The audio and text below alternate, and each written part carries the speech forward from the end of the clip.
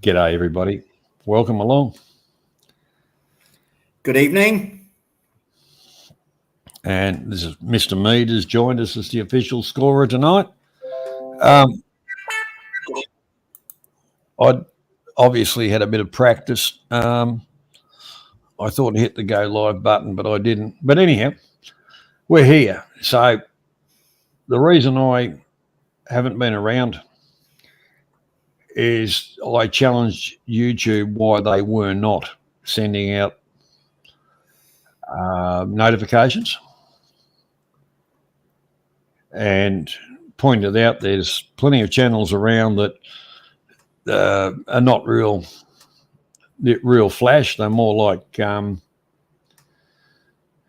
just slander channels and all the crap that they put out, where I try and put out a product which I believe is sensible, hopefully entertaining.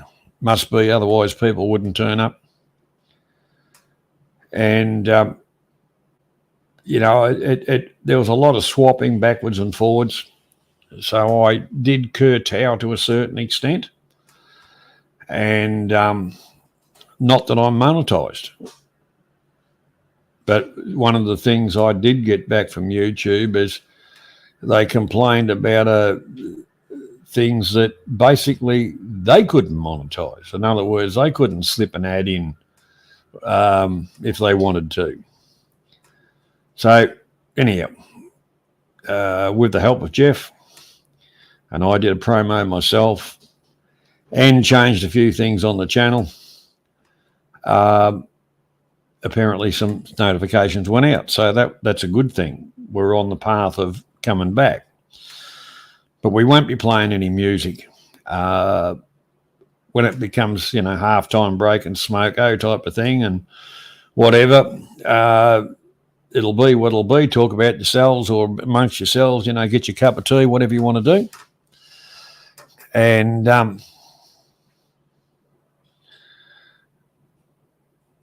it's just kind of the way it is. But the main thing is on like tonight is mainly the quiz. And a lot of people do enjoy it. We'll open up for just a short time.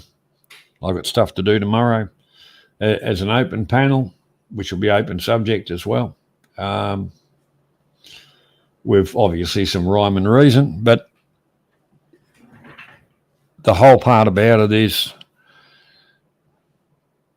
I've got a goal because I enjoy it, and I know the subscribers enjoy it because I've had quite a few emails and quite a bit of support about it. So that's why we're back mainly. It was mainly because of the subscribers saying what's going on. So that's what has been going on. But let's go forward, not dwell on it. And with that, what we're going to do is shake up the bottle tops. Shake up the bottle tops. And Johnny, Al. Johnny, just a quick word, if I may, just before you begin the trivia. Why not, Jeff? Yeah, Johnny, as you know, I have got my own very, very outspoken channel. You know this, and a lot of people have a go at me on that, similar to things that happen, not similar, but in the same vein. One of them is trying to do it tonight. This is your channel. My business on my channel has nothing to do with this. I don't bring it here deliberately. And anybody else who does, or anybody else who wants to bring my business to this channel where I'm only helping you do some scoring on your trivia, well, they're going to cop either timeout or blocking from me. It's got nothing to do with this stream. It's got nothing to do with Johnny's content, what happens on my channel. So anybody who wants to come here and stir shit and bring it up like this probably fake ID Gary Charles, a troll, is doing, you're just going to cop the 5-minute timeout I've just given you. Keep it up, you're going to get blocked. Anyway, away we go with the trivia. Well, Jeff, you are a managing moderator. You can actually block them and ban them if you want. That's thanks, totally mate. your call. Yeah, I just, like I say, what happens on my channel is my business. On my channel, there's no There's no need to sully your channel with something that's got nothing to do with your channel. What happens on my channel is my business. And if they want to bring it up here, then they're just being stirring bastards. And I'll let you know right now, the next person who does it just gets blocked. That's it. No worries. Okay, we better go through the roll of honour. Welcome to JG, Jurgen, Raider, Els. Els has been a supporter for a long time. Haven't seen him for a while. Trent, another supporter, hadn't seen him for a while. Maybe he hasn't been getting notifications. Maybe they had a real life too. Mr. Perrin, obviously. Els put a comment in. We just earlier on, we're just talking, like in the chat type of thing, and he said, he barracked for the Sydney Swans, and I said to him, "You don't know much about football," and he said he knew a lot about it, and I thought, well, at least you don't barrack for Collingwood. But anyhow, good to see everybody back, and Graham, can't forget Graham, always been a good supporter.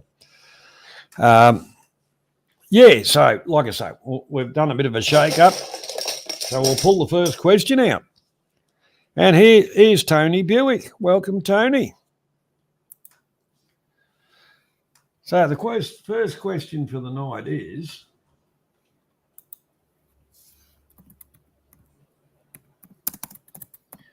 which continent has the highest number of countries?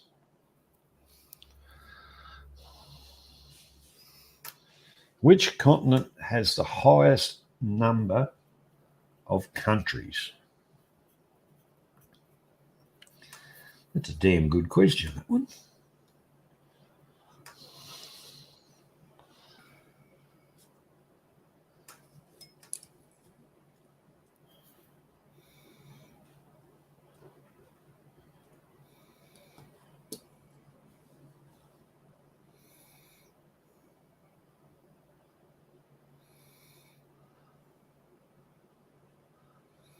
Righto, Jeff. You get a chance to answer. What do you think it is? Mate, I'm gonna toss up between Asia and South America. I don't think it's Africa. If I had a buzzer running, Jeff, I'd go bzz, bzz, because it is Africa. I'm going to go Asia. Well, it is Africa, Jeff. Oh, is it? No, bummer. Yeah. Okay, so what have we got here? Holy crap. Okay.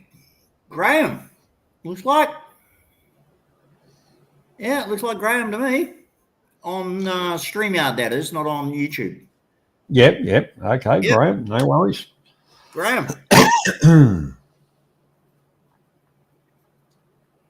Opens on 1. Okay. Now I'm not 100% sure. Anyhow, Don Draper was a main character in which TV show?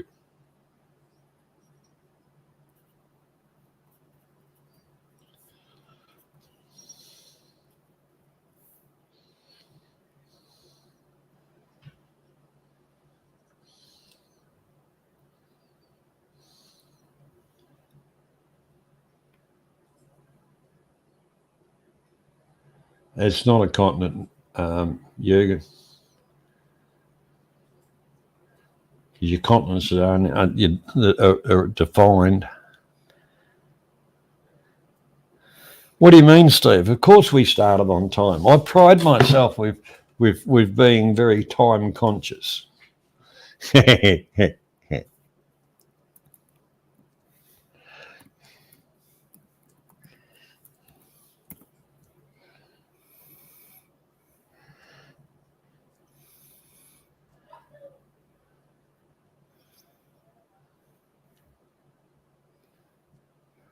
Righto, Mr. Perrin, across to you.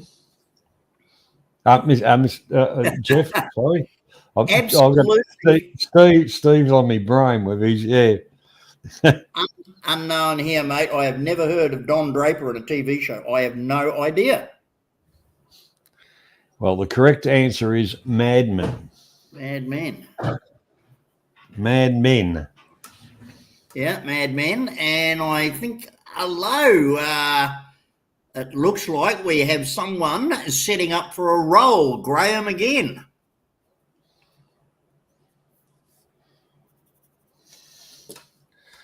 Well done, Graham. 2 in a row. Let's go for the turkey. Rightio. Next question out.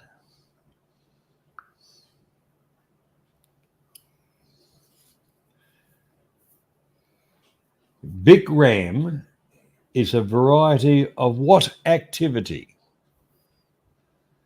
BIKRAM. Big Ram is a variety of what activity?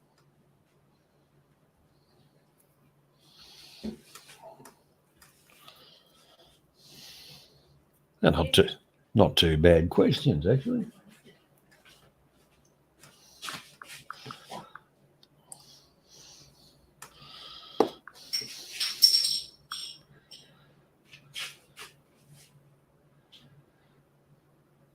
Minnie, g'day, mate.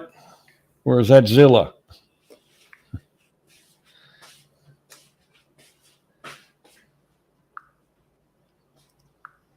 Ah, okay, mate. Well, after the stream, I'll have a look, mate. No worries. Shouldn't be. It's not a sport. It's not a sport. It's an activity.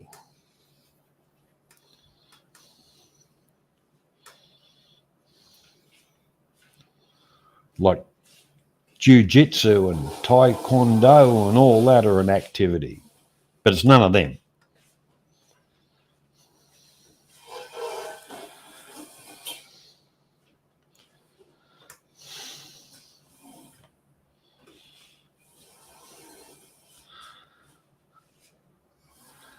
BIKRAM, Mr. Perrin. Bikram.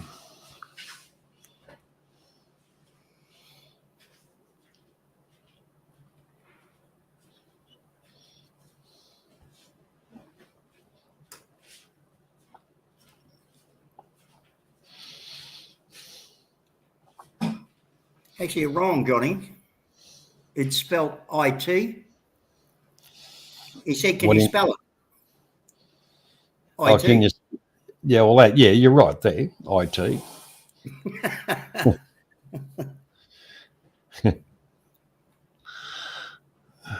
Oh, Steve Perrin wants a clue.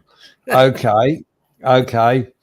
It's not extortion, but it's somewhere along the lines of that.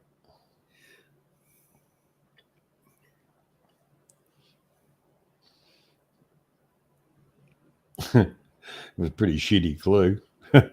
No, it's not canoeing, not kickboxing, not mountain biking, not skiing, not rowing.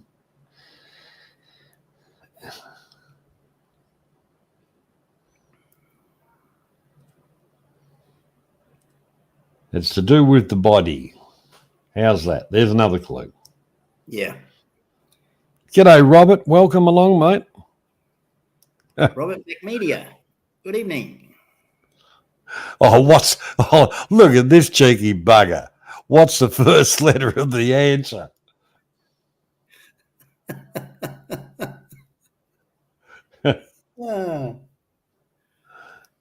G'day, Dom. Welcome along, mate. I'll give you. What did you say, Jeff? Why, said I. Why? Well, yeah, why? Answering the question. Why, said I. That's it. Why? Why should I?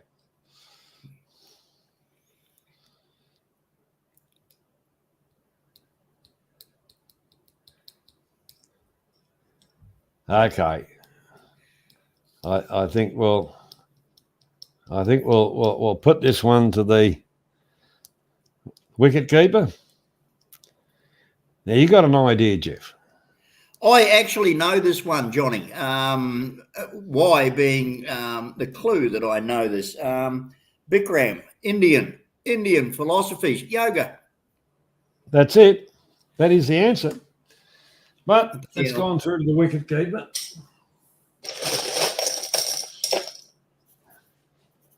All right.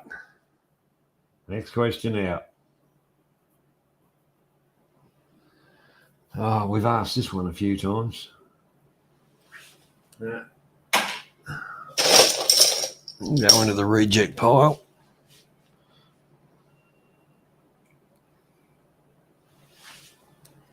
That one's an AFL question.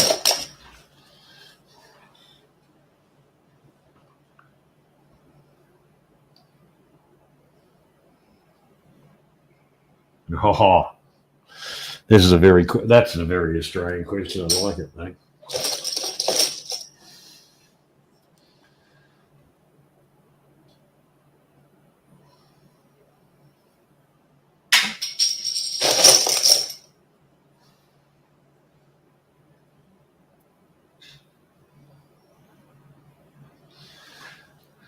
Oh, I think I asked that one before too. I'll give you a break, Steve. Give me a break. First question he's had right for quite a while, Steve. In which country is Asia's easternmost port?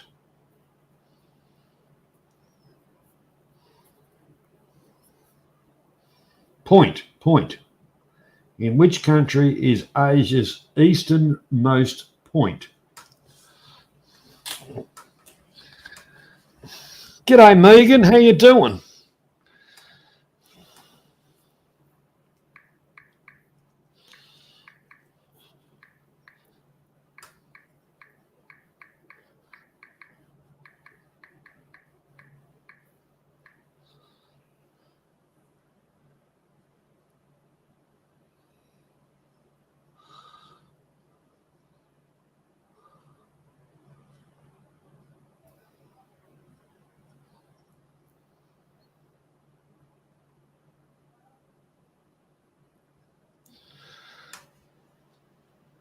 You got an idea on this one, Jeff? No, I'd have to say, you can either go east or west. East would be Russia, East. I suppose, somewhere in Russia, or if you went west, it'd have to be. No, the world goes round like an orange, so it's either Russia or Alaska, something, one of the two. Well, I tell you what, we've had the right. Oh, well, before you said Russia, which is the correct answer. Yeah. Oh, it is it? Yes, we've got. Well, because China and Russia, China borders Russia, doesn't it? So it's got to be. Yeah, that's right. Yeah. Anyhow, we've got one. We've got two come in with the right answer. Welcome, sausage. But Ali got there first. Yep, Ali got there first. Well done, Ali.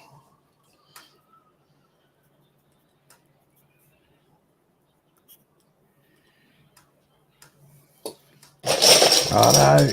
Next question out.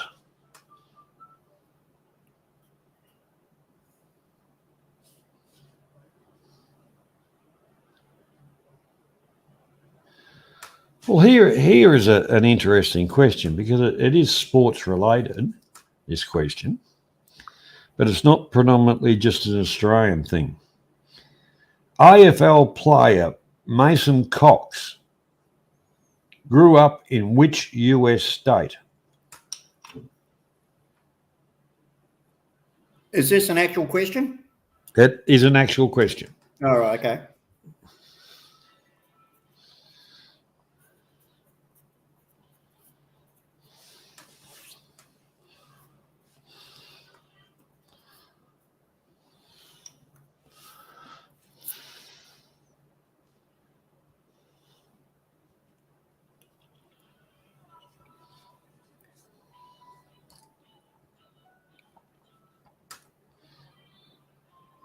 Well, everybody thinks he was a redneck. Alabama, Oklahoma, Texas. Graham says, Graham's going, California, eh? What do you think, Jeff? Mate, I have no idea. I don't follow AFL. You know, Sheila's Walks and Poofters, got no interest in any of them. What? No idea, You, mate. you need bitch slapping. AFL's the greatest game on the planet. And the correct answer is Texas, Texas. the Lone Star State. So we then have a winner because I saw Texas, and that would be Trent. Trent has got it. Well, Trent's now got 2 in a row. Well done, Trent. What do you mean 2 in a row? He got the last question too. The last correct answer was Ali. No, it wasn't. Yeah, with what was the easternmost port? Russia. The last question was what was the easternmost port of Asia, and the answer was Russia. That was Ali. Yeah. Hang on. Well, hang on. I might have it in the wrong way. Yeah, this is Trent's first answer, unless I've completely missed a question, which I don't think I have. Well, that's why you're here. Well, maybe I saw the answer and wrote it down. And the last question, right now. Well, let me put it this way: Bikram. No, that's all right. That's all right. No, that's fine. That's fine. That's fine. Trent's got it. No, so I know. Graham on 2, Ali on 1, and Trent on 1. Yep. And we've had one question go to the wicketkeeper. Rightio. That's okay. Perrin wants to start again. Hang on. Jeff, you missed two for me, Jeff. Madman and Yoga. What the hell's going on there? No, Graham. No. Megan. Megan said, I didn't see your name up there, Megan. They're doing this to stir the pot. He said, question 2 was Don Draper was in which TV show? That was Mad Men, answered by Graham. Not Megan. It was. And Yoga was answered by, it went to the we sent that to the wicketkeeper. That's right. So what's this? Anyhow. See, they're doing it just to stir the shit. Well, hang on. I'm just checking. Don't hurt to check. Bikram Yoga went to the wicketkeeper. It didn't go to Megan. So what? Yeah, Madman went to Graham. That's right. So I'm right. We've got Graham on 2, Ali on 1, Trent on 1, and 1 went to the wicketkeeper. And actually, yes, Megan, you're on the wrong account. Yes, you're right. No, I don't mind checking. We play a a pretty anyhow. Hang on a sec. You probably typed it in somewhere else, but don't worry about it. No, that's all right, Jeff. Righto. Next question. I think.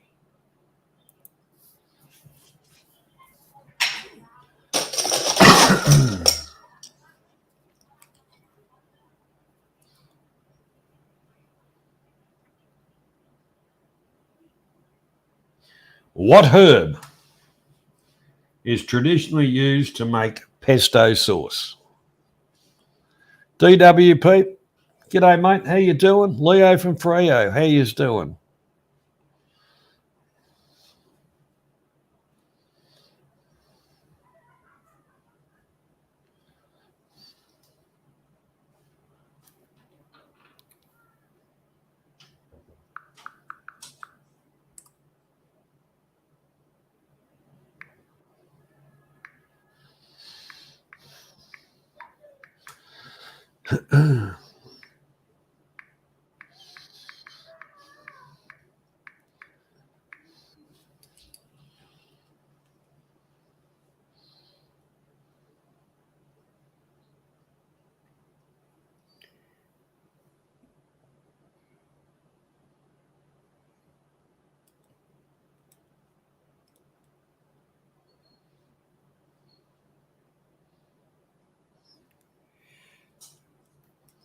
that could also be a interesting series of answers, Johnny, as there's more than one herb in that, and there's more than one ingredient. Well, I do believe the question asks traditionally used, which and predominantly, so what do you think the answer is? Ghost Pepper, g'day mate, how you doing? I'd be going with like garlic or something like that. Well, it's actually basil. Basil, okay. Or basil, as the Americans say. Hang on a sec, where are we? I'm just going back up here. Oh my goodness. Buick Adelaide. Way to go. Looks like on StreamYard, yeah. Buick Adelaide's got it. Rightio. G'day, Debs. How you doing?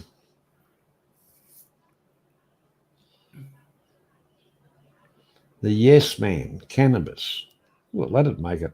That'd spice it up a bit, wouldn't it? You're not wrong, Leo. How you going? Throw that in with Al's recipe. I reckon. Yeah. Rightio, the next question. What is Fry's first name in Futurama?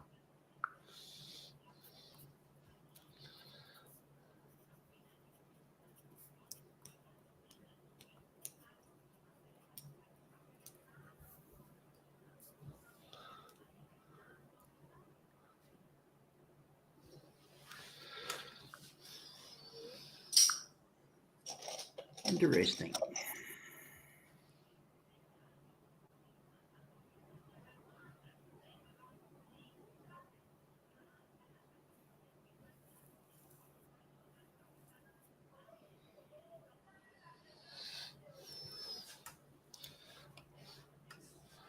Megan, you watch too much television. So I gather it's Philip. Philip is the answer, yes. And Leo's right on it. What's Futurama? It's crap on television that I don't watch. Yeah, I've never watched it. Oh, dear.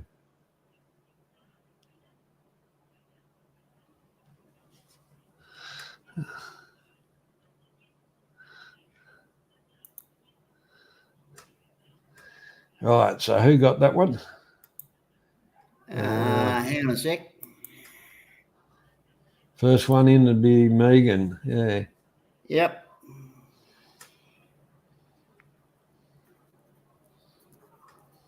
Yep, Megan.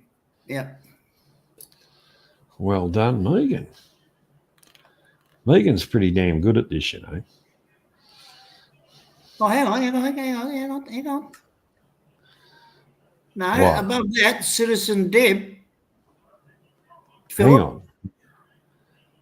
Citizen Deb, 933, above Megan on StreamYard anyway. 9:32 with Megan came in at. Oh yeah, sorry, yep, you're right. Yeah, I went Put your bloody glasses on. It's just scrolling up the screen. It's amazing how short the screen chat is. It goes quite high. Oh, I tell you what, a good left-hand man's hard to find. Yeah. Oh dear. Unbelievable. And I'm sober too. Shit, that's unusual. Oh well, can only go downhill from here. Rightio, next question.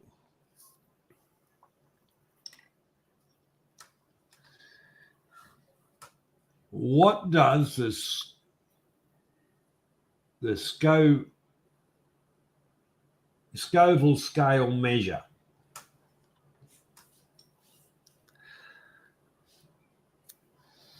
Say that again, Johnny. What is, or what does, the Schofield scale measure? Okay. Scoville. What does the Scoville scale measure?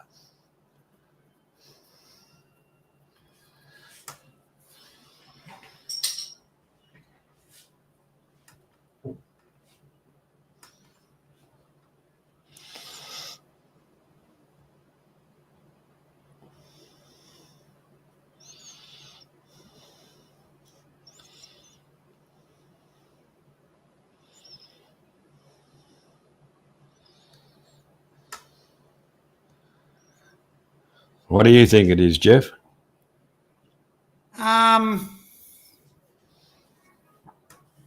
No idea, but it looks as though heat is popular.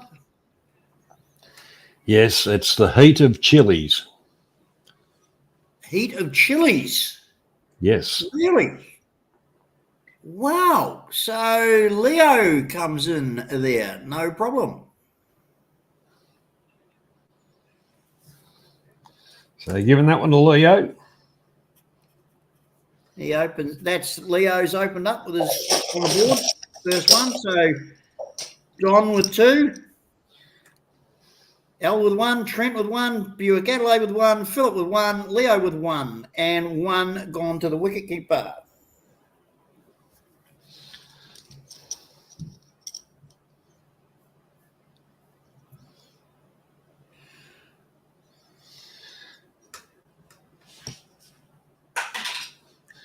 All right, next question. What is the largest living reptile?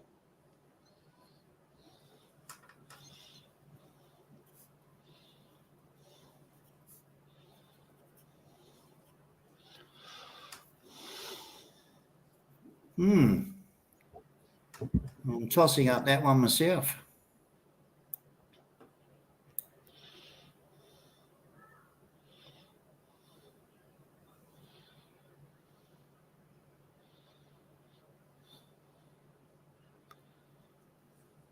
G'day, Blue. Welcome. And we do need the right name for the species, because there's a big difference.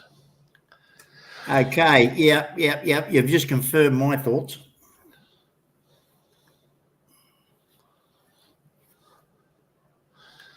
And when the answer comes out, we don't want any of these tears.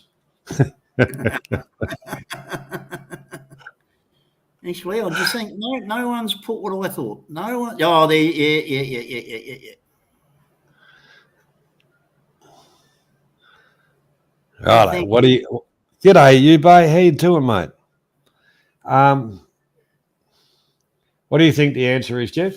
Komodo dragon. I'm going to go with the Komodo dragon. Either that or it's the Galapagos. What's that one at Galapagos? But I'm going to go with Komodo dragon. Well, you're bloody wrong. It's a saltwater crocodile. Really? Well, what do you know? Really? A saltwater croc? Okay, let's have a look. There's plenty of crocodile here. I'll see if the first one... Yeah, I'm just strolling back up again, coming past the last answer. There's quite a few. Steve got it. Steve Perrin. Hang on. Let's have a look at this. We've got Steve Perrin with crocodile. It's not saltwater crocodile. There's plenty of different crocodiles. The Asian crocodile and all the rest of it. Oh, okay. You wanted specific, did you? That's why I said it's to the breed. I get you. Like, yeah. Okay, hang on. I'm just scrolling down again. So, yes, Megan, I know you got a point with Philip. UA, good evening. I don't see saltwater crocodile anywhere. Well, have a look at 938 with Ali's Adventure. just below blue. Yeah, let me scroll back up again. River croc, python, snake. Long time no see. Hi, guys. Oh, saltwater croc, Ali's Adventure. Yeah. Saltwater croc. Okay.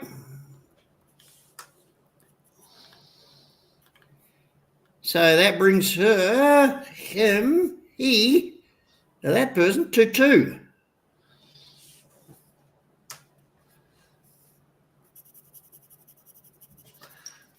Rightio.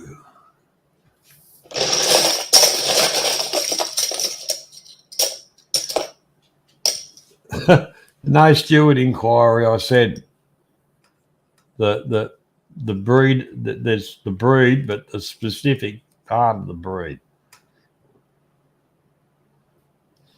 Mr. Perrin.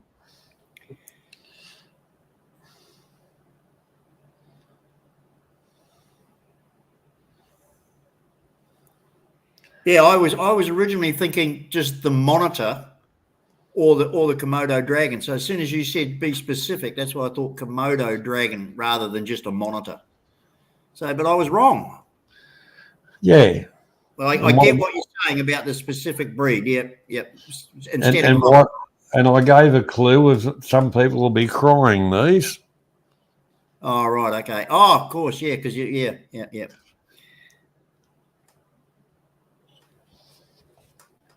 Anyhow, right. The next question.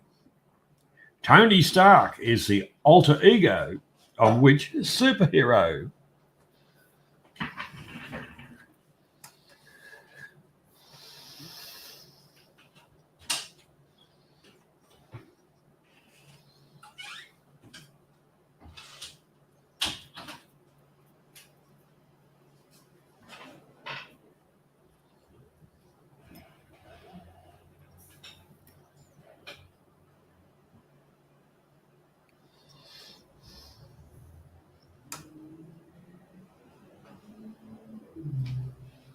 Well, it's pretty easy to see. We've got a lot of comic book readers in the house.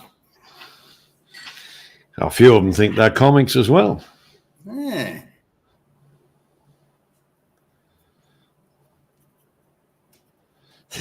I like that answer, Debs. What's that? What do you got?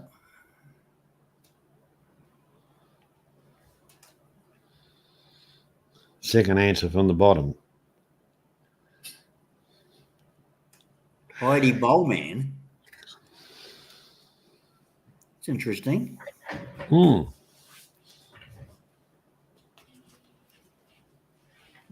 Righto. You got it on. Who's Tony Stark, Jeff? Yeah, Megan gets it with Iron Man. So you giving that one to Megan? Yep.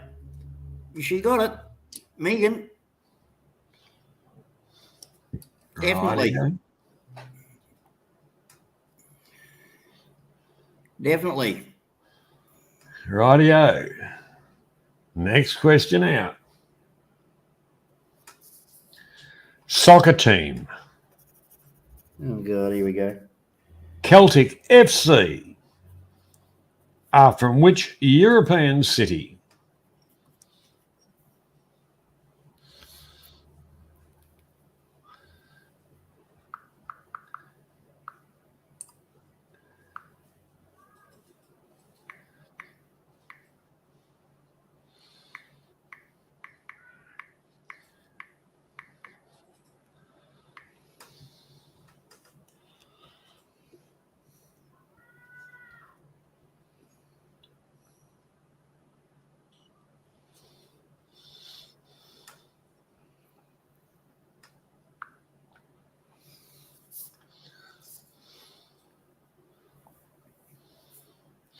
Righto, Jeff. Who do you think it is? No idea, but being Celtic, there'll be somewhere in Scotland, I suppose, somewhere out of Scotland. But no idea. You're on the right track. It's Glasgow. Glasgow? Oh, Yeah. okay.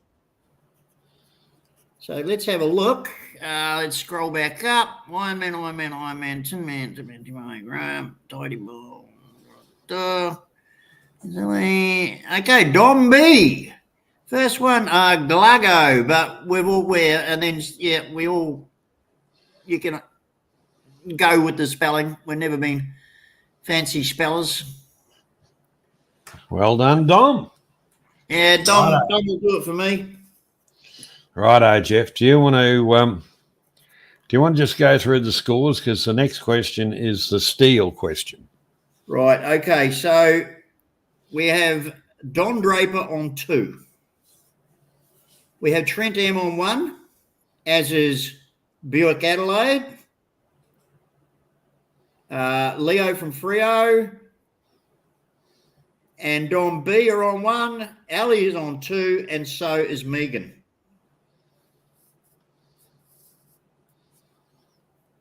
So we've got 3 people on 2, and everybody else is on 1. Correct. All rightio. Here we come to the steel question.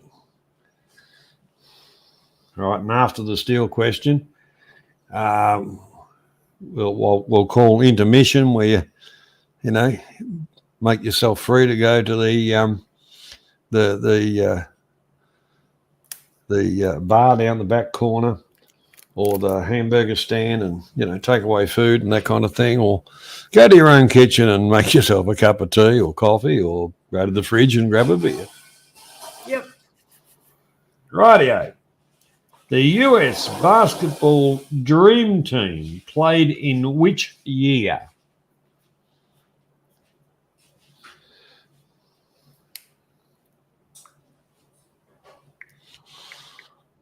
That too, Blue. That too as well.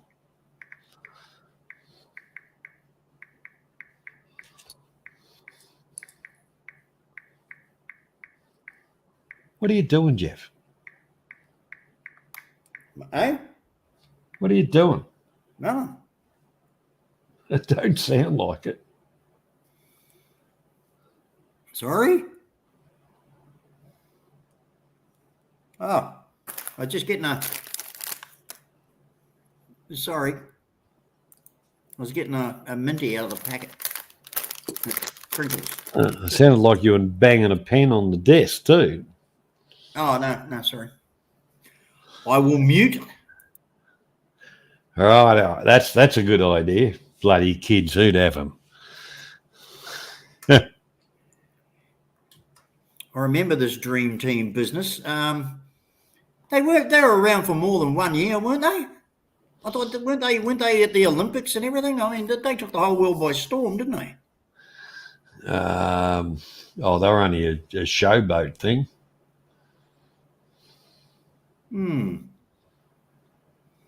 But the question does say,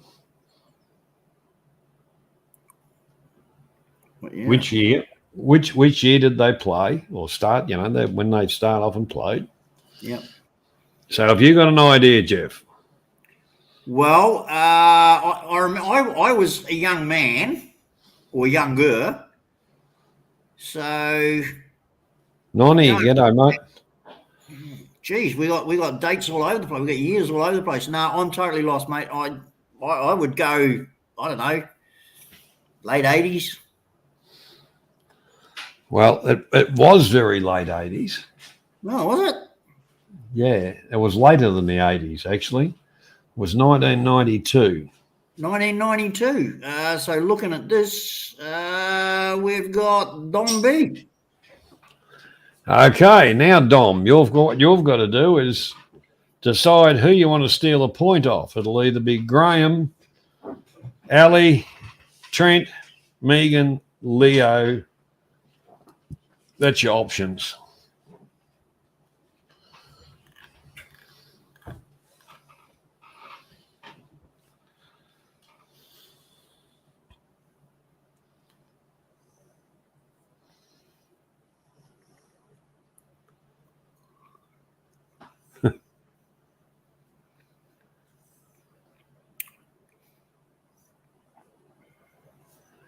You have to make you have to make the decision, Dom. Yep, you got to pick. Yeah. So it's either Graham, Ali, Trent, Buick, Megan, Leo. There's The no highest- prejudice. It's good-hearted. Yeah, Dom, the highest scorers are Megan, Ali, and Graham. So if you want to take it from the highest scorers, Megan, Ali, and Graham, and then everybody else is on 1. Megan, Ali, and Graham are both all on 2, so the others are on 1.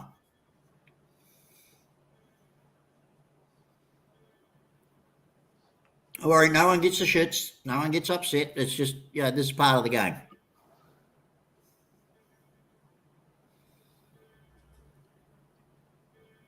Actually, Oh, he's gone for Leo from Freo. Taking off Leo. Okay, Yeah. so That puts Leo back to nothing. that's to 0. So and that Dom puts on 2. Dom will be on 3 now because he had 1. He answered that the question, and he stole a point. So that's a pretty good pickup. So that's 2, not 3. 3. He already had 1. Question 10 he answered correctly. So this one is, you may as well say, like a question 11, and he stole a point. So that's 3. Yeah. Oh, I tell you what, these kids are hard to control at times, people. Yeah. Righto. So we'll call a 5-minute break, toilet break, coughing break. You know what I mean. No worry, mate. While you're away having your smoke, I'm going to educate some people on something. Oh, as we discussed earlier. Yeah. Well, the thing is, I will warn you, people. Some of this is a little boring. Bit terrifying. No, terrifying because Jeff actually tried to get a job working the electric chair when they stopped hanging people. Folks, I've got a hobby that involves electricity. I think a lot of you from my channel will know it, but I do what's called Lichtenberg or fractal wood burning, where I've got a machine with electric leads that I burn electric patterns into wood. So I've got a few examples to show you tonight because I've been playing silly buggers the last couple of weeks. It's a hobby that I really enjoy. And you get all sorts of different wooden items. Doesn't matter what it is, as long as it's a light coloured wood and not a hardwood. Like pine is the best. But light coloured woods are very easily to sand because you need to sand whatever you're doing. And then you paint on a solution of baking soda and water, which is the electric conductor. So you sand down your wood, whatever it is, whatever wooden item you got. You then get, say, 3 tablespoons of baking soda in a coffee cup, fill it up with warm water, stir it around so it dilutes, and then just paint it on with a paintbrush onto your wood. And you let that soak in, and that's what conducts the electricity. And then you get your 2 leads, and on the end of my 2 leads, I made this machine out of a microwave condenser. It just got an on-off switch, 2 leads coming out of it with bulldog clips on it. Put those on your different, points on the wood, and bzzz, and the next thing you know, you got these lightning bolts coming out of it, and looks like little miniature bonsai trees. So I get all sorts of little knickknacks. For example, this is a bamboo. Just anything that's lying around, and burn them. Now, these look kind of cool, just leather thongs hanging on the kitchen, above the, just hanging on the wall. It sort of look cool. I'll show you some interesting bits and pieces.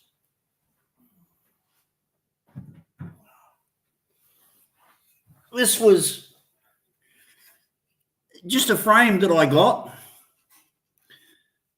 It didn't have the gold on it. And obviously it didn't have the burning. And then I put the metal corner bits on it.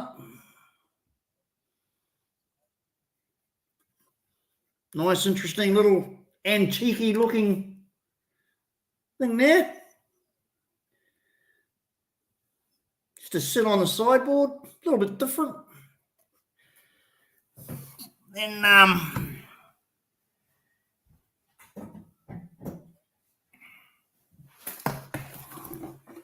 this is bamboo. The designs come out look really, I think look really cool on bamboo. So now what I'm going to do with this is, you see how it's got these, I mean, you can put anything you want in here. I mean, I think this was originally designed to sit on your bench and you put your knives, forks and spoons and whatever in there, you know, I don't know. But what I'm going to do is I'm going to use it as a little planter, and I'm going to put potting mix in there with small succulent plants and have a little small succulent plant box. Anybody else got any suggestions as to what I should put in there? Please let me know in the chat. Now, this was I love doing boxes because you can do all sorts of things with boxes. Women love them for all their little knickknacks. Now, this box, just a plain wooden box. Look at the little opener I put on. I put on all the, what do you call it, the corner covers to stop the corners getting damaged. See the designs? And you can see on this one how deep. Oh, I put nice new shiny golden hinges on it. You can see how deep the design burns in. Now this box, when you open it, you just pull it up like that. And inside, sorry, I haven't cleaned it out yet. It still needs to be cleaned. Just pull up this little thing, and there you go. You got a jewelry box. And close it. Now that box cost me $3 from an op shop. There's an upcoming market at the golf club soon. I'll get $55, $60 for this box. Now, these two little hinges and the little corner protectors, they cost about $2 for all of it. I bought them off Temu.com in the craft section. That was about $1.95. So $3 for the box. All up, it owes me about $7, $8. I'll easily get $50, $60 for that as a jewelry box at the markets. Going on to bigger items.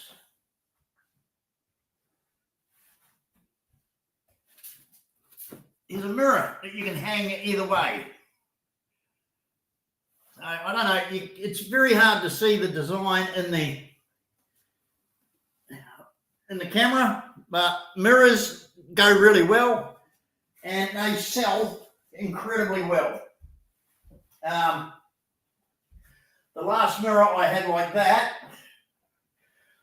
I got $200 for. Here's another little, I don't know, just a box. Now, I've left these raw. I haven't colored them or put any gloss polyurethane, which I normally do. See how deep the burns go? It's just, the burns are unique. You can never get the same burn twice. Whatever surface you get, whatever piece you've got, you can never duplicate the burn. Every time you put the leads onto the wood, it comes out a different pattern. You cannot recreate something. So if someone said to me, oh, I want 2 of those, fine, I had 2 boxes like that, but the designs on it would be totally different. You cannot recreate it. So that's what I do for a hobby. And I've got other big pieces. Look, I've got massive coffee tables. I've got my favorite coffee table, which I've kept in the house. It's a really good, it's really big. It's about 1.5 meters long by 1 meter wide, and it's got 2 drawers in it that open both ways. Handles on both sides that open both ways on a sort of like a metal wrought iron frame. And people that come in the house see all this stuff that I've got, and they go, Jeff, where'd you get that? And I go, oh, I made it. And I go, bullshit. I go, yeah, no, I made it. And I show them all around. I've got stuff all around the house, especially picture frames. photo frames. They come out fantastic. Mirrors, coffee tables, boxes, all sorts of planters. I've got dozens of planters outside around the garden that are all fractal burnt. I've got different colors in them. I've got different lacquers in them. I put, what do you call that stuff? Resin, different colored resin in it. I want to make a floating table. I did a huge pine tabletop and put resin on the top, $250 worth of resin. So it gets expensive. But boy, does that tabletop look $1 million. People offer me ridiculous money for the stuff. And it's crazy because it's just a hobby. I'm not greedy.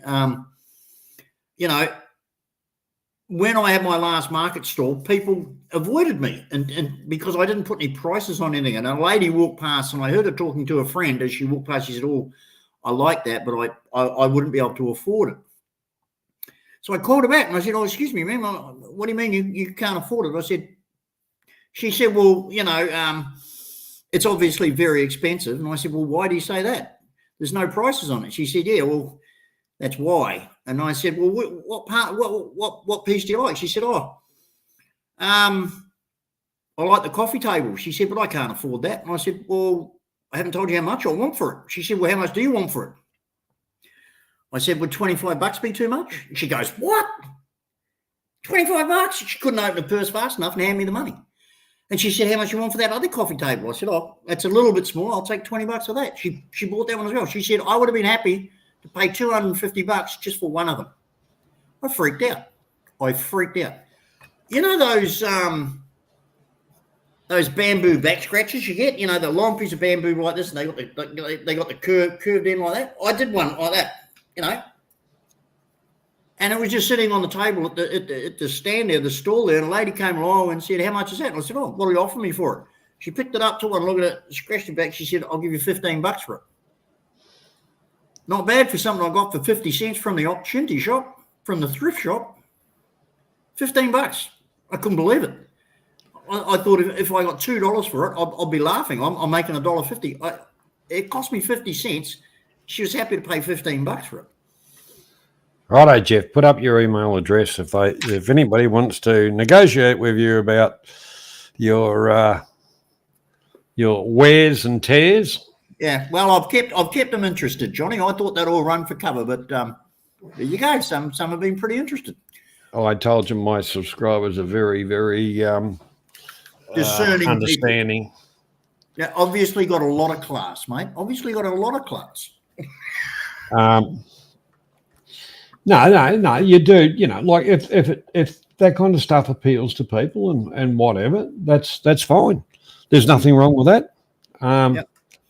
And realistically, we can't do that. What you're going to have to do, Jeff's going to have to put up his email address for you, Megan, and you talk to him. Actually, Megan's not all that far away from you because Jeff's up in Casino. Right. Yeah, I'm willing to do this. If people have got a coffee table or a mirror or a picture frame or something made out of wood at home that they want this done on, I'll do it for them. Not a problem. And I'm not going to charge money or an arm and a leg. I'll do it for the fun of it. I'm happy. You know, it's just a hobby. Keeps me on my toes. I'm quite happy if you've got a piece and you want to bring it to Casino. I'll do it for you.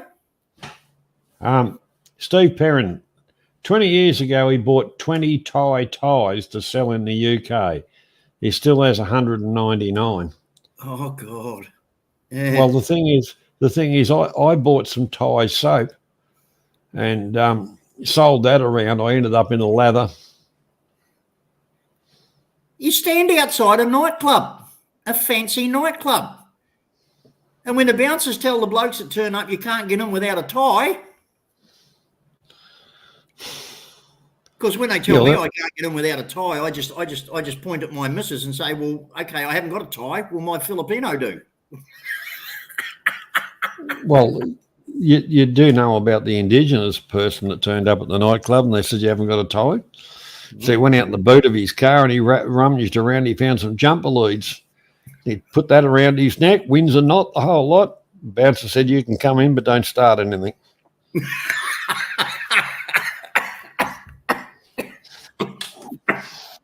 Righto, and that's the end of intermission. Right. Let's Put get one into in it. the chat if you're ready to go. If you've done your pit stops and what you needed to do, and then we'll get back into it. Mr. Clark, welcome along.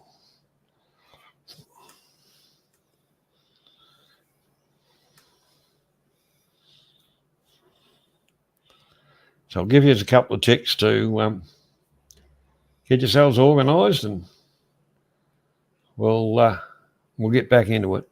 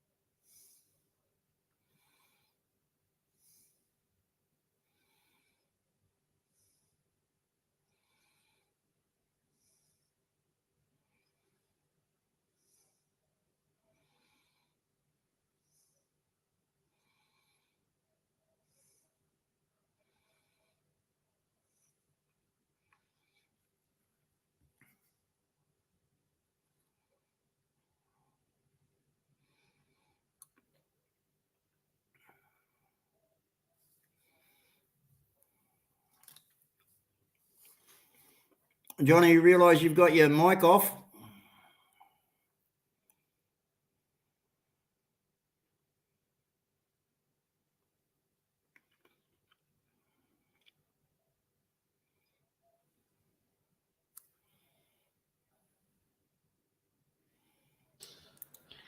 Rightio, we ready to go?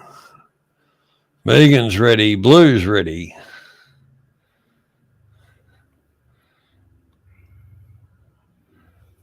Full speed ahead and damn the torpedoes.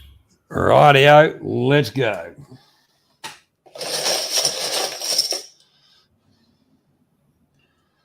All right, what's this question say?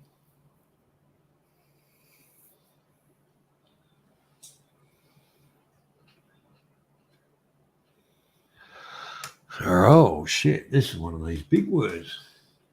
How many faces does a dectacathedron have? Hang on, it's a DODECANEDRON.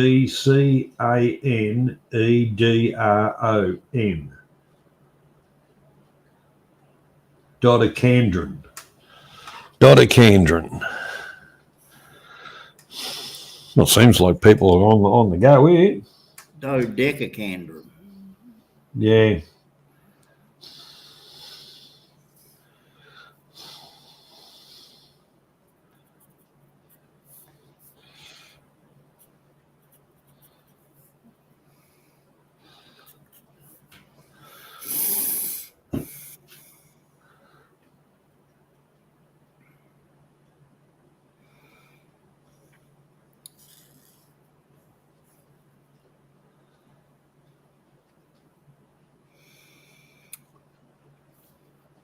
Wow, everybody's chiming in on this one.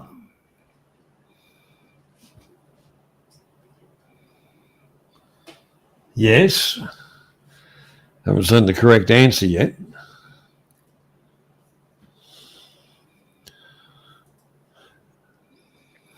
No, Blue, not Doda, not Yoda. The force is strong with this one. May the force be with you. Yeah.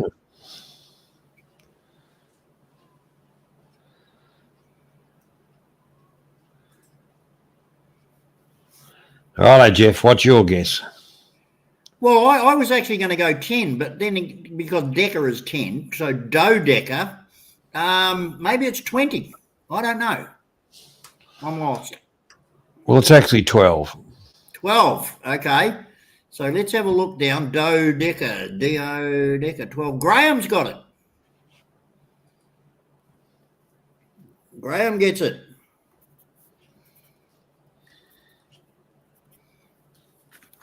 Well done, Graham. That brings Graham up to 3, level with Dom.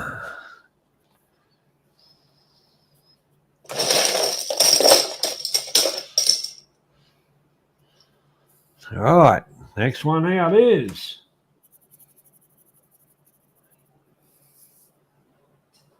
Well, I think we've had this one before, but oh well, what the hell? We've got it in the hand.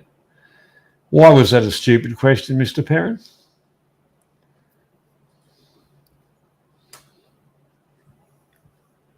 How many letters does a player start with in Scrabble?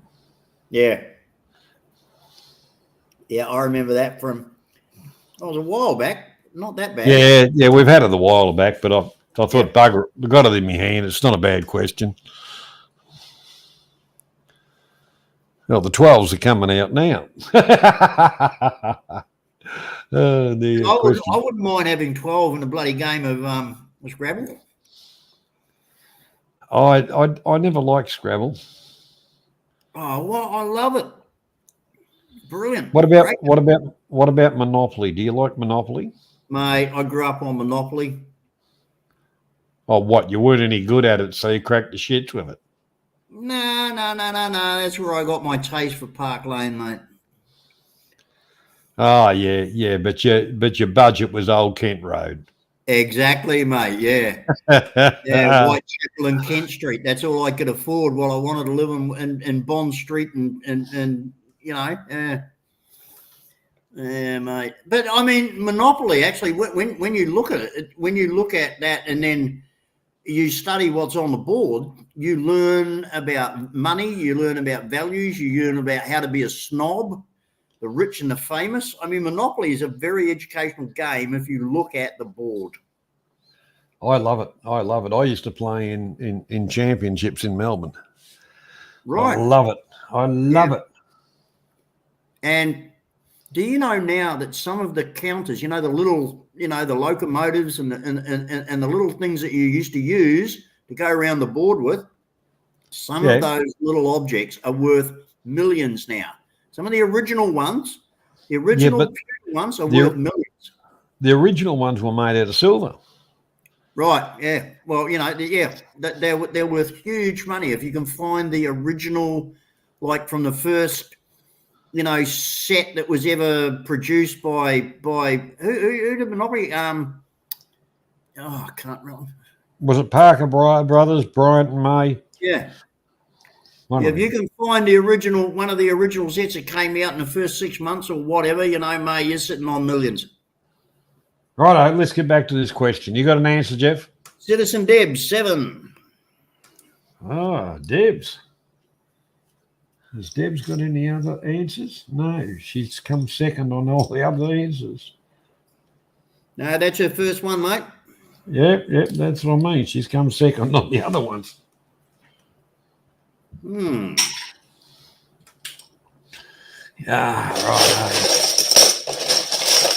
Yeah, I've got a set of a couple of sets of Monopoly, I think. Right. Rightio. Harvard University is in which US state? Let's get this right. It's Harvard. No one calls it Harvard, mate. It's Harvard. You go to Harvard. Well, I don't care where you go, but I'd go to Harvard. Then you would be laughed at because those who go to Harvard. Connecticut. I always like the way they put that. Connecticut. Yeah. Well, that's probably where they divided up the US and went, oh, well, we'll follow that line there and we'll connect the dots. Oh, what are we going to call that place? Oh, Connecticut. Yeah. Oh, dear. And what do you think it is, Jeff? Well, I thought Harvard was in Washington. Well, you didn't listen to the Bee Gees, did you? What was the song? Massachusetts. Oh, Massachusetts. Oh, Megan, no. Leo. and has actually spelled it right, which is pretty bloody hard because, you know, getting some of these Massachusetts spelling, Leo, you did pretty damn good, mate. It brings him back to 1.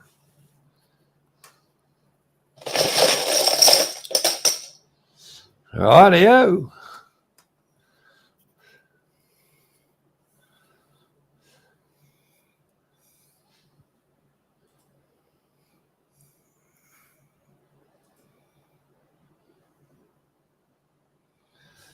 We've had that one before about 20 times. We'll have another look. Had that one about 30 times.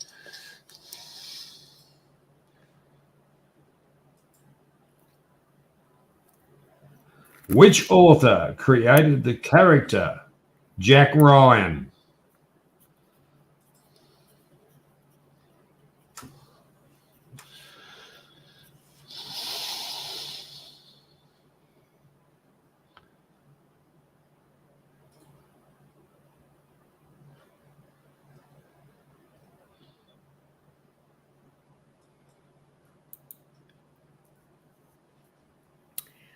Love Jack Ryan.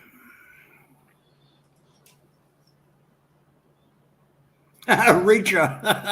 Well done, Leo.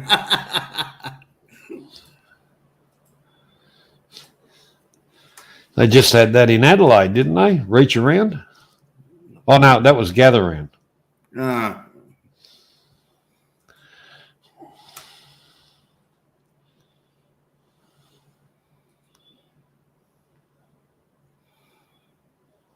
Just reading that explanation from Citizen Debs about Connecticut. Very interesting. Didn't know that. Thank you for letting me know that. I was quite ignorant of those facts. Learn something new every day. Long Tidal River. Hmm. Well, let's see. You can always learn something. Rightio. What's the answer to this one, Jeff? I'm definitely going to go with Megan on this. Tom Clancy. Was he any relation to Clancy of the Overflow? No freaking idea, mate. But he did write Jack Ryan. I mean, Tom Clancy's books. I mean, how many has he got? I mean, you know, there's so many of them. You know, Clear and Present Danger, and you know, there's just so many of them.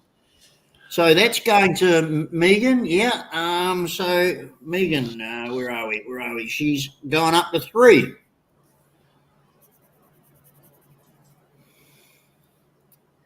Megan and Graham are the current leaders. What about Dom? He's on 3 as well. Yeah. Oh, sorry. Yes, they are. There's 3 on. Yep, 3 with 3. Dom, Graham, and Megan. Ali on 2, everybody else on 1. Trent, Buick Adelaide, Citizen Debs, and Leo, yeah, on 1. Right. So Debs is originally from Connecticut. Oh, right, okay. Well, it's actually quite cool because it's anybody's game. It's still anybody's game. Rightio. This next question is,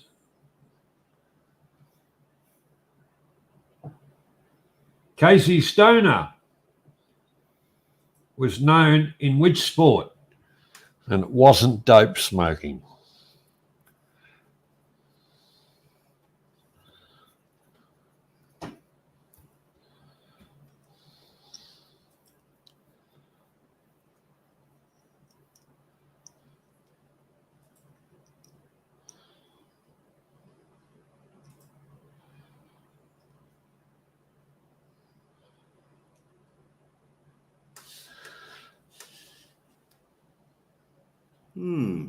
Interesting.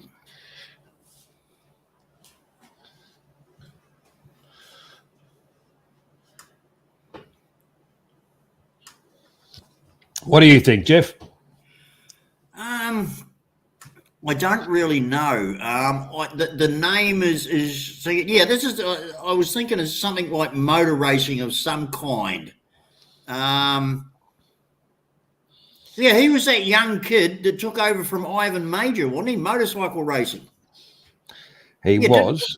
wasn't he And Ivan Major's protege?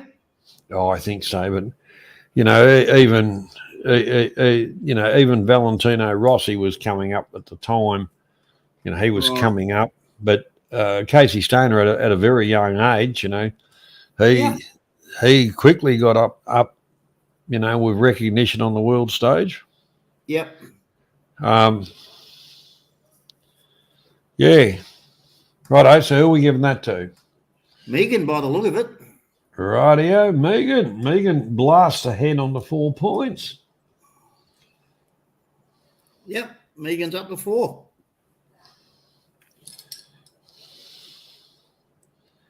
Rightio.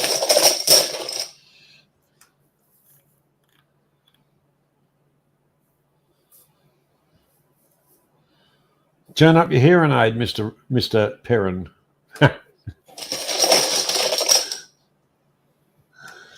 Dear. Yes, and he was an Aussie too. You're right, Yep. Negro. Yeah, I remember now. Ivan Major really, mentored and brought him up to the world stage. Yeah, I remember that now. Of course, Ivan Major was a Kiwi, so we all know who's good at this sort of shit. All right, the next question is a breed of animal. What breed? Hang on. A breed of what animal is the Russian blue?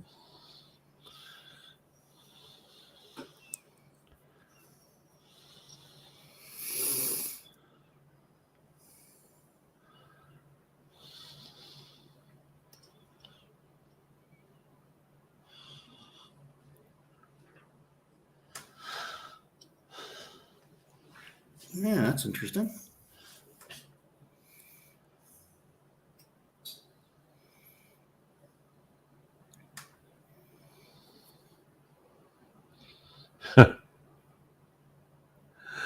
A blue Russian to be a Russian that's drank too much vodka out in the snow, out in the cold. Well, it could be a Russian one-eyed trouser snake. You hang that out, it'll go blue. Yeah. All right, what do you think the answer is, Jeff? Well, my first reaction, I don't know, but a lot of other people are saying it, dog. I was thinking dog, but no idea really. Well, it's a cat, Jeff. It's a cat. Yes. Ah, okay. A cat. A Russian blue is a cat. So Yes. Leo. Leo from chimes Freo. in. Sorry? I said Leo from Freo. Yep. Well done. Takes him up to 2. Brings him up to 2.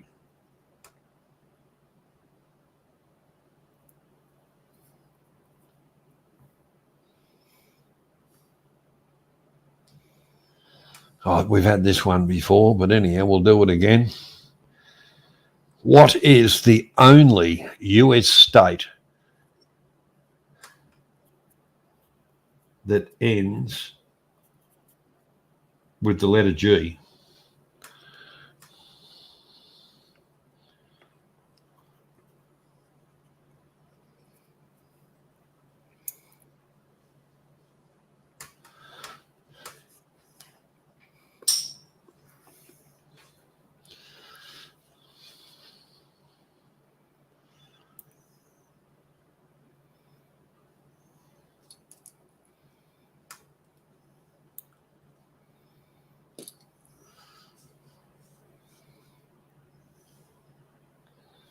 It's got to end with G, Dom.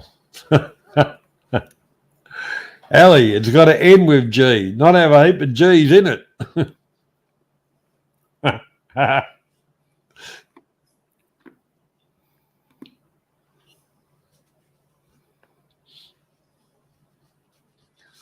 Dom, if you want to win, you've got to put a real push on. There's only a few questions to go.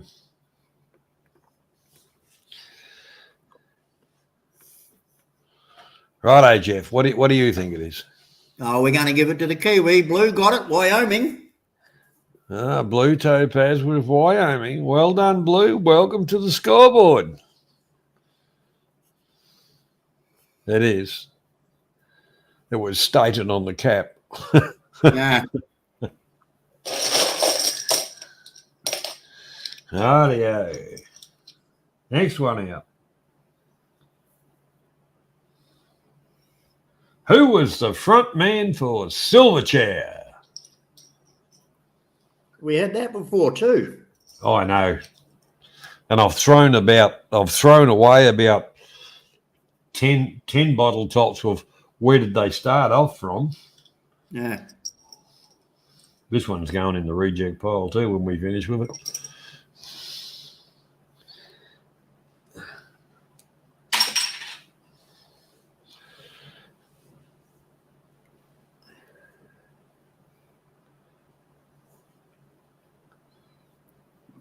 Oh. Well, I told you, I warned everybody I'm taking no prisoners as the scorer tonight. Well, what is the answer, Jeff? Well, the answer is Daniel Johns, not just Daniel. Leo, love you, mate, but I can't give it to you because Daniel, my brother, he is older than me, but Daniel could have any surname. But we're looking for Daniel Johns, not just Daniel. So we're going to have to go with the answer underneath you from Megan.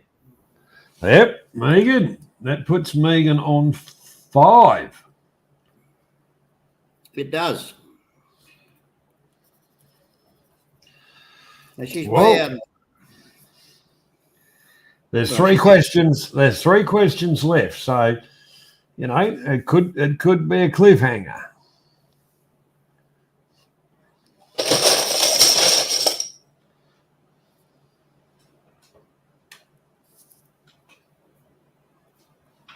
Right. We've had that one about 10 times too.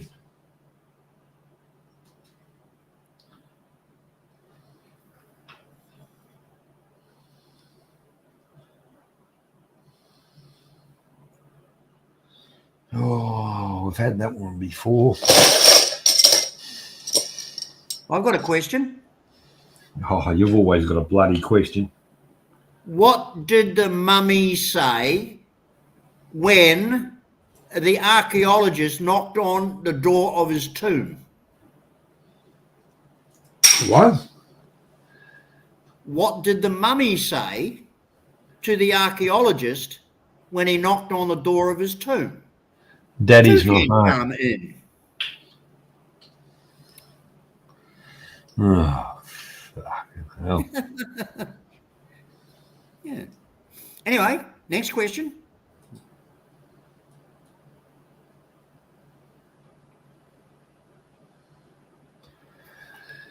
We've had that one before. Damn ahead. Hello, I'm Jeff. I am a very smart person. Just like Jeff, if you don't agree, I'd break you. Which author wrote the Da Vinci Code?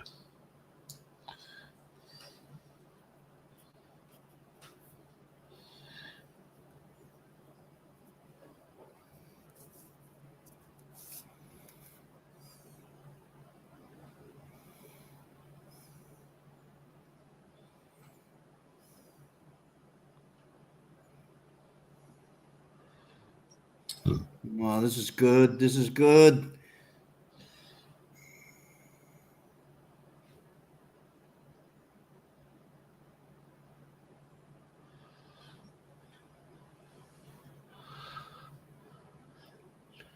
You are under pressure, Blue.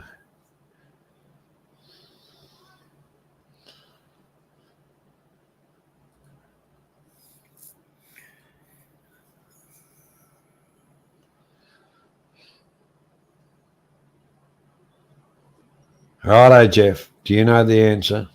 I'm pretty sure it was Brown, but I'm not sure of the first name. Now, Megan came in first with ADN Brown. I don't think it's that. Brown. I don't think it's Ian. I think it's Dan Brown. That is correct. That's correct, Dan Brown. Well, being picky again, Dan could be anybody. So Dan Brown from Megan comes in first with Dan Brown, but then underneath that, Leo from Frio. So I've got to be as picky with this one as I was with the other one and give it to the correct name, Daniel Brown, not Dan Brown. Dan Well, could be anybody. The cap says Dan Brown. Okay. What? So that not Daniel. No, Dan Brown. That's what the cap says. Then Megan, you're on 6. Well, there you go. So we got the steel question next, and that's us. No, we haven't. That's only 19. But one more. Yeah, right, one more then the steel. Right. Okay. Which Australian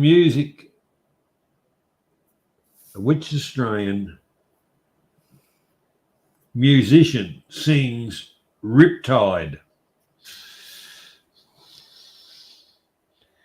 Which Australian musician sings Riptide?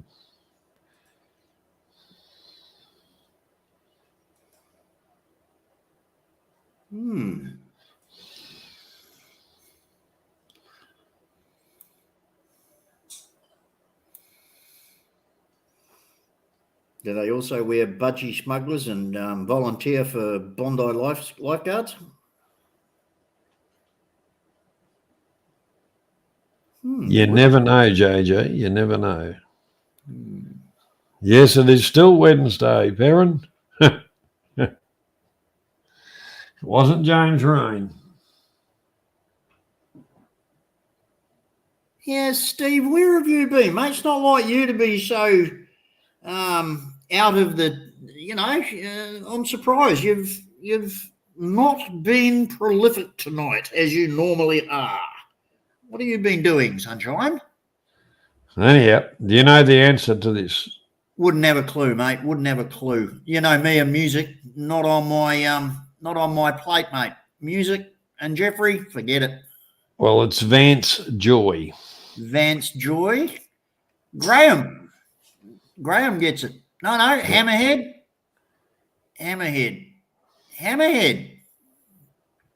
Vance Joy in caps. So that's his first question? It is. Oh, well. Rightio. Now we're on the steel question. The steel question is the next one.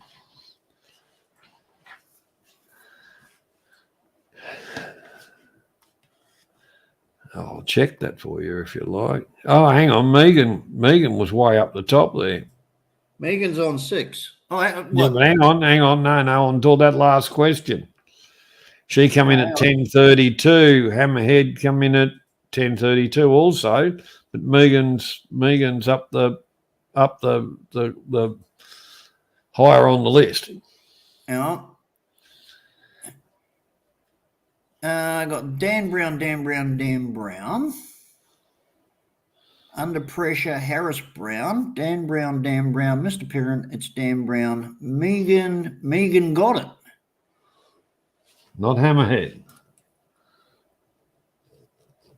The first one to come in with Vance Joy. It is Megan. Yes, it is Megan. So sorry, Hammerhead. Sorry, Hammerhead. I'm gonna give Johnny the same hard time that he just gave me on the last question. Why? Megan goes to 7, and Hammerhead goes back to 0. Sorry, mate. Yeah, that's right, eh? Jeff buy new spectacles. Yeah. Yeah. So there we go. That's right. It is Vance. You're correct because you had the right answer also, Graham. Yeah. But anyhow. Right, good one, Steve. Yep. You see, look at me. I'm sober tonight, and even so I know exactly what you're talking about, mate. I think you should be drinking a bit. You didn't fuck up as much. Yeah, I tell you. Yeah, you're not wrong. Righto. Let's move right along now. This is the last question, which is a steel question. Megan is in front, as we know. So good luck with this one, everybody. How many chambers does a human heart have? Oh.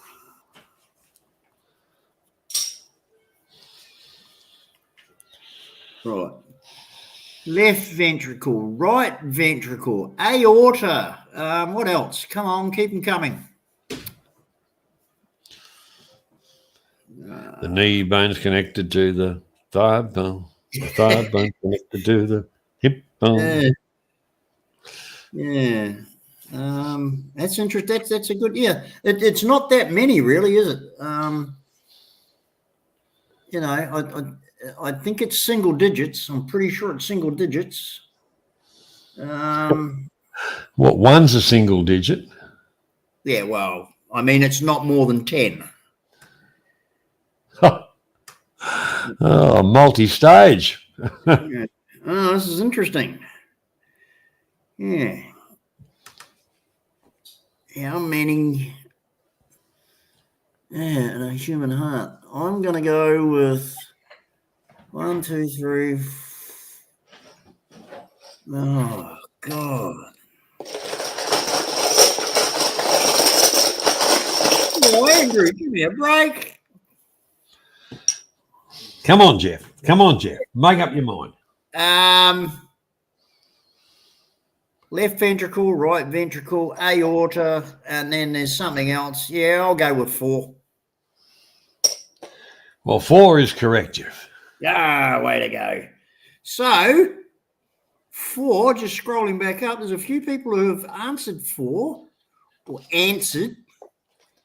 Right, let me just go right back up the top.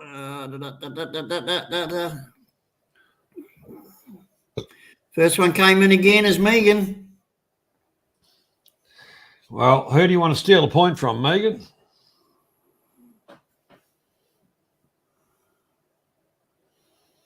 The closest to you is you. Megan, you're on 7. The closest to you, there's Graham. Dom. Yeah, Graham and Dom. Yeah. Graham and Dom are on 3. Yep. And then Leo's on 2. Ellie, no, Leo's on 1 because he lost one last round. Ellie is on 2. And Trent, Buick, Debs. Actually, Leo is on 2. Yeah, sorry. Yeah.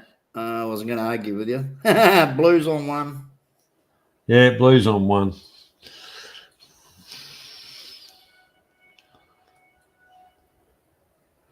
Leo from Frio.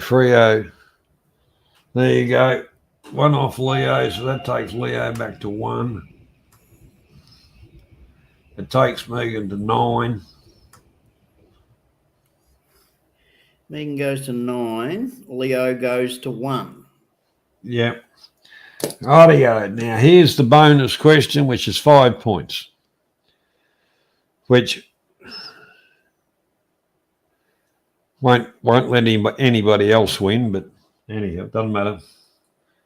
Mount Everest South Base Camp is in which country?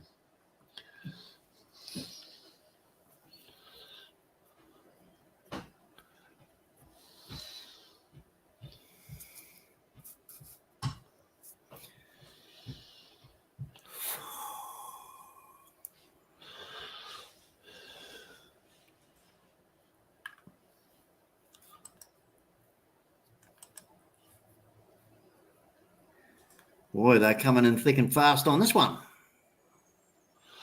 Well, obviously. You know, sometimes I wish it was in either Afghanistan or Pakistan. And maybe, have you seen recently the shit on Mount Everest? There's like 1,000 tons of garbage. It's an absolute shithole up there. Yeah, what do you expect with all these pommy climbers? Well, that's what I'm saying. If it was in Pakistan or Afghanistan, they wouldn't let the bastards in, or they'd shoot the bastards if they drop their litter. It'd be a different story if it was not in such a free country. Well, not that the country it's in is free, but I mean, they're letting people just destroy one of the most amazing, wonderful places on earth. It's absolutely disgusting what they've done on Mount Everest and what they're allowed to do and allowed to get away with. It's disgusting. I mean, I'm not an environmentalist in any way, shape, or form. I'm not a bleeding heart of any kind. But if you see the fucking filth and the shit and the mess that these assholes are doing to that environment, it's bloody. It is. It's absolutely disgusting. So, what's your answer? I'll go Nepal, mate. Well, Nepal is the correct answer. So, who are you giving it to? Okay, there's a heat that came in with Nepal. Let me go back up to the top. Leo. Leo got it. Well, it doesn't give him the win for the night, but it gives him a healthy score of 6. 6. No, 7. No, he lost one. Again, he's lost each time on the steel. Oh, that's right. Yeah. So Megan still comes out on top. So Leo got the bonus, which brought him to 6. So Megan's the winner at 9 for the night. Well done, Megan. Yes, you've been consistently quick on the button there, Megan. Well done. Very surprised with Mr. Perrin. Quietest night you've had for a while, Sunshine.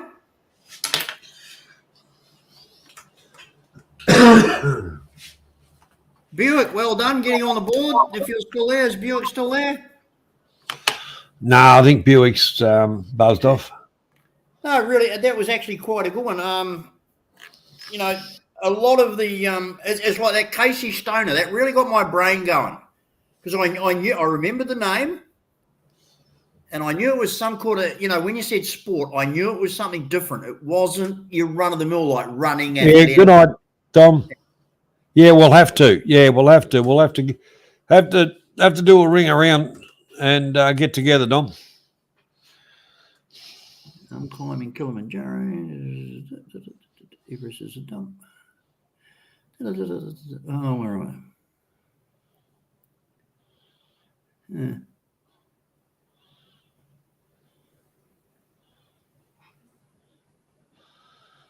Yeah. All right. We'll call another.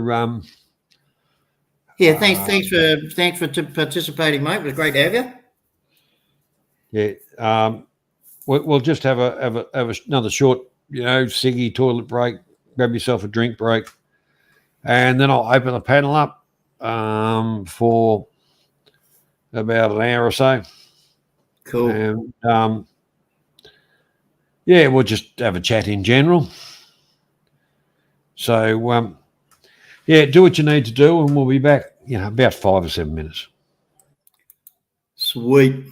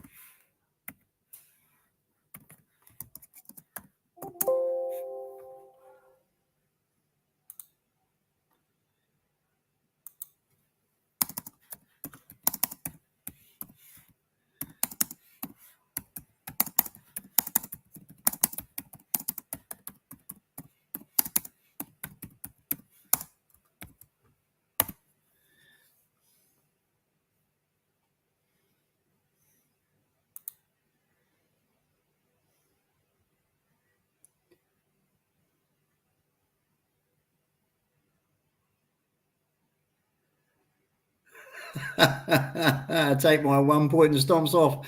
Oh, Blue, hilarious.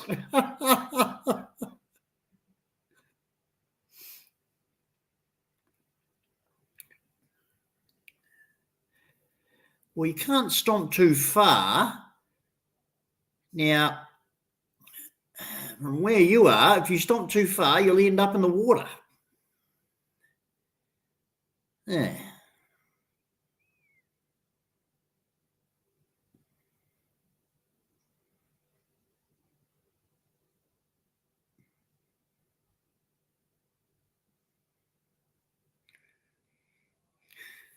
What's that, Megan? What's the sound of GD typing? That.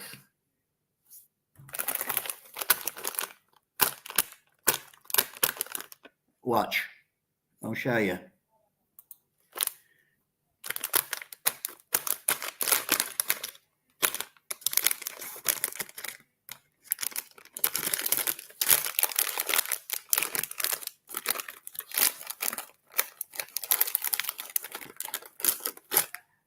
Doesn't that sound like the clacking of a keyboard?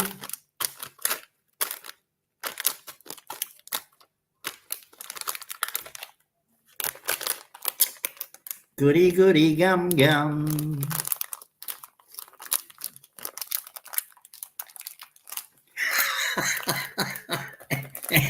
Andrew, you bloody idiot. Hilarious, but yeah. Oh. Well, you did better than me, Blue. You did better than me. I think I only got one right. What did I get right? Not too many. I didn't get the first question right. I didn't get the Mad Men right. I got yoga. I got Russia. I didn't get Texas. I didn't get the herb sauce. I didn't get the Futurama question. I didn't get the Schofield scale. I didn't get the living reptile, the largest reptile. I got Tony Stark. I didn't get the soccer club. I didn't get the dream team. I didn't get the dodecahedron. I got the Scrabble. I didn't get Massachusetts. I got Jack Ryan. I was close to Casey Stoner. I didn't get the cat from the Russian Blue. I got Wyoming. I got Daniel Johns. I got half Da Vinci Code.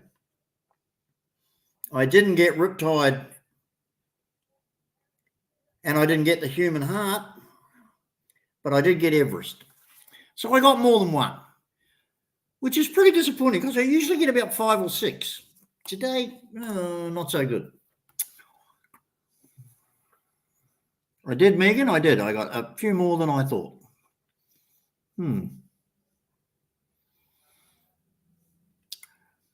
Well, okay, JG,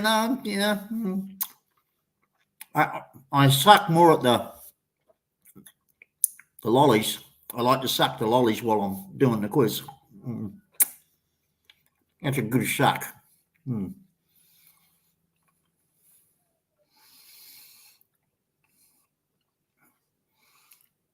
So, Megan, how far is Inverell from Casino? Let me have a look.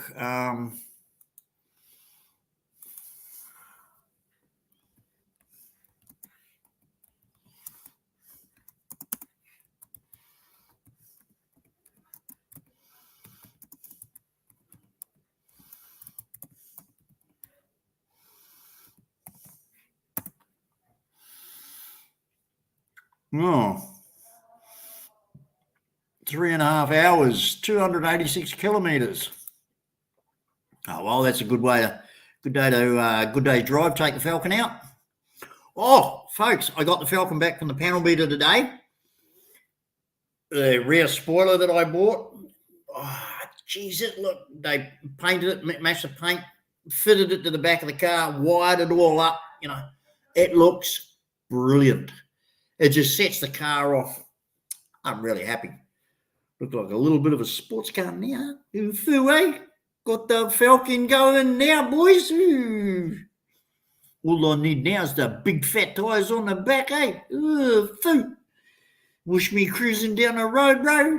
Hang out with the homies. Do some burnouts on the corner, eh? Ooh, got the spoiler on the back of the car now. Ooh, looking good. No, Megan. No. It's not holding baby. I mean, like, okay, you got to hold the baby, but you can't hold the holding. I mean, like, you know, the best thing you can do with a holding is like throw it over a cliff. Be nice to it, you know, drown it, you know, like put it in a sack and take it down and drown it, you know, because it's going to rust anyway. You might as well just get it over with.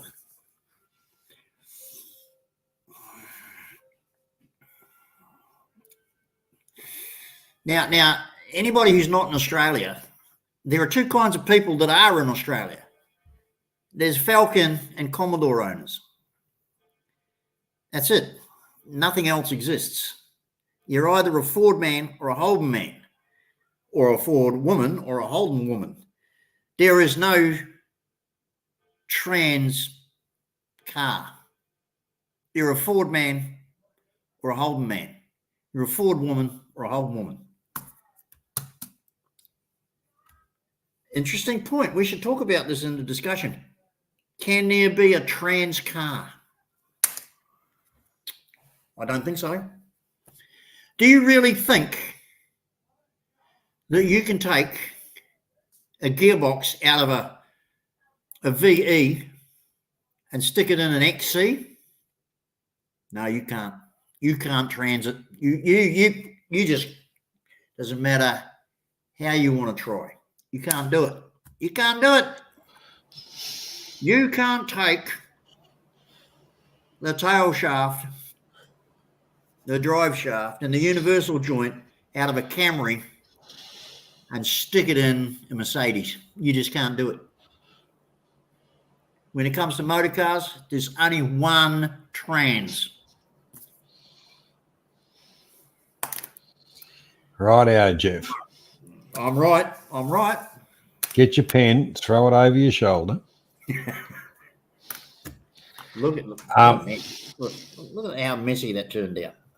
Oh, shit. Yeah, you're right. It is.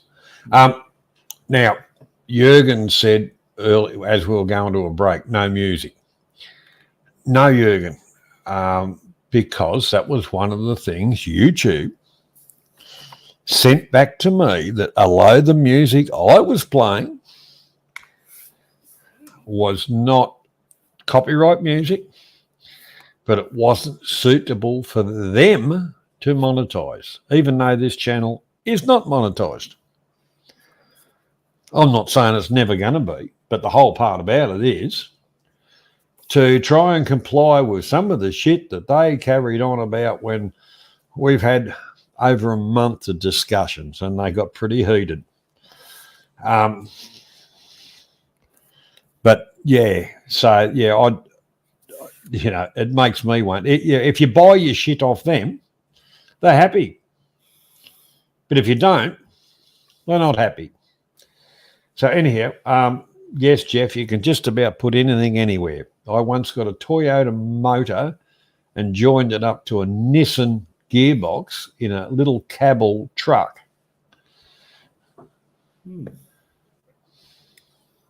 I also had an old Austin fire truck, right, with a Ford 351 and a C12 auto in it. I'll bet you that wasn't in New South Wales, though, because you'd never have got an engineering certificate for it to register it and put it on the road. Well, it was registered, and I did it in the hay shed, and I was the engineer, so it was fine. Yeah, but and it was in Victoria. Yeah, that's what I'm saying. Wouldn't happen in New South Wales. The one thing about it is, you used to drive down the highway in the old truck. It was a good old truck. It was only a farm truck. At 80 k's an hour, that was getting up there on it. Well, look, while we're talking about that, I got something I want to run by you, because driving down to Yamba on Saturday, I actually said this to my missus in the passenger seat. I was up behind this heap of shit, really old bloody piece of crap with Queensland plates on it. And I said to my missus, now this is wrong.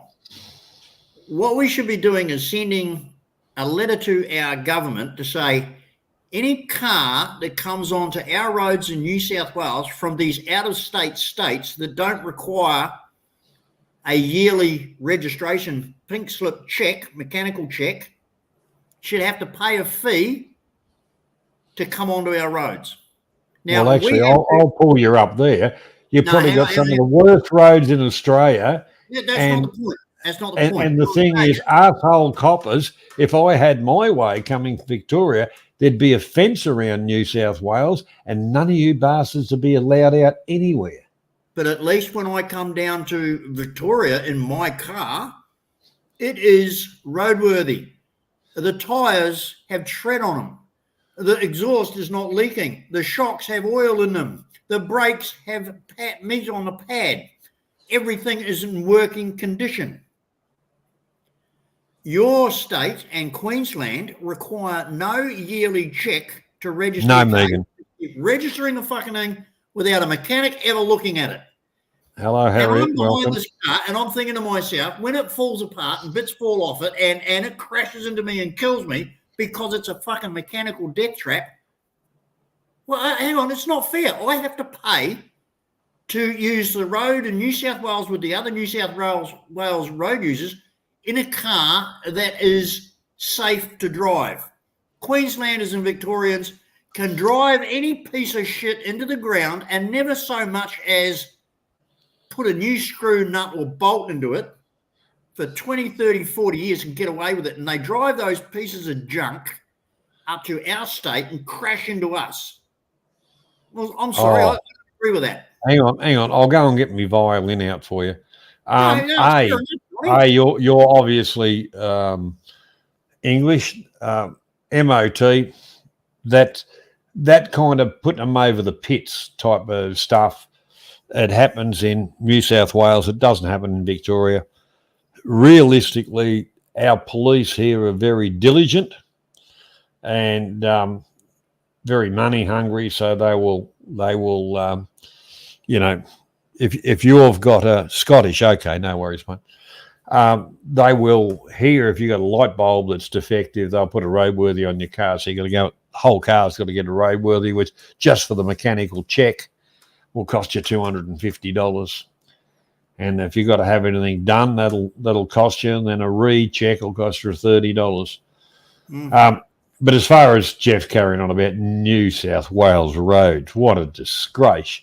If you go out of Sydney, and I don't mean very far, you may as well, your suspension's shot, because all you do is bouncing in and out of potholes and crappy roads. But anyhow, we'll move on from that. And people, usually a lot of the people from New South Wales have got an attitude problem. Unless they live out away from the, well and truly away from the, the big smoke type of thing. Anyhow, I'll put this link up. What's this?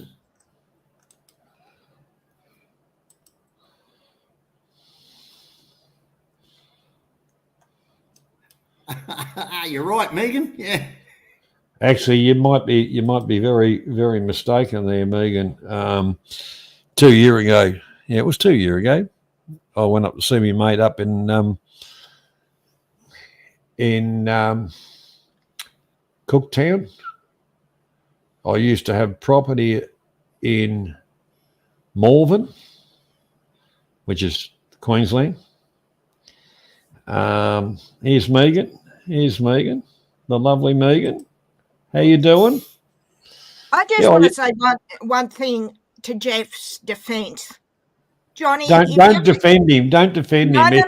No, he's a Kiwi. He really is a Kiwi. No, I'm an All Blacks fan, but I'm just saying, Johnny, if you're in Victoria and you came up to Inverell or Casino, you'd get a goddamn nosebleed, my son. I used to cart, Megan, for a bloke that owned an abattoirs down here.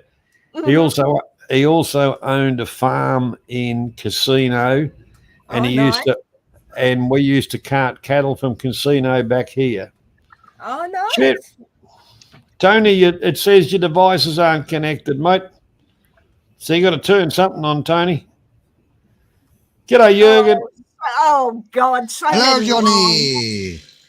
Hey, Michael. Hello. Hello, Michael. Hey, Hello, Mike. Mr. Parent. Hello, Jürgen. And hello, Tony.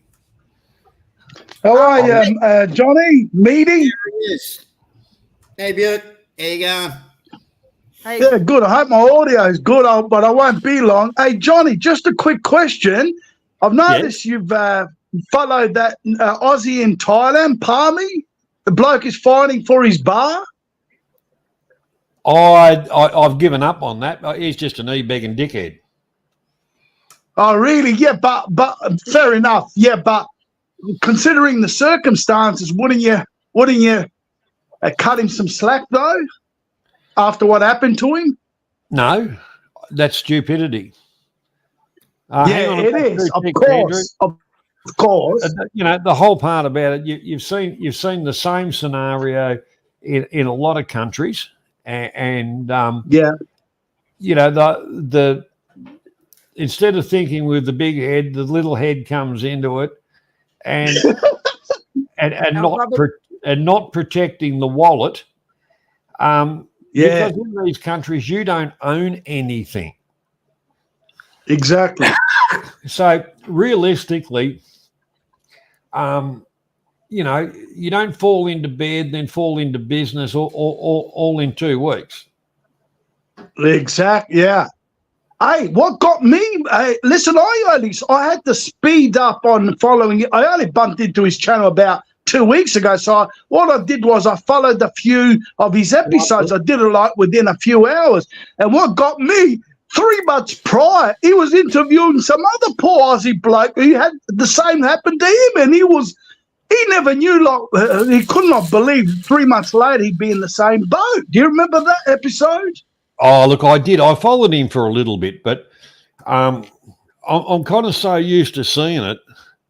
And the one thing is the people who put out, and it doesn't matter where in the world, the people who put out good videos promoting good things get bugger all views, or they get a lot of shit from other idiots. The ones that are putting out the doom and gloom get all the recognition.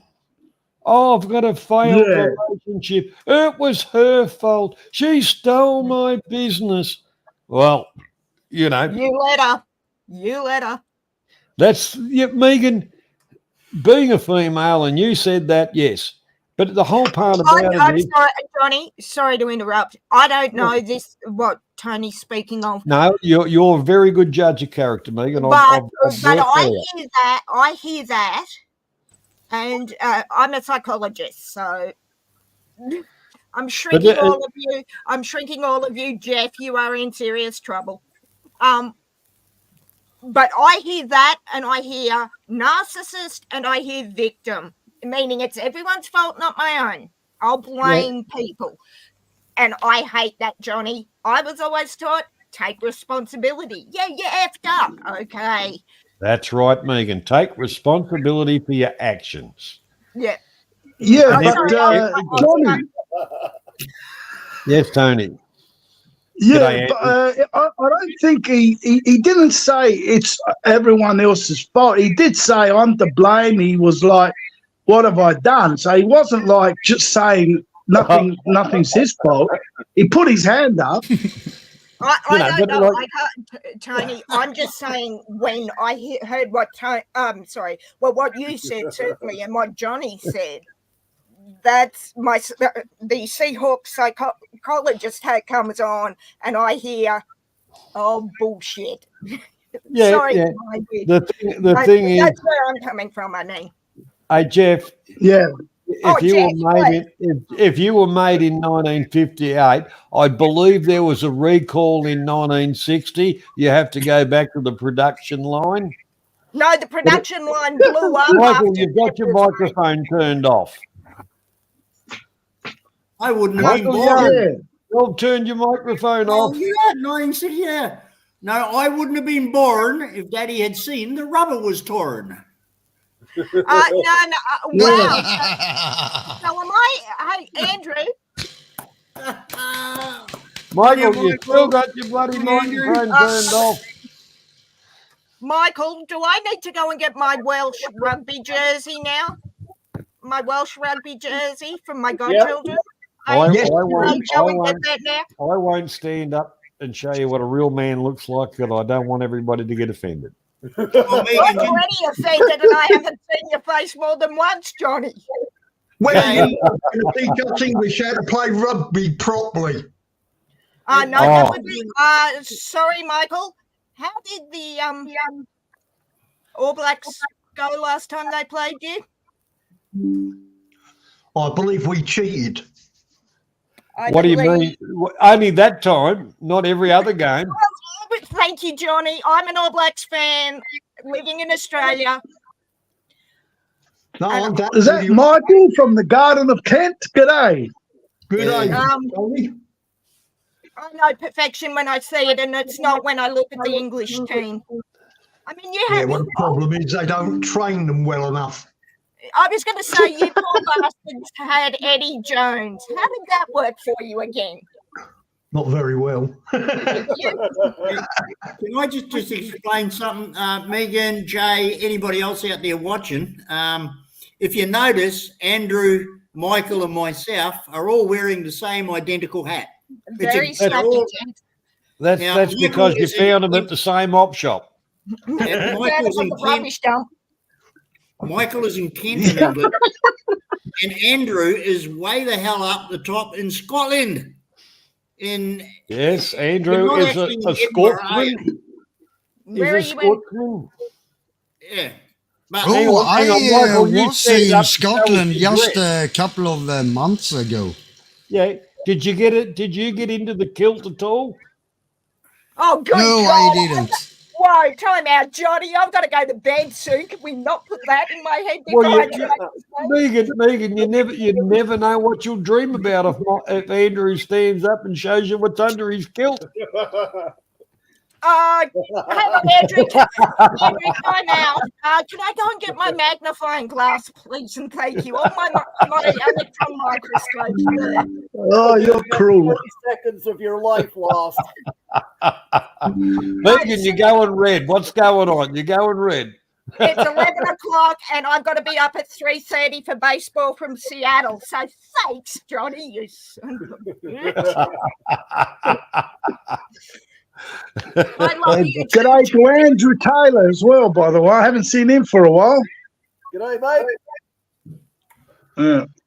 Anyway, I'll get off. I'll sit back and listen, John. I just wanted to ask you about Palmy's Bar because he hasn't been on for a couple of weeks, but he was in the spot of bother. So I just He's wanted to been hear your doing- point of view. Yeah, he was doing some.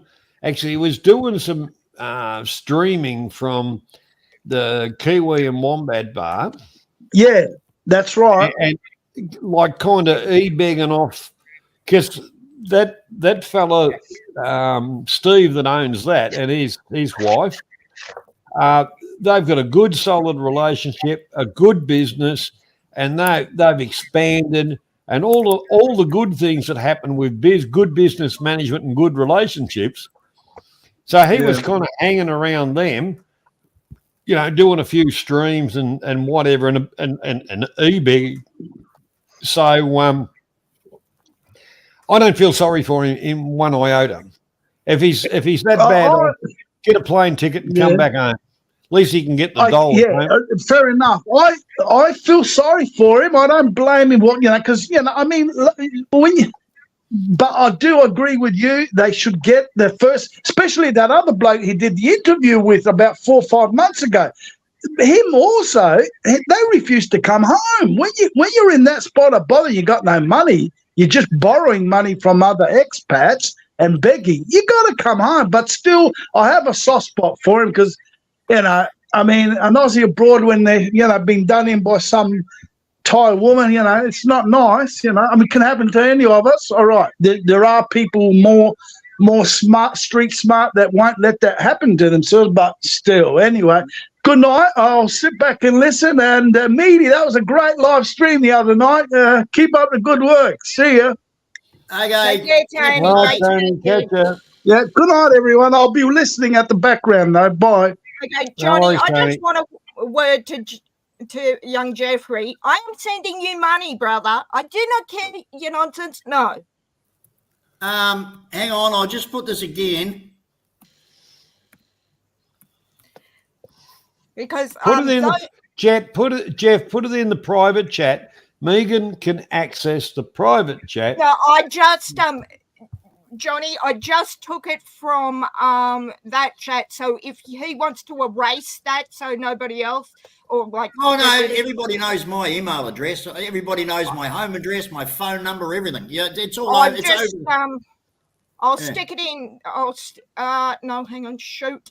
That didn't work. But no, Jeff, I'm seriously saying to you, those boxes that you showed, Yeah.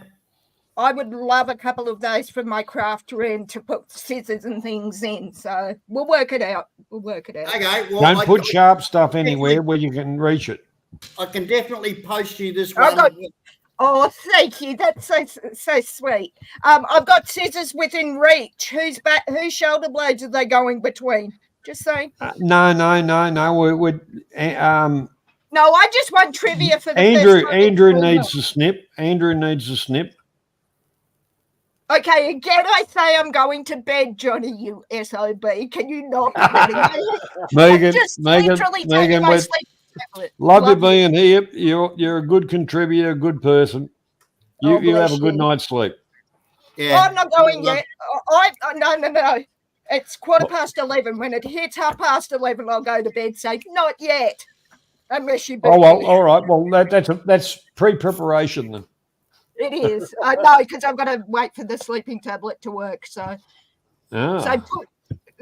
it's melatonin for insomnia. You dirty-minded individual. Just Well, saying. no. Well, I was just going to say that they make beer in different flavors. That's like a sleeping pill. No, what actually I need to have now I've had my sleeping pill is a double shot of rum and coffee because that'll put me out like a light in about 10 seconds. Rum and coffee, not. I don't think I'd like It's to boil a good cup of coffee. It's a black spiced rum with 4 shots of espresso coffee from Seattle. Well, the coffee will keep you awake, and the rum will just make you do silly things. No, actually, coffee has the opposite effects because I drink at least 3 to 4 triple shots or quadruple shots, and it puts me to bed. Well, actually, Megan, I actually have a cup of coffee before I go to bed because it warms up the airways and all that kind of stuff. And long as I get to sleep pretty quick, then it don't keep me awake. Hang on. Jo- Good Lord, Johnny was just deeper than a puddle, gents. Did you hear that, or was I imagining that?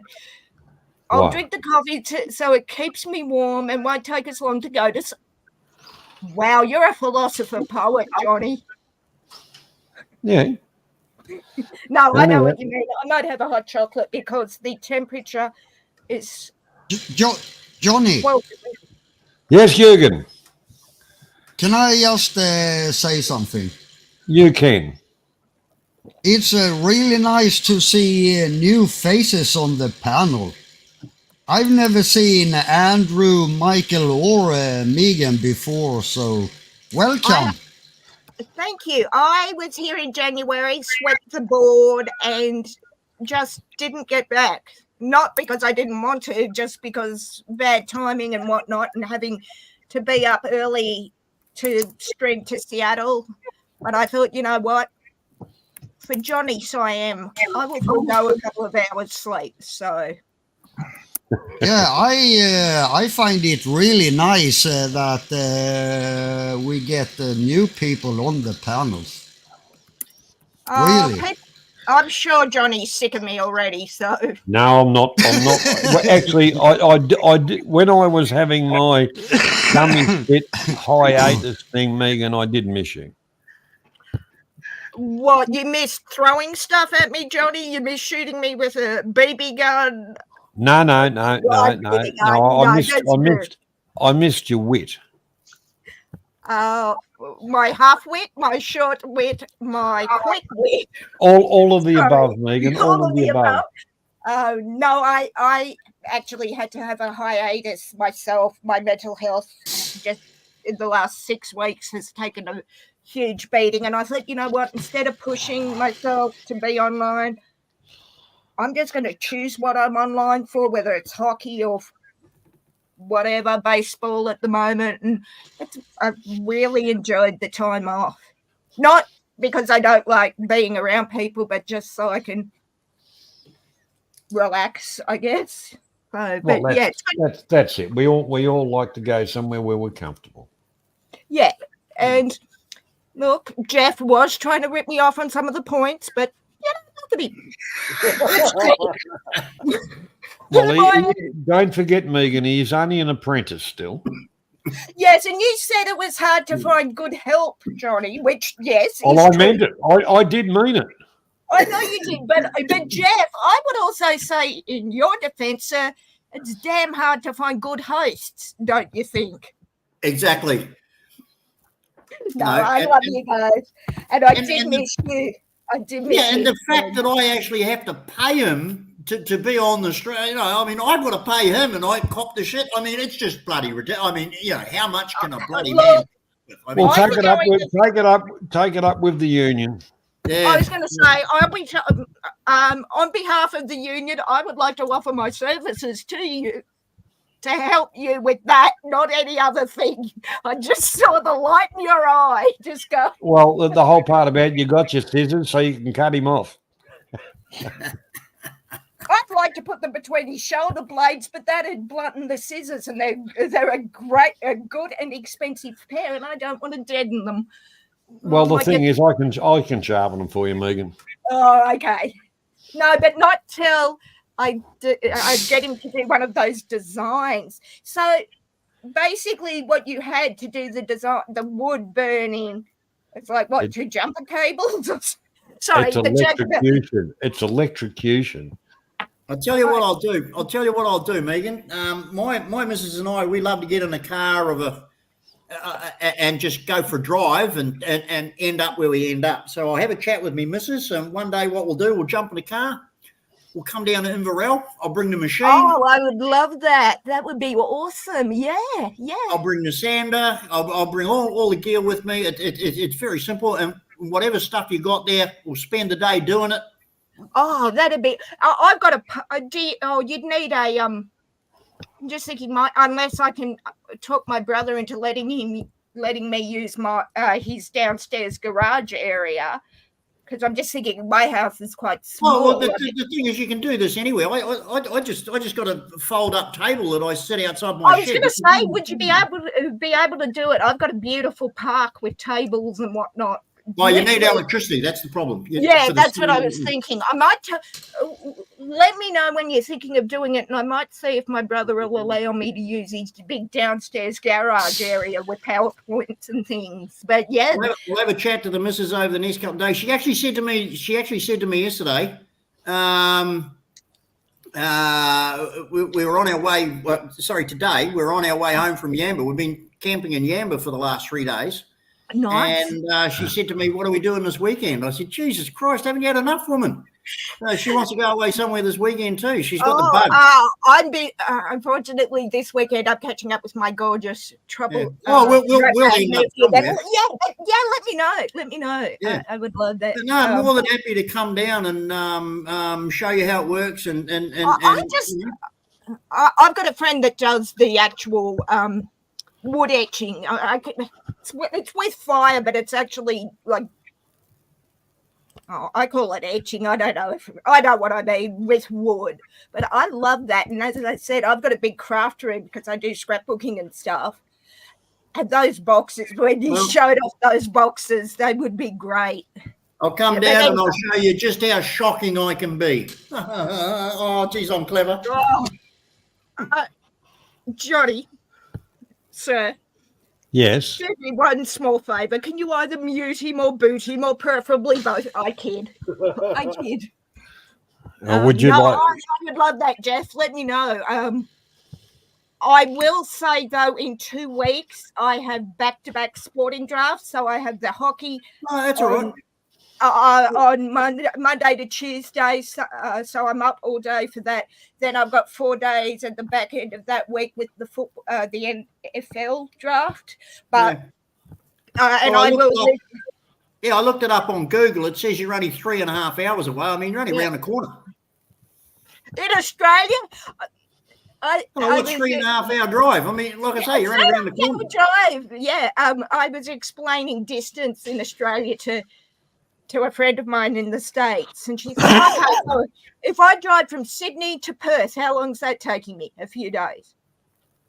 And why would you drive? We regularly drive down to Sydney. That's 900 kilometres, and we do that. We do that about 9.5 hours.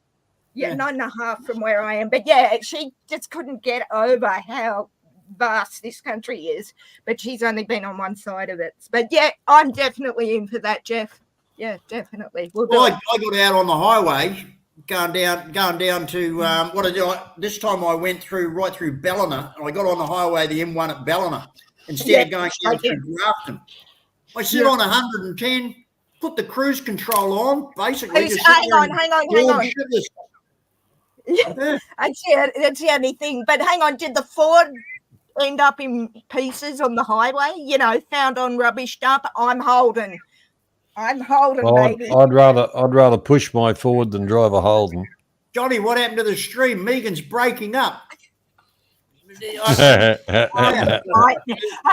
must be a bad connection. Jeffrey, let me show you the dealership that's been in this town for 100 years that my family runs, that was under the Holden banner. Allow me when you're in town to show you that. Just saying. No. Yeah, you know, look.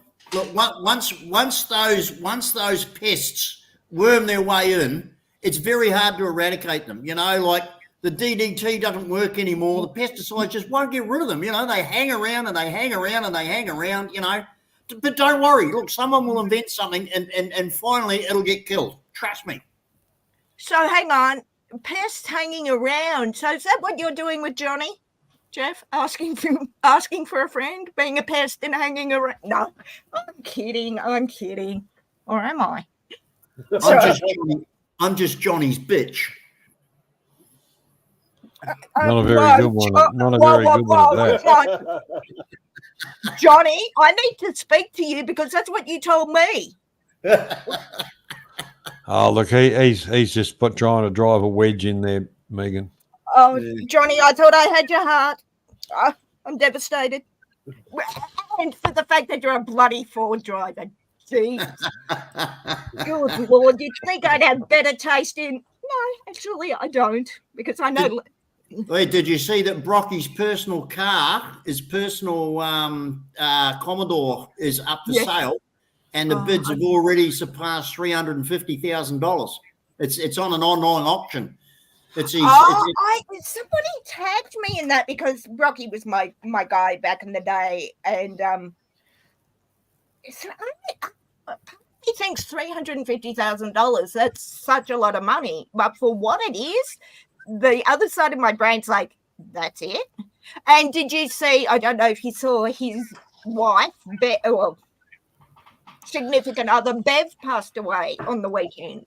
Yeah, but you know the problem with the Brock Commodores is they made so many of them. I mean, there's an SSHDT bloody Commodore for every 5 minutes. They just keep manufacturing like they're going out of stock. I know my dad wasn't a salesman in our business, but he had a company car, and there was like 7 or 8 years that were the Brock, what they called, as you said, the Brock Holdens.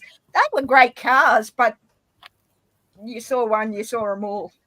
Yeah, have a look on Channel 9 News. Just go to Google, look on Channel 9 News, and it's got a couple of items on it there. It was actually Brocky's Holden company car. Yeah, right. Like it's an 86, I don't know, V whatever. It's a 6-speed manual. It's in mint nick, absolutely mint nick. But like I say, it's already exceeded 350,000 in the bidding.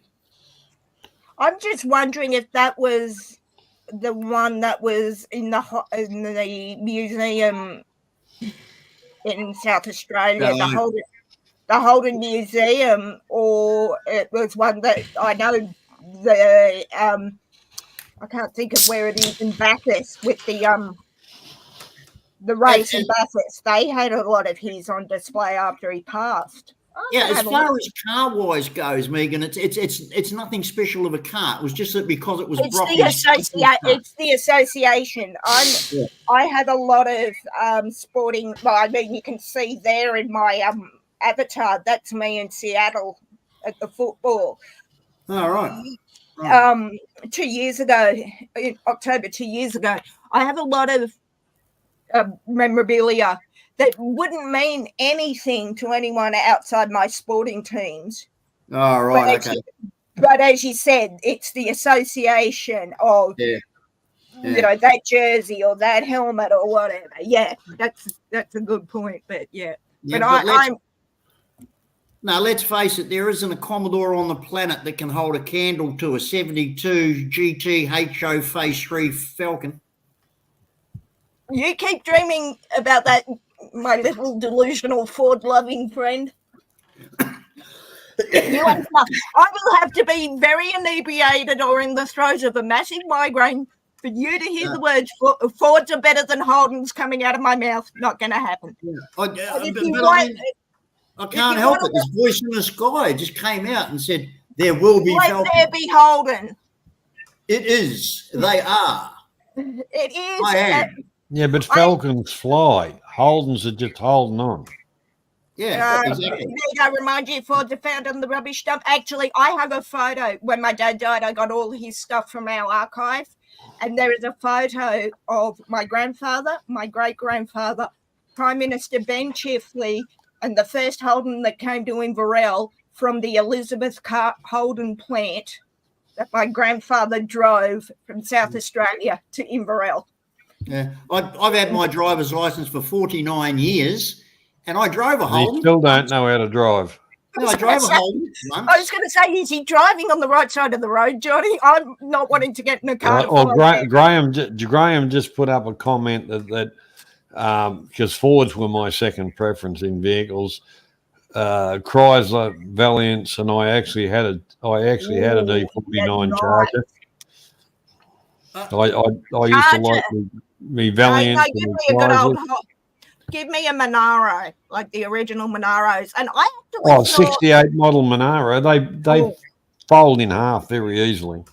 They do. But the Morris Minor 1000, the Monaro 1000, they were great cars.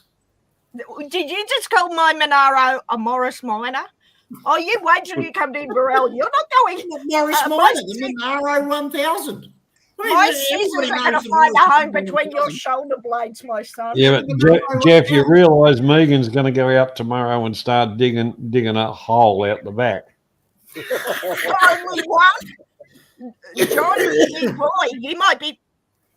No, I only have a small backyard. I'm thinking how many bodies could I... Well, but you dig it deep. You dig it deep. Standing up. It's always double stack.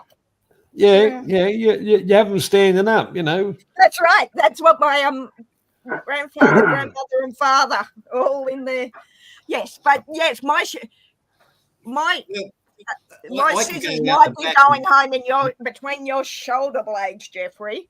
I dig a hole in my backyard easy, you know. I just chuck a plough on the back of my tow bar on my Falcon. But of course, if you did that with your Commodore, it'd rip the bloody chassis clean in half, you know. So no, on your Ford Sunshine, it takes the front wheels off the back. How's that work? Oh, don't start on me, brother.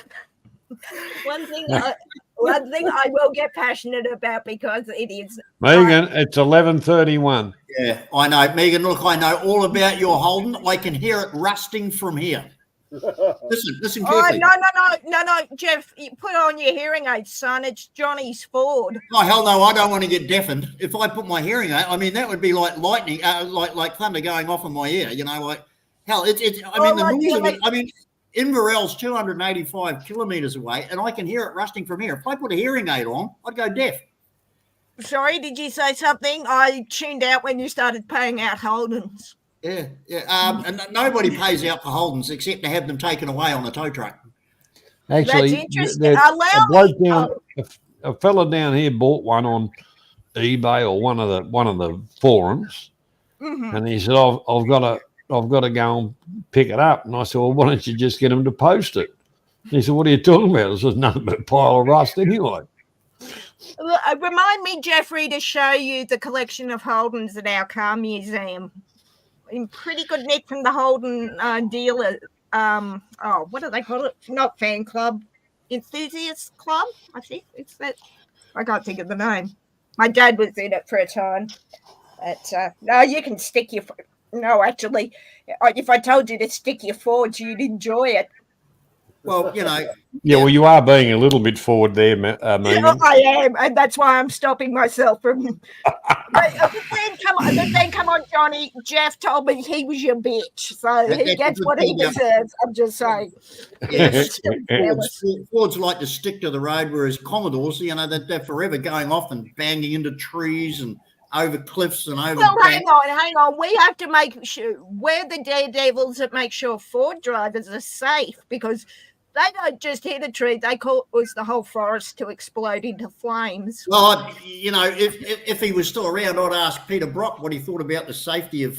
You We did all know what not. happened there. You son of a bitch! You You know, did not. Yeah, that was the Targa 10 rally in Tasmania, right? Tasmania, was it Tasmania? Yeah, obviously his zig and his zag didn't line up. A couple of weeks ago, when I was having a chat with Alan Jones, you know, his Ford never sort of like taken him off the road into a ditch and killed him. You know, he never I happened. thought you meant Alan Jones, the broadcaster, but you mean Alan Jones, the motor racer. No, Alan Jones. I used to work for him. What were you, a groomer? No, remember when he had his mechanical workshops, Alan Jones pit stops? Oh, No. actually, Johnny, Yeah, I managed his Fairfield one. What was that? What's that, Megan? I'm Yeah. just thinking that explains so much about Jeffrey, doesn't it? That sentence, or is it Yeah, just he wasn't actually connected with them at that stage, but I worked for the pit stops up in Brisbane, up in the mid '80s, and when it all Didn't they go broke? went broke, yeah. Yeah, it just never took off like Bob Jane T-Mart just died a sad death. I don't know why. Shame, really. Don't forget, Jürgen, you can join in the conversation.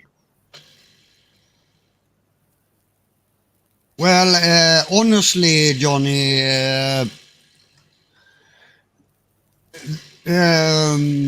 I don't want to be rude or anything, but what they have been talking doesn't really interest me. So basically, I don't even know what they have been talking about.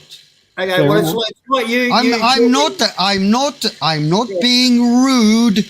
No, I'm it's all just right. being honest. It's like you love Volvos and somebody else loves Volkswagens. I mean, you're from one of those European countries, right? So, I don't even drive a Volvo, so no, you know what I mean. Like, what's a popular car in your country? What's a very popular make and model of car?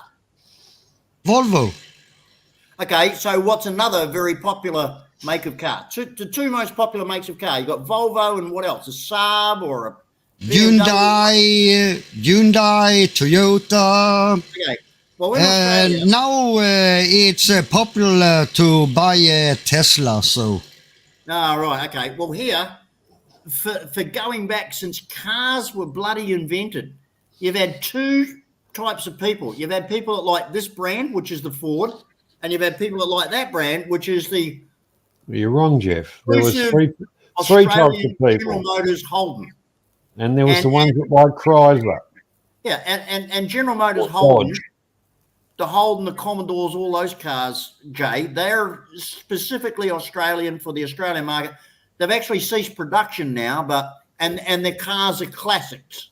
And yeah, but I know about the Holdens and all that in Australia because Australians have talked about them before on streams. I think, what is it? Well, Holden's and once you get a couple of fanatics going, you're not going to stop us. Sorry, Andrew. No, that's okay. I was just going to say Holden and what is it? General Motors. Uh, used to be together. Andrew, could you boost your volume a bit? Can I interrupt? Can I talk over somebody?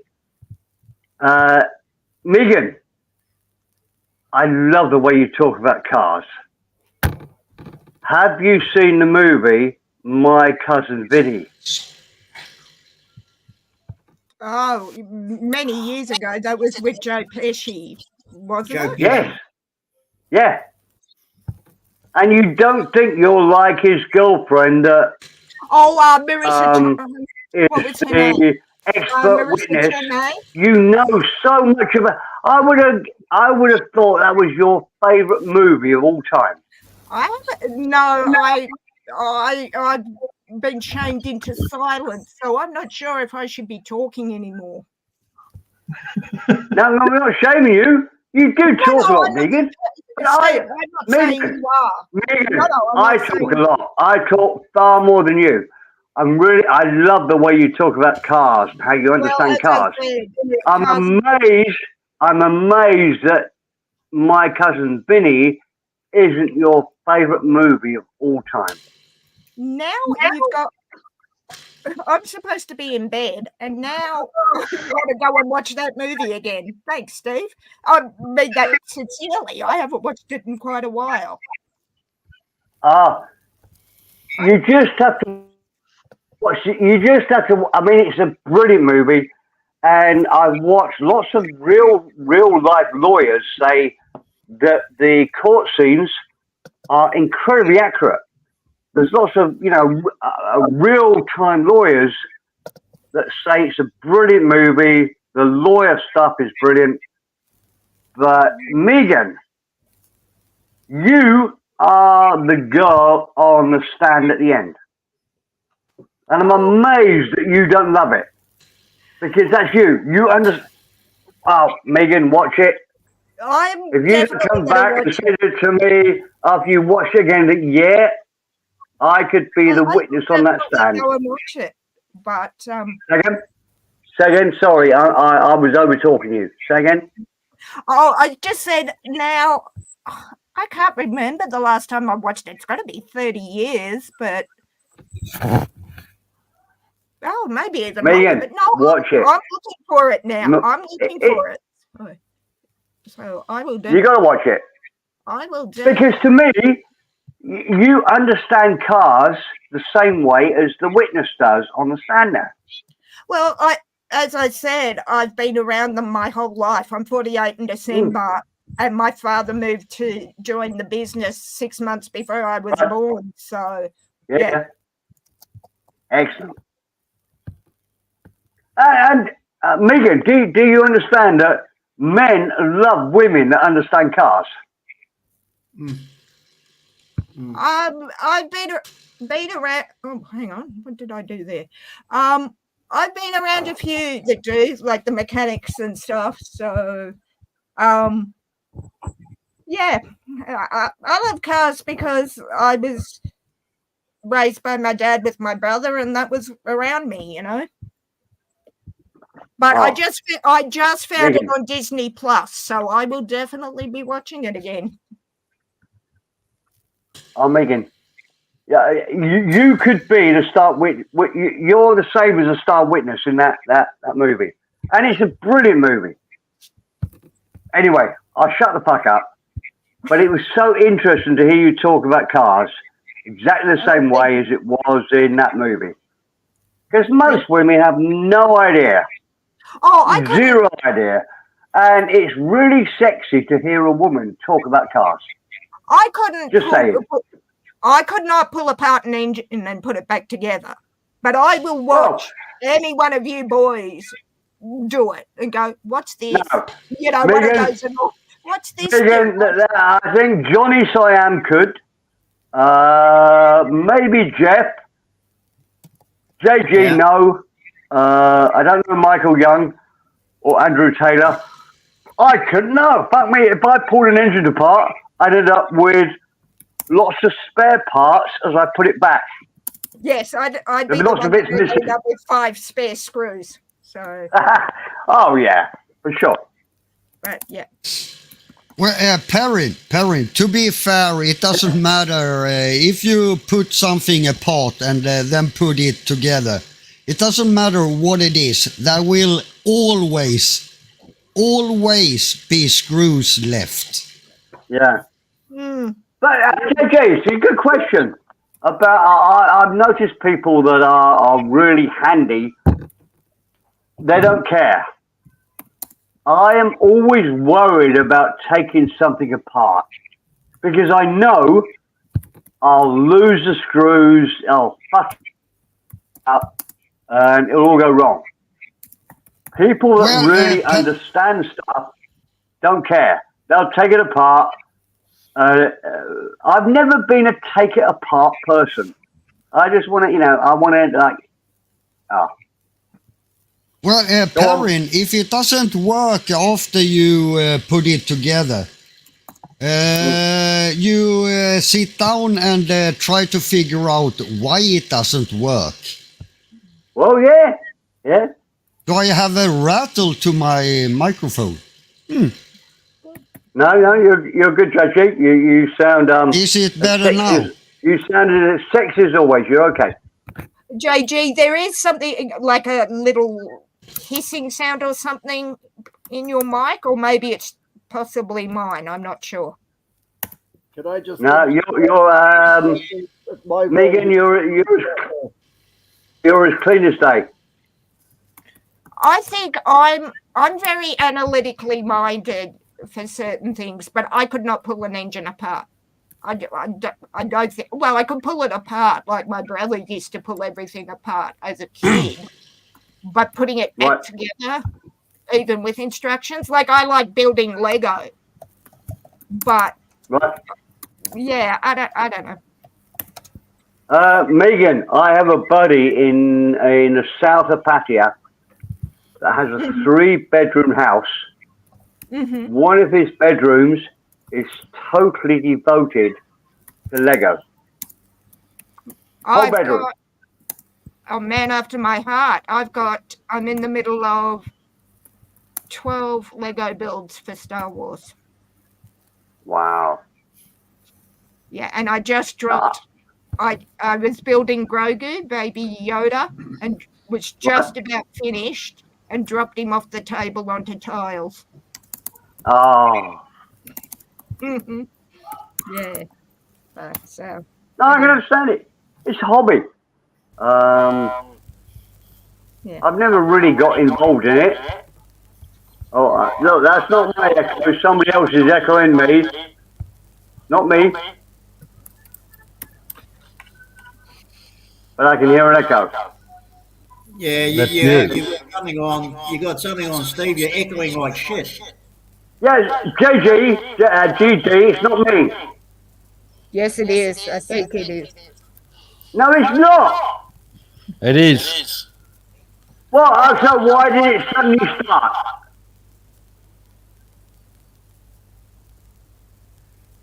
I've touched fuck all. You haven't got your YouTube on by any chance? No. Okay. I don't know why. Well, look, I will mute myself.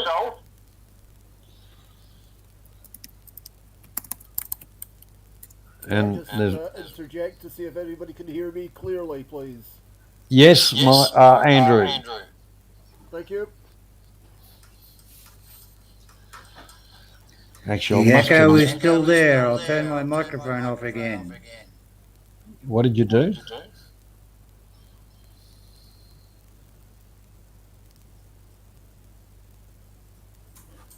Jürgen, you're talking and There's 4 Can't hear you. microphones on, John.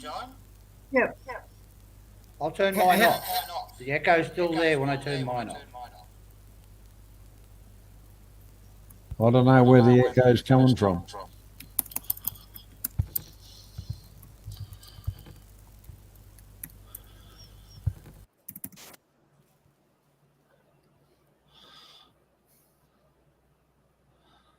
Don't know.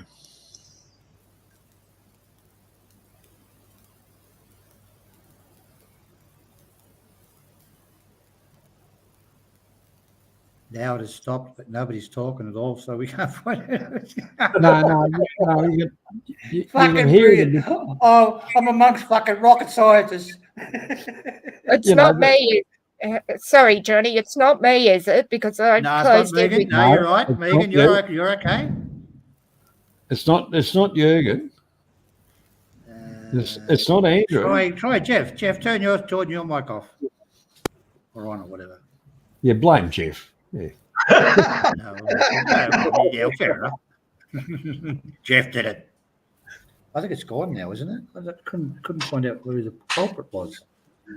Well, I can't hear it now, but No, I'm not saying that the internet and everything's perfect either, because these things come just out of the blue, and you know.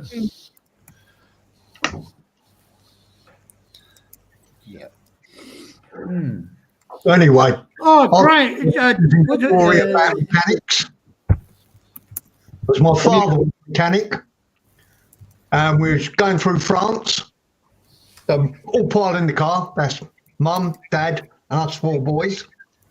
We're driving along. My dad's going like, "Shut up!" And he's trying to figure out where this noise is coming from on the car.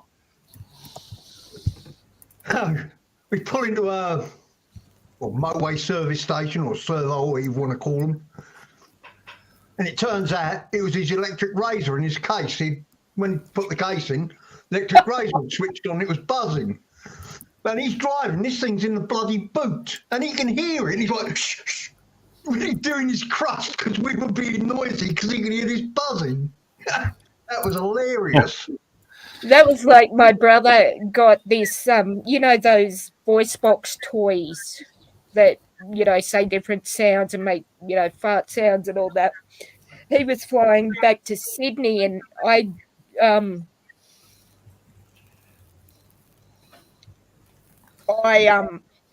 gave it to him for Christmas, and he put it in the bottom of his bag. But when the bag came off the conveyor belt at Sydney Airport, something had pressed onto the bag to turn it on, and they couldn't work out why his bag was making fart sounds. Like for the whole trip, apparently this had been making fart sounds, and then it wasn't until he got home that he realised what it was.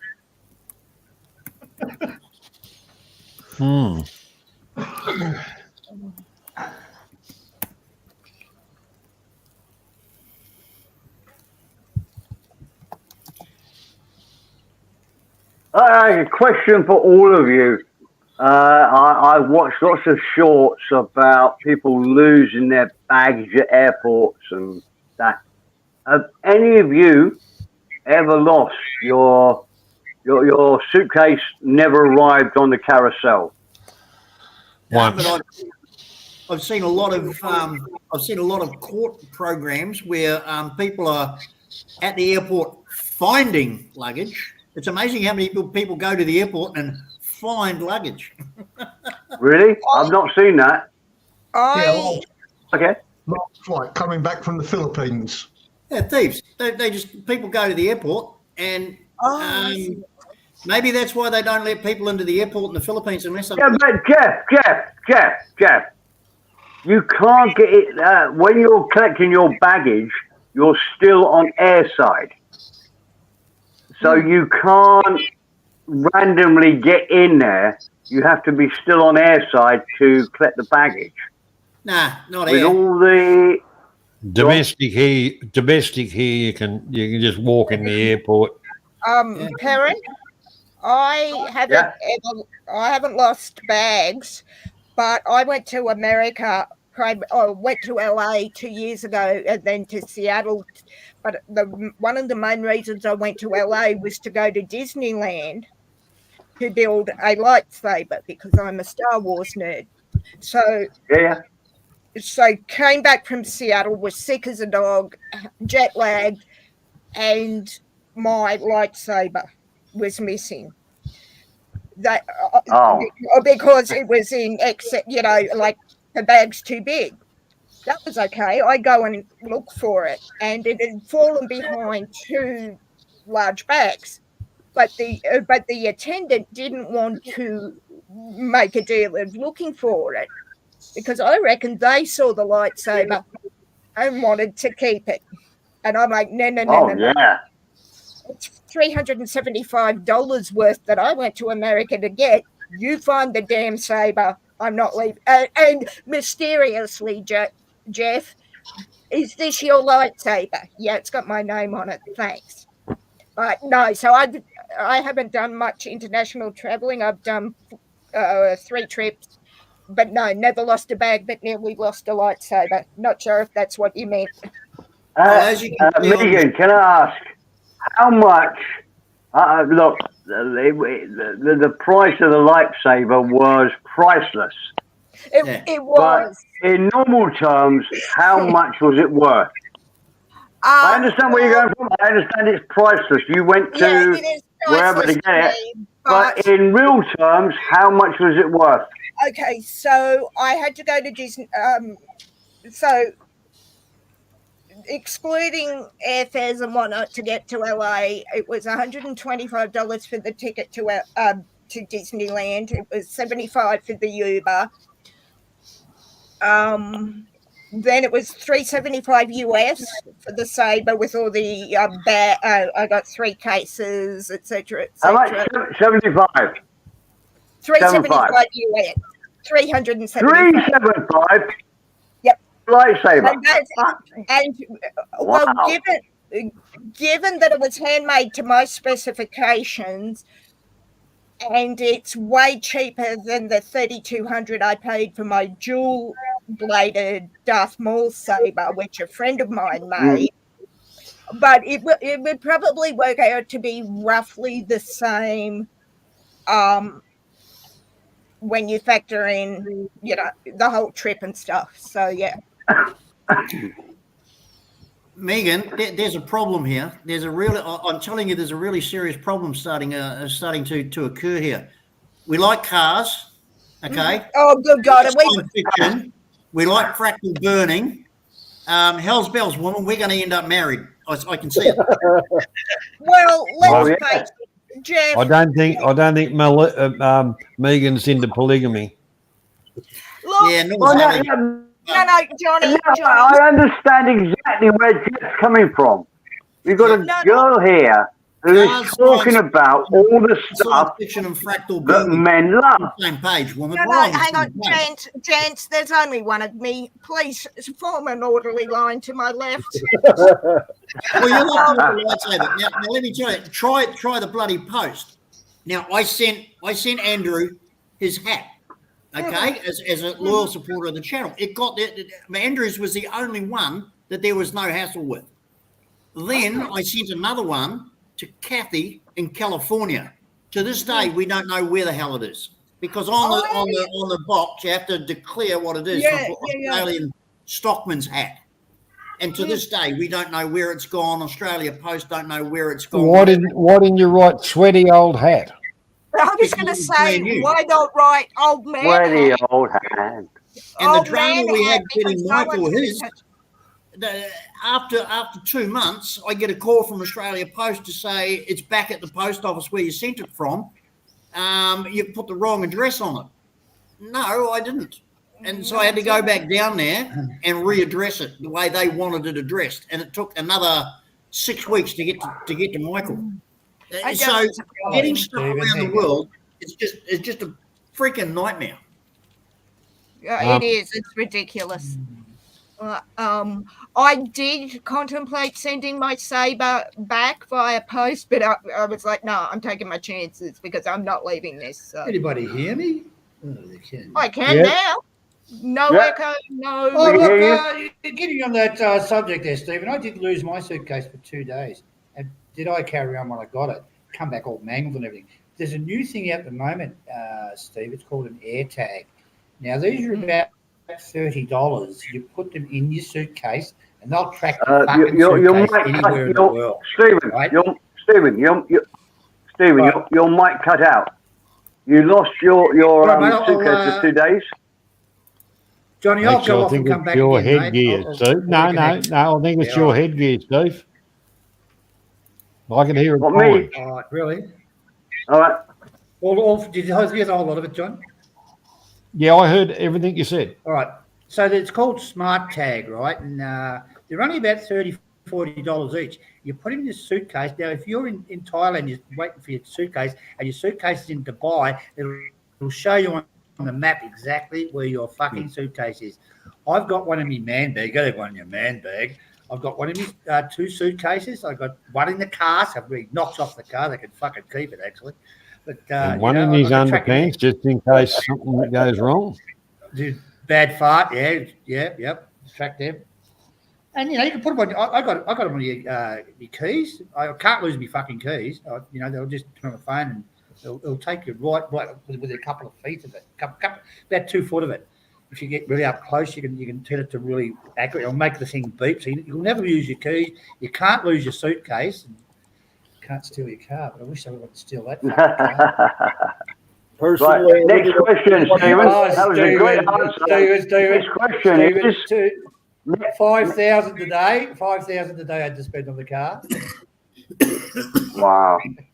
That was a bloody good buy. That was a good buy, that car. Dead start. Oh, yeah, it was, wasn't it? Yeah. It's good. Yeah, that was a good buy. You're paying it off in installments. Well, it's all fucking new, Johnny. That's what I mean. It's a cheap way to buy a new car. Let's move this conversation on. Stephen mentioned man bags. How many men on this panel have a man bag? I do. Look, they call it man bag, but it's really a handbag, isn't it? I haven't. It's not. Well, us grown-ups don't call them that. We call them man bags. It's a I shoulder call it bag. a day bag. It's a handbag. Day pack. Don't call it a handbag in some of the bars you go to, Steve. You might get it. Yeah. Stephen, I have pockets in my trousers. That's where I put all my stuff. Don't need a man bag. I'm a man, but I don't need a man bag. Okay, Steve, I'm going to ask you a simple question. Shove a camera in there. Go on. I'll ask you a simple question. Okay. Do you remember what's in each pocket? No, I do lots of checking.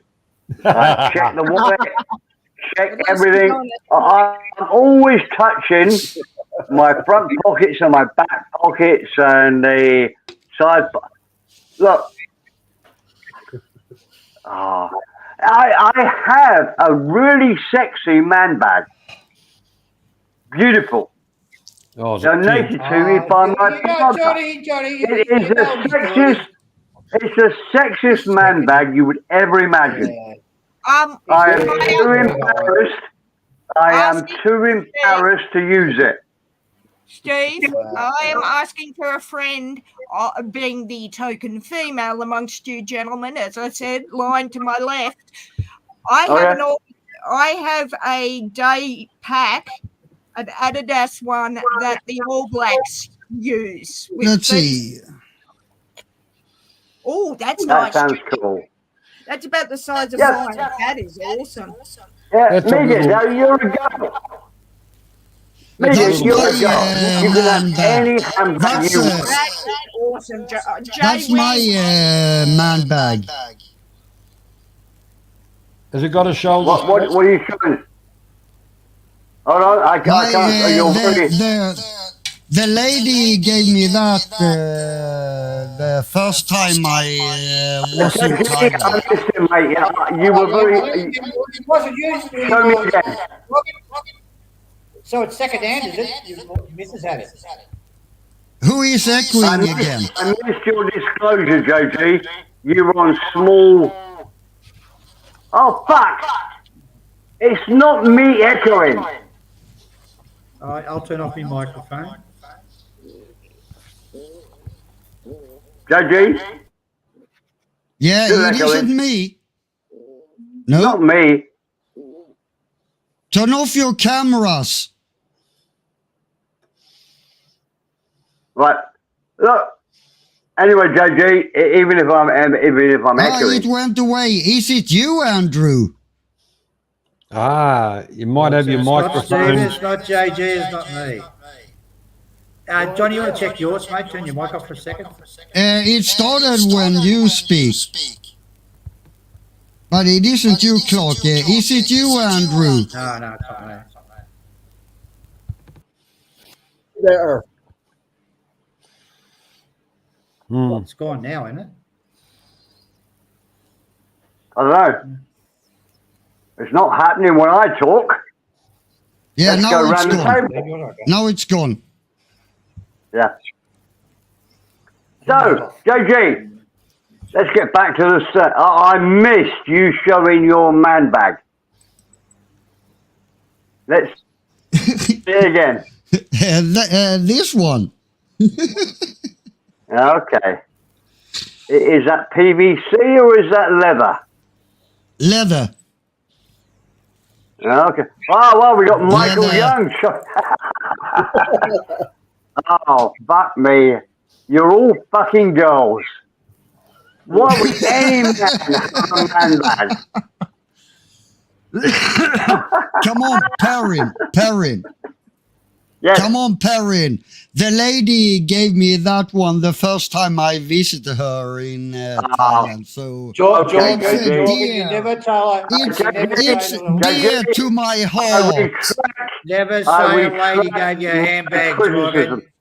JG, What I did she- retract my criticism. it If was a somebody bit too gave you feminist for that, her, was it?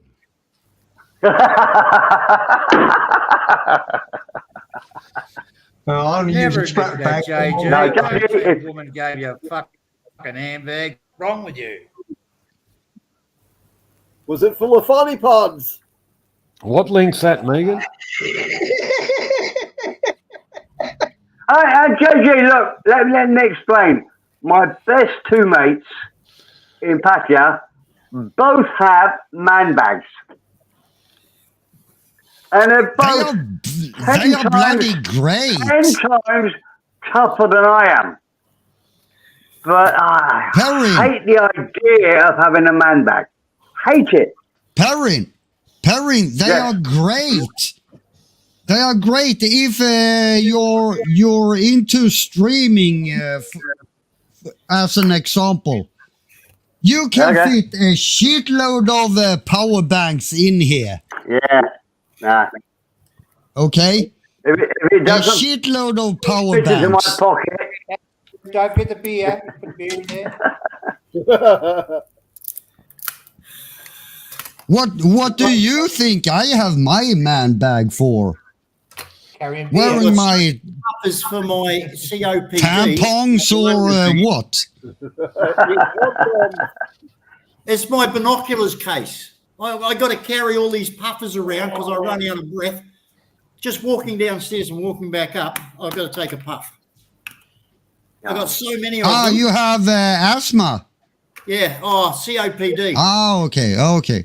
And okay. Well, okay, look, you're all proving me wrong. Hang But on, I'm hang going on. to turn it hang back on, on Steve. you. binoculars How case. many of your granddad? Hold on a minute, Megan. Then you come back in. How many of your granddads had man bags?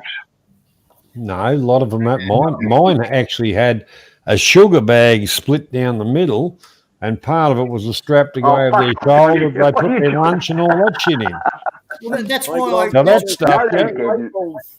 people think it's binoculars. I'm not going to have one of those man bags. And no, I'm sorry. It's like those fucking idiots in these man buns. Oh. Just smash them. They're fucking assholes. Oh, Jeff, you've got to lighten up. You've got to be more aware JD. around people around you. JD. Oh, come on, guys. Megan's trying to show us bags. Nobody's These looking. JD, these man bags, they are great. They are. Yeah. As I said, I can fit a shitload of battery packs, Mhm. a little bit of cash, Yeah. and so on and so on and so on. Jay, In a little fucking man bag. Jay, can you fit a tablet or like a laptop in that, or is that too small for that? A 7-inch pad goes in there. An For sure. iPad. Yeah, oh, I like that. But boys, I'm just going to have to put you in the shade. So, Jay, I love your bag. But this is my bag. Yeah, that's the Not to bag. brag or anything, but this is what the All Blacks use as their day bags to travel. This has been to. It's full of fuses and leads and things. I to don't hold it. want to be an ass, but if you're around anywhere in Asia where it is 40 degrees outside, sea, that is not US shit.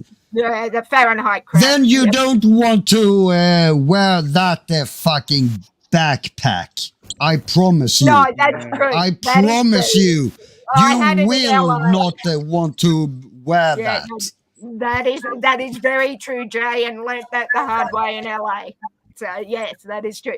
But that bag's done 3 international. There you go. There you go. Three international trips. It is absolutely huge. It's got like a thing at the wet. What am I trying to say? Pocket is what I'm trying to say for like shoes and stuff. It's awesome. But yeah, that's my bag. Well, can I tell you about my little bag now? It's my turn. I've had my hand up for a while. Well, no. I know. I think it's more up to Andrew Taylor. We All haven't right, heard. Go on, Andrew. I want to see Andrew Taylor's man. All right, guys, I'm going to dip because it's midnight and I do need to get some sleep. So Ah, Bye, Megan.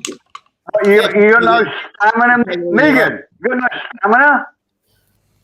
beg your pardon? You have no stamina to carry on. No, I've just taken 2 melatonin tablets and I've got to be up in a few hours to stream baseball. Okay. So But are you coming back? I'm not sure. Oh, fuck. Probably next week. No, okay, Megan. Has it been half enjoyable for you? No, look, I'm giving it a solid 3/4 enjoyable. I'll be kind. No, it's been great to. Megan is great. Yeah, Megan. You are so honest. Probably it wasn't too much. great. You are all cunts, but I might come back. That's cool. Perfect. I don't know. I'm, as I said, streaming baseball from Seattle at 4 a.m. So I could come back. Probably not. But I'm At sure 4 you can. a.m. I'll be asleep. I can tell you that now. Probably not. But I'm sure you've had enough of me coming in after months sweeping trivia. But No, Megan, we love you. You are so refreshing to our channel. Please come back. I'm going to beg you to come back. I'll just You remember are- not to. I'll just remember not to get too enthusiastic about cars next time. No, Megan, that's not what I said. Buy a mini miner, Megan. No, I said we love you talking about cars, and you're going to come back. You're going to watch my cousin Vinny. You're going to come back and say, yeah. I'm thinking, you know what? It's because I've got to be up in 4 hours. I'm thinking I'll just sit up and watch my cousin Vinny and sleep in the morning. Well, later in the morning, maybe. Is your job in the morning important? Or can you just say, I'll take a shit? I do have people that are hoping that I'm streaming baseball, but the Mariners suck at the moment. To put it mildly, they are sucking badly. So I could probably not sit up. Anyway, Megan, joking aside, it's been really lovely to talk to you and have you on Johnny's panel. You're a breath of fresh air. That's very kind. Please come back. And I think every man here will say exactly the same. Breath of fresh air. Oh, thank you. Take care, Megan. All right, Have a guys. good sleep, Night, love. Take care. and we'll catch you next time. See you, Megan. Bye. Take care, Megan. We You got to have too, a look at Jay. Michael's bag. Come on. Did I miss it? Now, No, Michael- hang on, Michael, boys. Hang on. In all Oh, seriousness, a police officer. that's no, Michael, that's a tactical vest. We know this. But gentlemen, I just want to Damn. love hang it. on. Hang on. Is Hang that a Mi- dildo on the side of it, Michael? Michael. That's what's known as a monodoc or a PR24 baton. No, we Oh. call that no, That's an Michael. attitude- Michael, we call that an are you a attitude change, police don't you? officer or We No, call I was that a police persuade- officer about 30 years ago. Michael, just before I okay, go, okay. that is called that big stick you had there in your hand. Yeah. Okay. We call that a persuader in this country because it persuades the person to sit down and behave themselves. Pretty much the same here as well. Yeah. All right. And- On and that it- very corny Johnny Siam sized dad joke, I'm out. Talk soon, All right, fellas. Megan. Catch you later. Bye bye. Yeah, See you, and Mark. it's cheaper than a shotgun shell too, Michael. Yeah, and you don't run out of ammunition either. But yeah, in the day, the man bag used to be called puff bags. Yeah. Yeah, that was my point when I said it was a decorative word. Yeah. Because and actually, some people put bling on them. Hmm. Yeah. You'd Yeah. say, yeah, that's Yeah, definitely yeah, a puff bag. That one's a man bag. That one's a puff bag. Yeah, but I would say that that's where it comes from. The man bag was that all the though I won't say the word. Those people were using it. Pretty sure JG. it comes from Hey, that. don't misunderstand me. I understand the reasons people have it because you've got so many phones, chargers, whatever. But I refuse to have one because it looks like a handbag. Why? Yeah, but only if you're short and Because, fat, carrying in one hand, Jeff. because I'm a man. Steve. I do not want to walk down the road with a man bag. Well, I take don't understand it. It's just Why? me. Why? My buddies, Johnny and Stephen Clark, have met my buddies. They're far tougher than me. Live far tougher lives than I've ever done. and they've They all got both a have man man bag. bags. Yeah, Yeah. I just say, all of them got man bags, but you wanted to stand out. No, I just don't like the idea. Hate it. I hate, I'm not- I hated it until it made sense. It isn't about the idea about it. It's about how practical it fucking is. Correct, No, JG. it's not, JG. Correct. The one that I have is waterproof. No. Come on, come Instead of on. having, instead of filling your What pockets up, do you want to wear if let's say you're a streamer and you want to have a couple of power banks with you? You are saying either you prefer to put all those power banks in your pocket and look like an idiot, Yep. or you Absolutely. have a big And backpack and look JG, I like would an take it one idiot, step further. or you take would take one of these, JG, or you take JG, listen, I'm not JG. finished, Perrin, I'm not finished. Okay. Or you take one of these, put your battery packs in here, and be fucking done with it. You Okay. rather look like an idiot, do you? Okay. Okay. that's Let me. that's Can I better go than now? walking around with JG, bulging pockets and braces on to hold your pants my up. little bits in my pockets and then have a Tesco Lotus bag on my side with stuff in it. Yeah, yeah. That's a manly thing to do. That's a poverty pack man bag. You use a shopping bag. A plastic bag to my waist. Yeah, yeah, That's a Yeah, manly that's a thing good to idea, do. Steve. Yeah. yeah. That's really Plus, trendy. the advantage of a bag, Stephen, is you can put things in it, and you got it around your shoulder, and you can't lose it. And plus, Yeah. you can keep, like Jorgen But says, look, you keep all your Stephen, cameras and shit in it. uh, But hang uh, on, let me finish, Perrin. Stop it. All right. Stop talking over me. What? Who? Don't talk about that. No, what I used to do is I used to carry beer around in it too, and until I didn't put the top on mine, and mine's waterproof. It really is waterproof. The beer didn't come out, but it fucked all the cameras. Yeah, well, you don't take cameras swimming. Fuck, geez, I woke up in the morning, I was fucking pissed, right? Woke up in the morning, I picked up my bag, it was fucking sort of squishy. I opened it up, there's a little fucking river in there, all me fucking cameras, me phone, everything fucked. Yeah, hell's water. It keeps water out well. too. Never mind. But No, I used to carry all my shit around it, Steve. You couldn't put all the shit I had in your pants. Fuck, I had tripods and shit in there, and you know. Anyway. Well, I Stephen, think- that's different. I'm not talking about a professional streamer who's going out and doing. Yeah, I can understand. You need. It's like if you were photographing people. Steve, another thing is when you get fucking drunk, you left your shopping bag behind with all your fucking stuff in it, like you were going to say. I never take it off my shoulder when I'm fucking drunk, so I can't lose the fucker.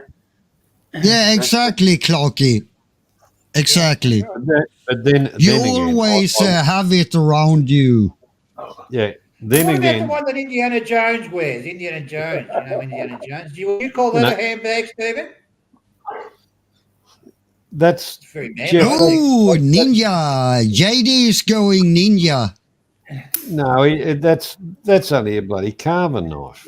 Fuck me, dude. That's But that is how stupid our laws are. Now, that baton, that proper baton that Michael's got, is totally illegal here. You get caught with one of those in New South Wales, you'll go to prison for possession of a deadly weapon. What the fuck is this? it's a concealed weapon. You go to prison just beside the other bloke. No. There's nothing wrong with this. I can carry this in New South Wales. I would agree with Johnny on that one. That's a concealed weapon. It's called I a wouldn't baton go hide that up sword. the ass for anybody.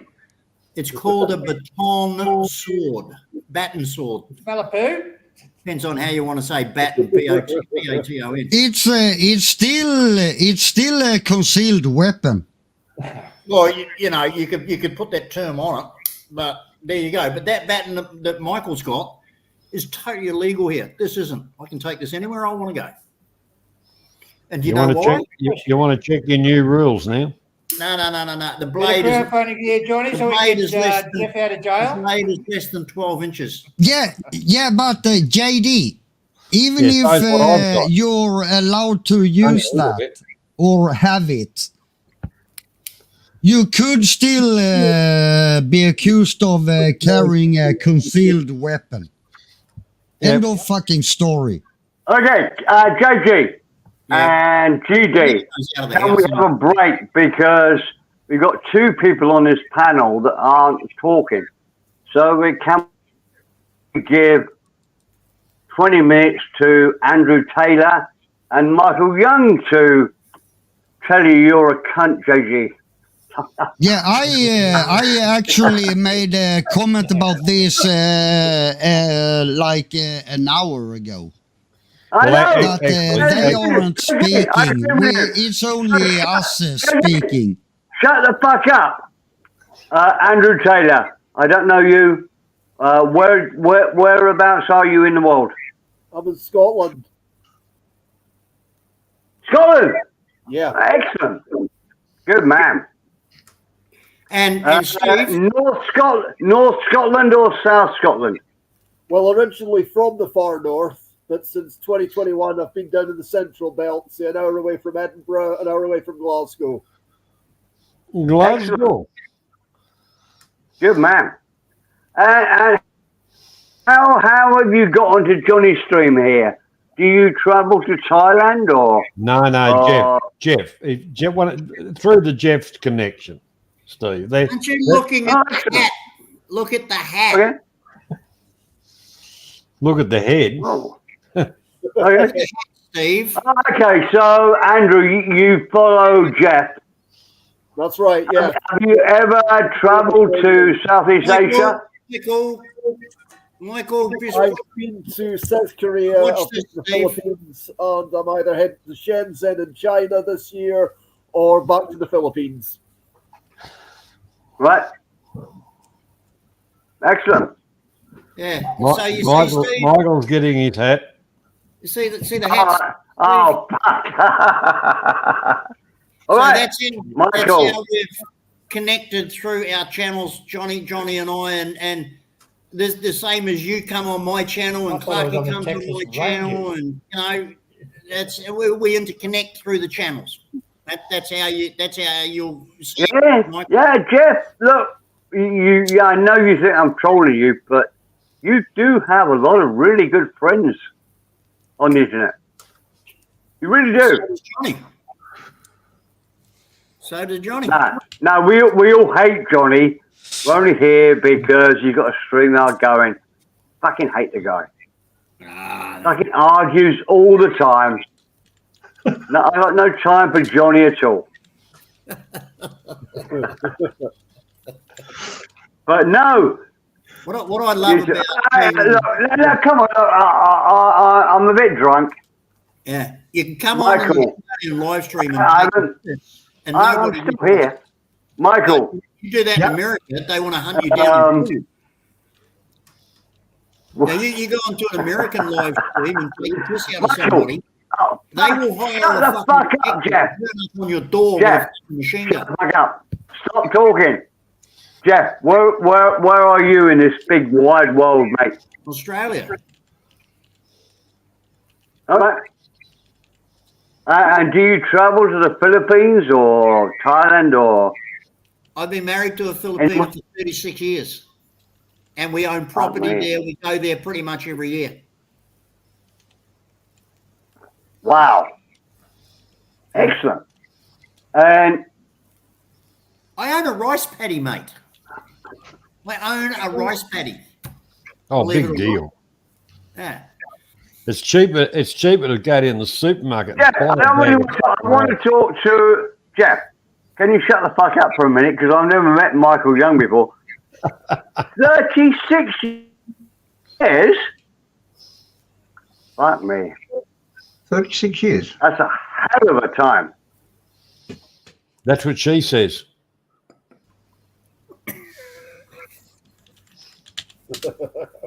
So, now I don't know what a question to ask.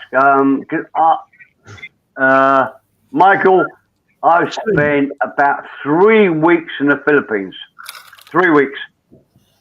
Steve, I loved it. Kent, I loved the country, loved everything about it, but it was about 10 times more scary than Thailand. 10 times more uncomfortable than Thailand. In what way? I always thought Cambodia was softer than the Philippines. Do you think you have to be a strong man to live in the Philippines?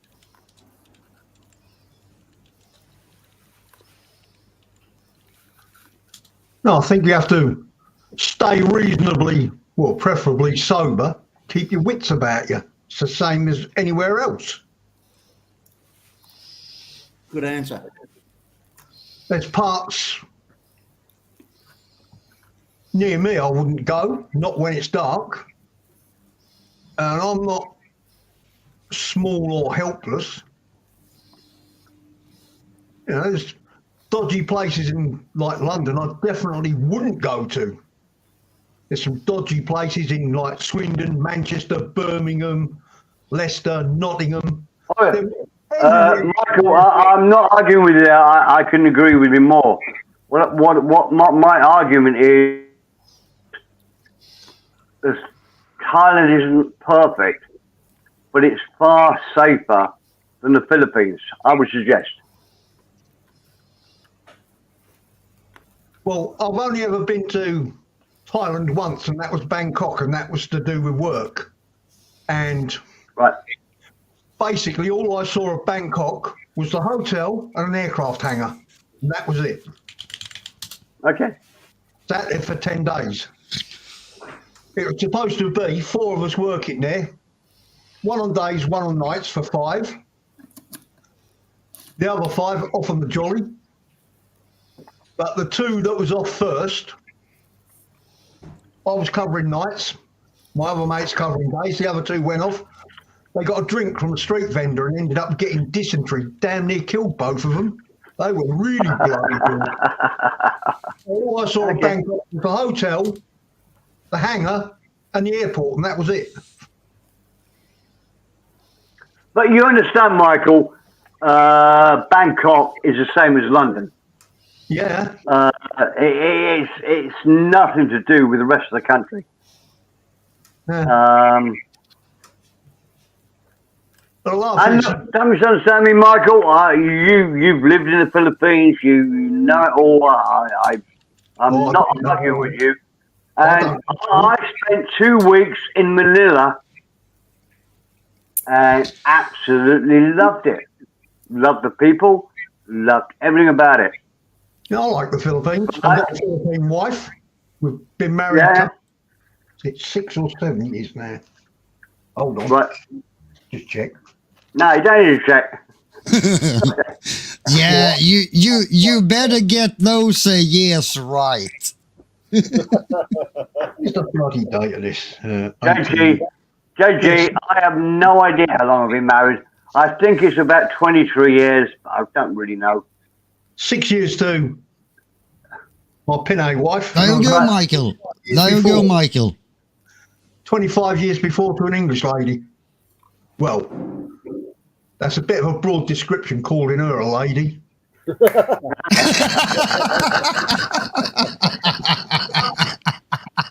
We won't go there unless we all want to see Michael go off on a rant.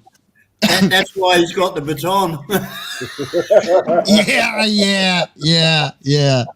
You're bloody joking. She was a mental health nurse. She could fold me up like a fucking, what do they call it? Them bread things that Accordion. pretzel. She put you on a pain compliant. I'll make you fucking cry. Yeah. She did it once. She'd done the refresher for this. It's basically unarmed combat for mental health nurses, so don't leave a mark on the patient. Oh, yeah. Well, she put me in an arm lock and applied a little bit too much pressure. I said to her, "Oh, get the fuck off, that hurts." And she's like, "What are you going to do about it, fat boy?" So if you don't let go of my arm, I'll make you. Ooh. So she applied a little more pressure. So I stamped on one foot, and as she pulled that up, I kicked the other one out from under her. So she landed on her ass. So she didn't want to play after that. I'm going to make this statement. Damn. On my channel, on my live streams, on a number of occasions. He supports me on my live streams as a moderator and everything else. Do you know I can't get 2 words out of him? So Jay and Steve, thank you for bringing Michael out of his shell, because he's spoken more than he spoke. Good on you, Michael. He's a good guy. Finally got him talking. But again, Andrew, you're as quiet as what is it from you people from the UK? Can't get a word out of you. Michael seems to be a genuine guy, so It depends. Depends who's talking. JG, isn't this so good? JG, isn't it so good?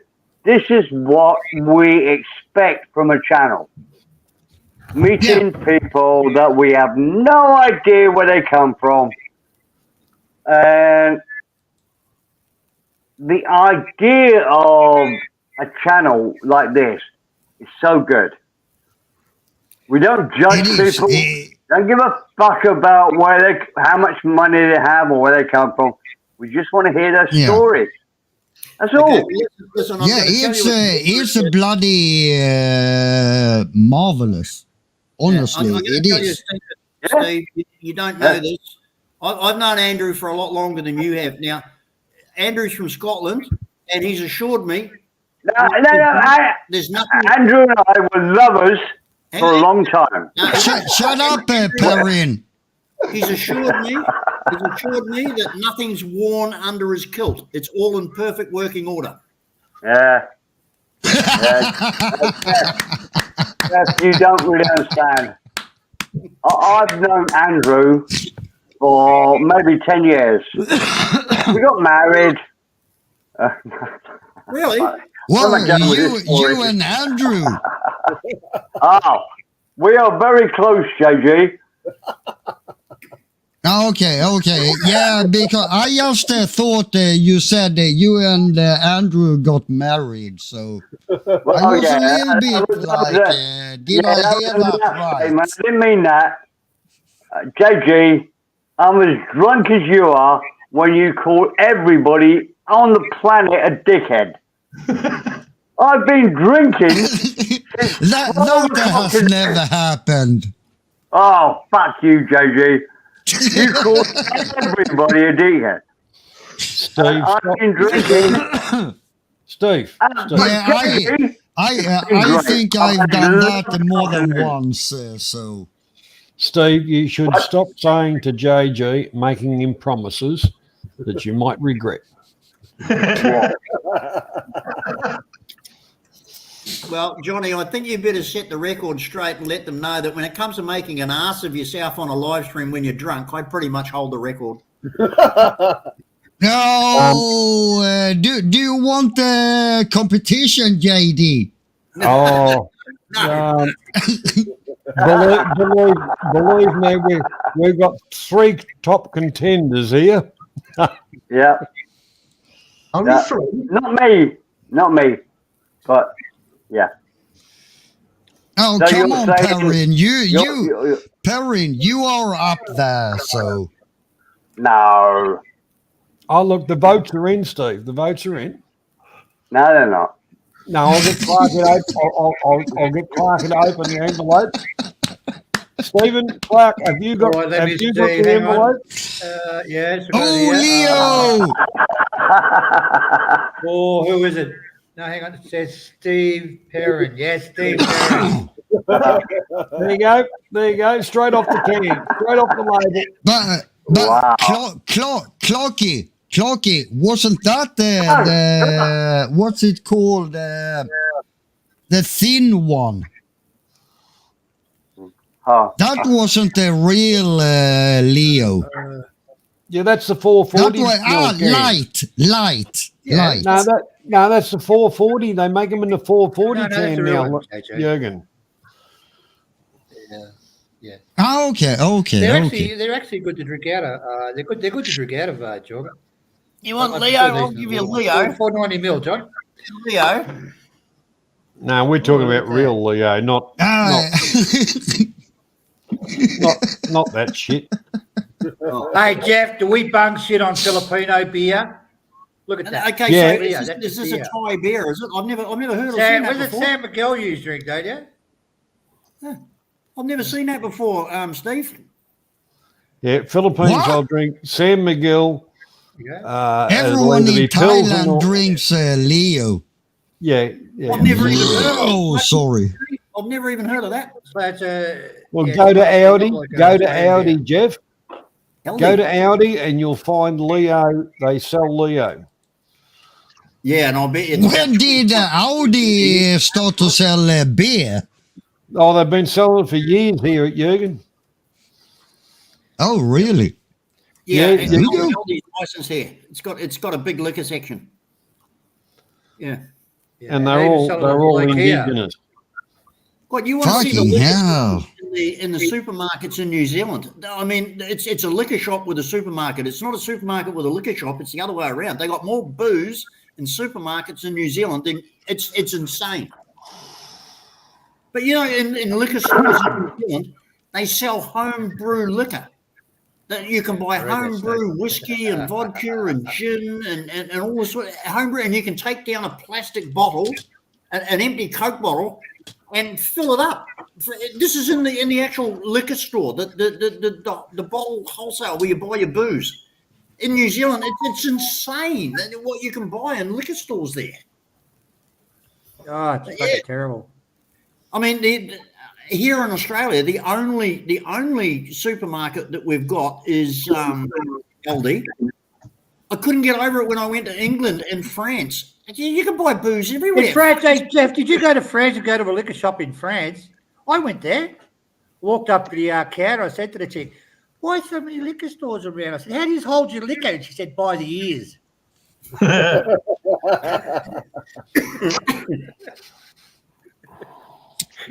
I'll shut up. It's like you go into the liquor store and you say, "Can I have some of that Drambuie?" And they say, "That's fancy liquor, yeah?"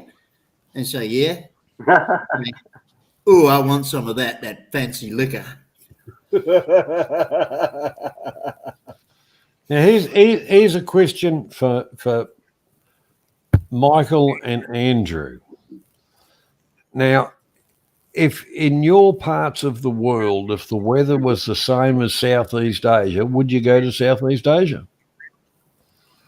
No. Probably not.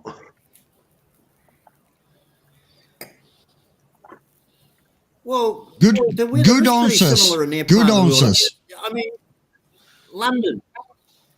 All the people from the UK, they come to Australia, and the minute they get off the plane, they go, "Fuck me, what's that big yellow thing in the sky? Fuck!" And it's hot. Yeah, because they never see the sun up there. It's always cloudy and rainy. They come down here, the fucking sun shining, they're all fucking hell, what the fuck is that? JD, to be fair to the UK people and the Scottish people, when I visited London, I had sunshine all the time I was there. When I was in Scotland, my last trip, sunshine, warm, nice weather. Looks like he's going to break into a song. There you go. Greta Thunberg must be right. Well, I What was starting to think he was going to do the Julie Andrews one then. Yeah. The hills were alive with the sound of music too. I know UK and Scotland is known for their bad weather, but fortunately, I haven't seen it when I have visited. So yeah, because you researched the crap out of what time to go there, so you're not stupid. Johnny, do you know why? Because I'm such a fucking sunshine. Yeah, Thailand's never been the same since you left, Jürgen.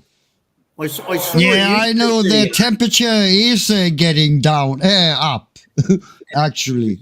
Hey, I can't use that to my... yeah, all the hotties have got hotter.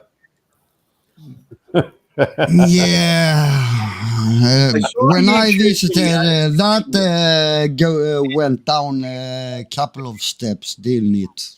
There's a town now, I'm not sure if it's in Ireland, England, Wales, or Scotland, but it rains so often, people walk down the street, they don't use an umbrella, they don't have a raincoat, they don't even care anymore. They just walk down the street in the pouring rain because there's no point in fucking bothering because it's going to rain all the fucking time. They don't care. They just fucking walk in the rain because what's the point of carrying an umbrella? It's going to rain all fucking day anyway. What's the point in wasting money on a raincoat? It's going to rain all fucking day anyway. And this town, wetsuits, Jeff. They just walking in the rain. Just fucking that's it. I would say that doesn't make sense. I know if you live someplace, where it's always raining, you would always have an umbrella with you. But that's why it's on YouTube, because it is weird. They just don't bother, and that's why it's on YouTube. But JD, listen to what you said, and you will realize how fucking stupid. I know it's stupid. The thought I is stupid, but it's there. It's like, it's raining, so I won't be bothering putting clothes on. They will get wet anyway, so everyone is running around naked. No, I know it's ridiculous. It's Yeah, stupid. yeah. They walk around in the rain because they just don't care anymore. Because it rains so much, they just don't care anymore. That's how stupid it is. Well, I know it's- That's a hearsay. Come on, No, that's it's- hearsay. Really. No Gigi, people. No people are that fucking stupid. No Well, if it- people are that fucking stupid. Gigi, if it was a can conjure, anybody hear me? yeah, if it was Ground Yes, control. Perrin. Yes, Steve. Steve. Ground control to Major Tom. well done. We look.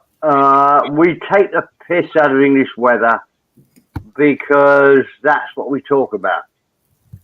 But it's far better than you would imagine. We are on the limits of the Gulf Stream. So England should be far, far colder than it is. Yeah. But because we have the Gulf Stream coming through, we have what they would call moderate weather. We don't have too much snow. We don't have too much sun. It's really moderate.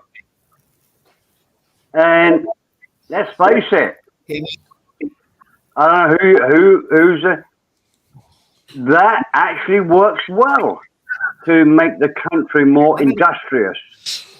And that's why, let me just finish this and I'll shut the fuck up. That's why England took over 2/3 of the world because of our moderate climate.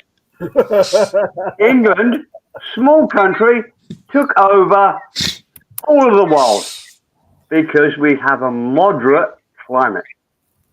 That's all. And Okay. everybody left England and went to America and Canada and New Zealand and Australia. Did you know that? And Well, Thailand. And the and Philippines. Thailand, Oh, yeah, yeah. and Thailand, yeah. Yeah. So what's actually left in England now? Fuck all. Stephen, it's horrendous. Horrendous. I met a white I'm man. not saying what England is doing well now, but I am saying that in the 1600s, 1700s, England was He a was fucking that white. force to be reckoned with. Fucking now blinded me. The glare coming off this guy was so bad. He was so white. It was like looking at a piece of perspex. He was so white. It was whiter than that. This guy was the most unnatural white I've ever seen. I go, what's wrong with you? Are you sick? Are you ill? Are you got cancer or something? He goes, no, why? I said, how can you be that color? This guy, I mean, it was freaky. Jeff, you cannot body shame people. Stop it. No, it's not body shape. The guy was white. I mean, Who cares? I don't care. if you just, Did he have a good point? Did he talk to you well? He would have Jeff, don't go down that road. Stop talking about people that they're body shaming. I mean, has very pale skin. it's just ridiculous. If you say, Steve, I spoke to this guy and he was an idiot. He didn't understand politics, world politics, or whatever. I'm with you all the way. You can't say he was skinny, fat, whatever. It's just ridiculous. I Oh, didn't stop say it, mate. he was fat. I said he was very white. Yeah. Okay. I'm white, but he was very white. Okay. He was so white that he glared. The sun hit him. It was Yes, like, you're missing my point, mate. You have to argue with what they say, not with what they look like. okay, so the pyramids in Egypt, when they had the limestone over them and shone in the thing, what are they racist against all castles, are they? So castles in England that didn't have all the limestone making them shine white, oh boy, they're racist against those pyramids, I tell you. How dare those pyramids be white when we're just plain old brick? Actually, when JG was over in That's a England, stupid argument, Jeff, but okay. hang on, when JG was over in England the trip before last, he did a lot of the touristy stuff and showed everybody. And one of my comments to him, haven't those fuckers got any paint? What a dirty looking shithole it is. No. Honestly, Johnny, I was surprised how clean it was. Yeah, but I meant the buildings. They're all dirty, grey looking crap. Ah, yeah, by the pollution. They are grey, but they are not dirty. That's the colour. They are dirty, but in a nice way. In a nice way. It isn't that bad. The houses are not dirty, as I said when I was in London, I loved London. Nice people, nice surroundings, and as we talked about the weather before, I was fortunate enough to have fucking sunshine every bloody day. Same goes for Scotland. One thing I have to say about Scotland, then you can speak, okay? Is that when we flew in, that landscape is amazing. It is. When you fly into Scotland, you have never ever seen such countryside ever. I promise you. It's something you have never ever fucking seen. I understand what you're saying, JG. Let me finish. Because you're just saying. What you have to understand is Perrin, why do you tell me to let you finish when it's me talking? Yeah. Maybe I should tell you, let me finish, Perrin. So long to say what you're saying. Okay, go ahead. I go and take a piss. Okay. I understand what you're saying, JG. London is a great place, but it is so far removed from the rest of the UK. London is nothing like the rest of the UK. As soon as you go to Watford, south on the M4, the whole country is London is nothing like, and it's very similar to Thailand. If you only come to Bangkok and you go to Bangkok and you, oh, well, this is Thailand or whatever, exactly the same. Bangkok has nothing to do with the rest of the world, rest of Thailand. So far removed. London is so far removed.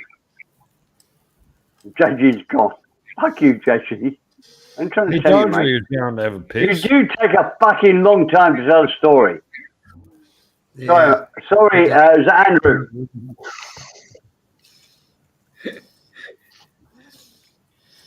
You're far more liable to get mugged in Sydney than you are if you're in London. And that's because I don't live in London. Got that. Very good, Jen. And you don't live in Sydney either. That's a good one, Jeff. Yeah, okay. More likely to get You win that one. mugged in Sydney than I am in London. There's no way I'm Yeah. getting mugged in London. I'm fucking not there. Perrin, Yeah. Perrin, That's the best joke you come out with. I love it. Perrin, Yes. JG. Okay. are you fucking stupid? No. Okay, so you compare London with Bangkok. When you Yes. walk around in Bangkok, do you ever see any garbage piles or where the Thais throw all the shit? Do you see that? JG, that's not what I said. No,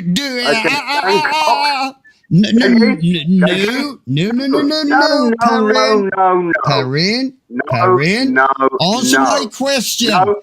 Answer No. my question. Do No. you? No. Where the Because that's fuck not what I do said. you JG? only walk around your JG? fucking house? Have you JG? been out in Bangkok? Have you JG? been out in Bangkok, Perrin? JG, Perrin, I'm not going to answer answer my your question. question.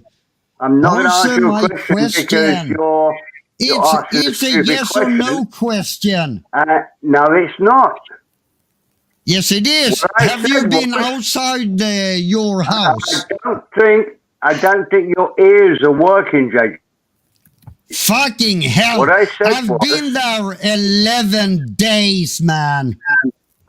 And I I know said more your about ears- the shit JG. on the streets in Bangkok than you. JG, I said your ears Don't were try working. to paint Bangkok in such a big, great light. JG, Come on. Where's your hat, you've Michael? got 2 ears. Have you ever listened to me at all? I never How's listen that to been you. about, Oz? You see that I been about, know. But What I said explain, Perry. Listen, JG, look. Give me 20 seconds. What I said was, Bangkok is as not part of Thailand, nothing like the most of Thailand, as London is not part of the UK. London is That's kind of, ridiculously not part of the UK. Bangkok is not part of Thailand.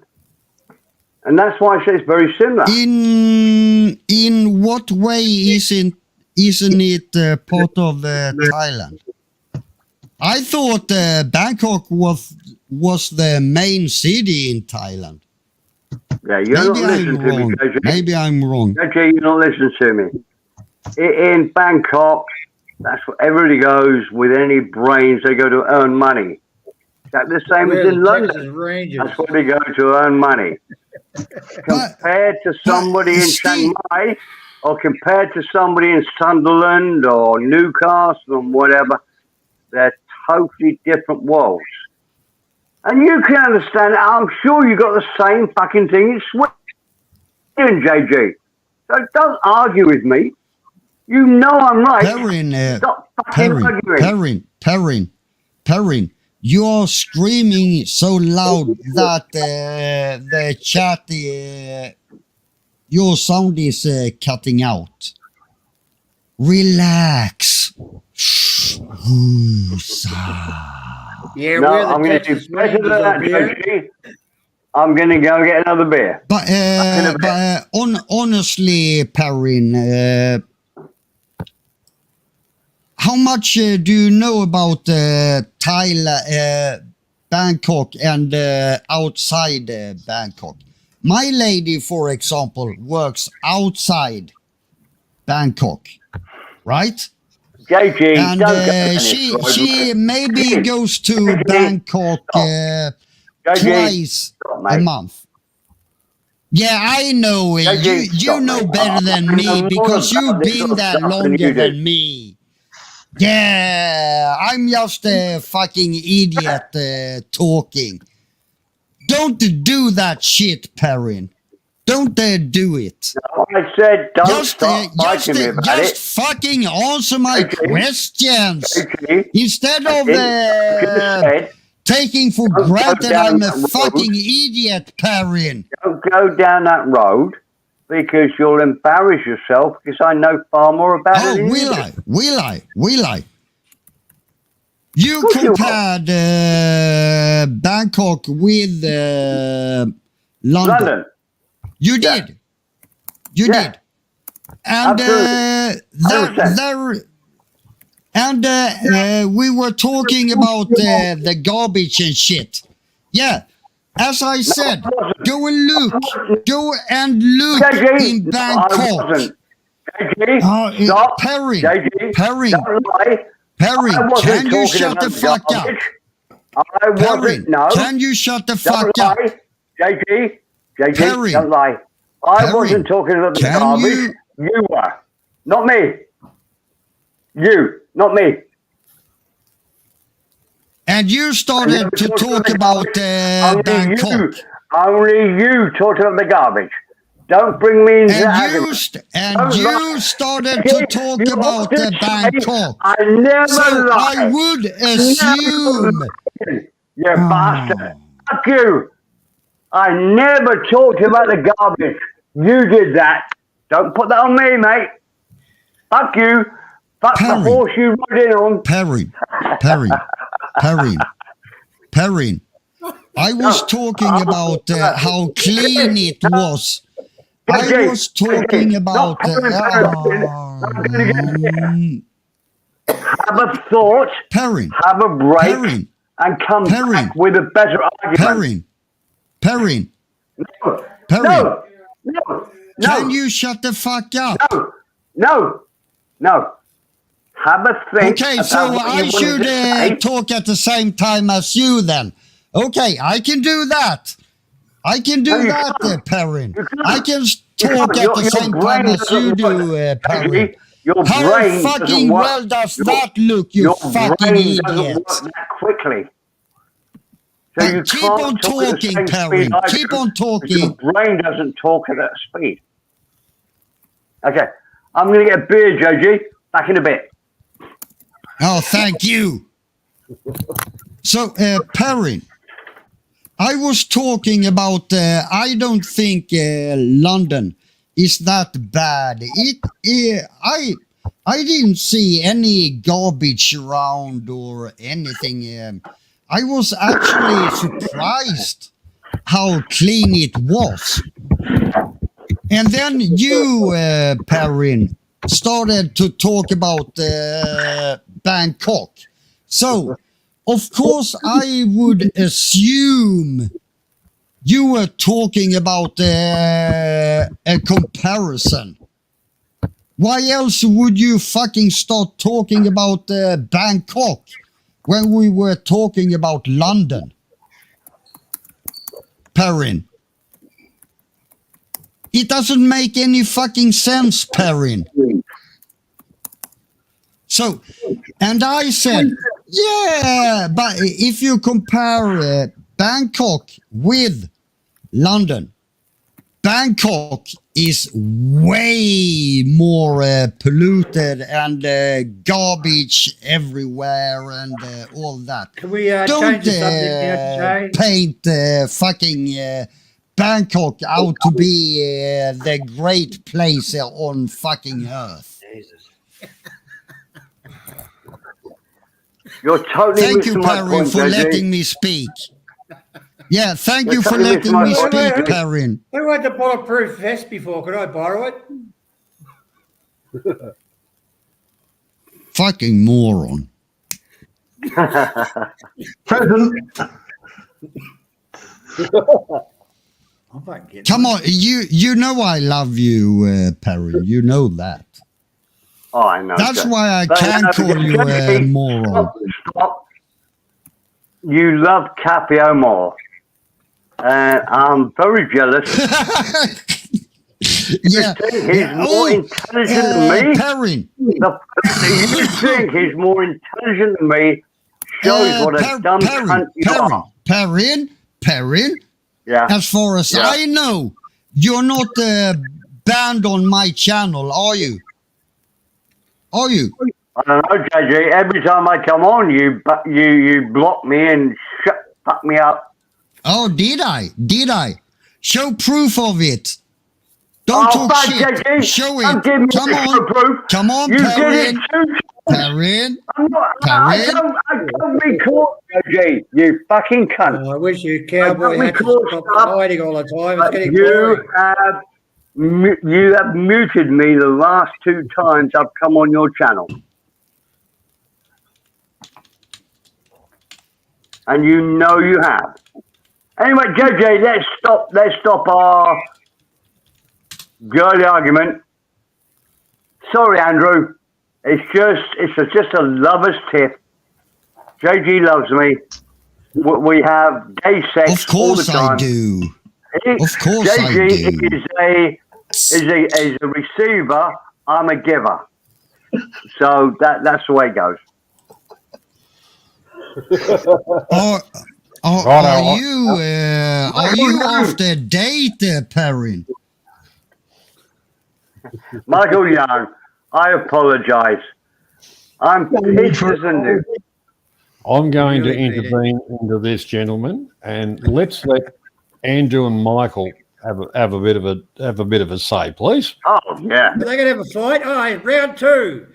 In one corner we have Andrew, and the other. G'day, Andy. How you doing? Ring the bell. Ring the bell. Go on, go for it, guys. Like I say, I was born in London, lived in London for quite a while. London today is not the London I would recognise. And like I said, Bangkok, I've been there once, didn't see that much of it, so I've got no real opinions. Where I was, it looked pretty clean. Parts of London, even the police won't enter unless they're mob-handed with dogs and a couple of riot squads. Mind you, I believe every country has areas like that where the police are a little bit windy to go into. Yeah, you're right there, Michael. But, you know, like you can't judge a whole country or a whole just on a couple of small areas. Well, I've always felt quite safe in the Philippines because all the police officers are carrying guns and all the security guards have got them and all. So I feel quite safe. But none of them have got any bullets for them because they can't afford them. Yeah, until I go to where the wife's from, Pitkit, and you find out that the businesses in the Philippines won't invest there because they keep getting robbed. It's like the wife's family have got a store, and the store not next to them, the one after, the mother in her 60s, son in the 40s, both shot dead. Someone collecting their kiddie from school. Up pulls two up on the motorbike, bang. Shot the man dead. He's there collecting his child from school. And it's like tit for tat killings there. So there, stay sober, keep your fucking switched on and watch everybody. Yeah. Look, the one thing that I'll say when I went to the Philippines, it really was, and we're talking 24 years ago. It was like the wild, wild west. Yeah. And I went to Mindanao, General Santos City, when it was right at the height of the Abdu Saif and all that kind of stuff. And I used to walk around with a pistol shoved down the back of my shorts.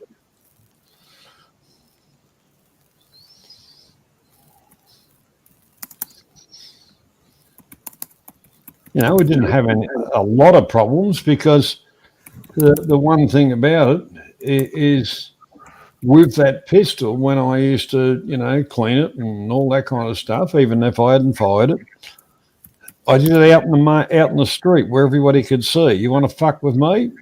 I'll fuck with you, you know.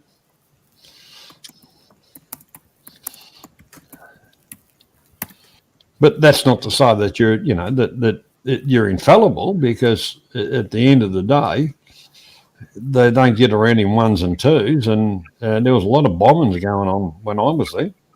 I went to to Manila to get some paperwork from the embassy, and that's when the bus bombings and shit like that were happening. Well, mate, when chatting with the wife's family, and they're going on about the MILF. Yeah, well, that's a really Mindanao Independent Front for Liberation, or whatever it is. It's just another name for the Abdu Saif. Yeah. It's the same. It's a new generation of the same fuckwit, and they're all Muslims, and they think they own everything, and everybody else should piss off, and the government should pay them.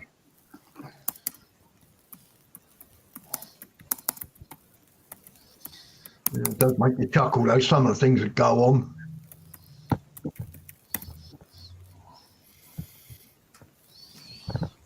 But, you know, the thing is that the army and all the rest of it have been chasing them up and down these mountains for friggin' years. And instead of them using a strategy of, yeah, well, they're camped up there or whatever, they've got to get supplies. They've got to get everything. They never cut their supply lines off. They never whatever and just go, well, we'll just wipe the whole lot out. Over and done with them.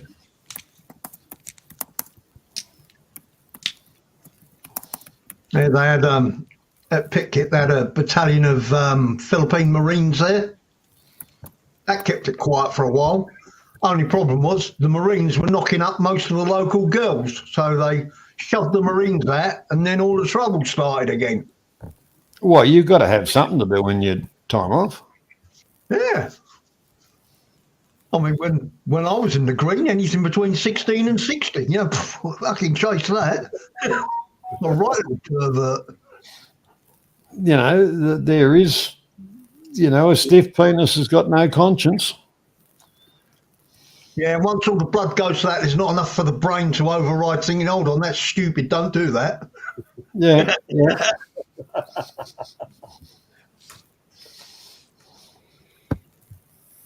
You're pretty quiet, Andrew. Yeah, I've just been soaking up the ambience, to be honest with you. In the one time that I was in the Philippines, I was in Manila, in Ortegas, Marikina, Tacloban, and Davao City. And all through those different times, night, morning, whatever, no problem.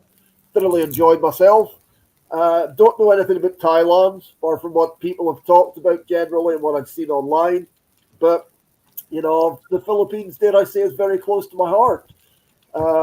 One of the main priorities for myself this year that I would like to start to implement is a case of look at property when I'm hopefully, if I'm in that vicinity this year. You know, it's something, I'm 56, and I thought, well, you know what? Kids are doing okay. I'm happy where I am. You know, I might as well just go for it and say, fuck this country.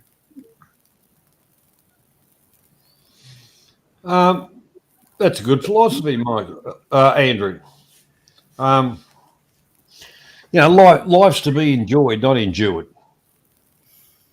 Andrew, I didn't know that. Listen to me. I you know, I've got that rice land up in Ubai, right? Yeah. Okay, now listen to me carefully. This is no bullshit. I've been trying to offload that for so long, it's not funny. Completely free.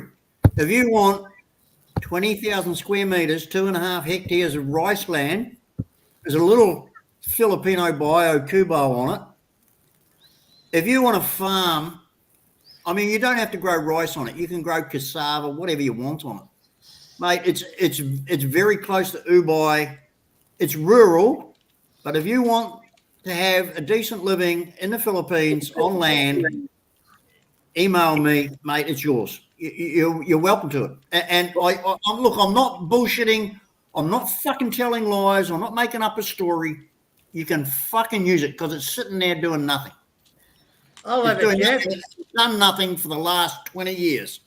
And if a bloke like you wants to go to the Philippines and have a bit of dirt to fucking do something with, I'm more than happy to let you fucking have it.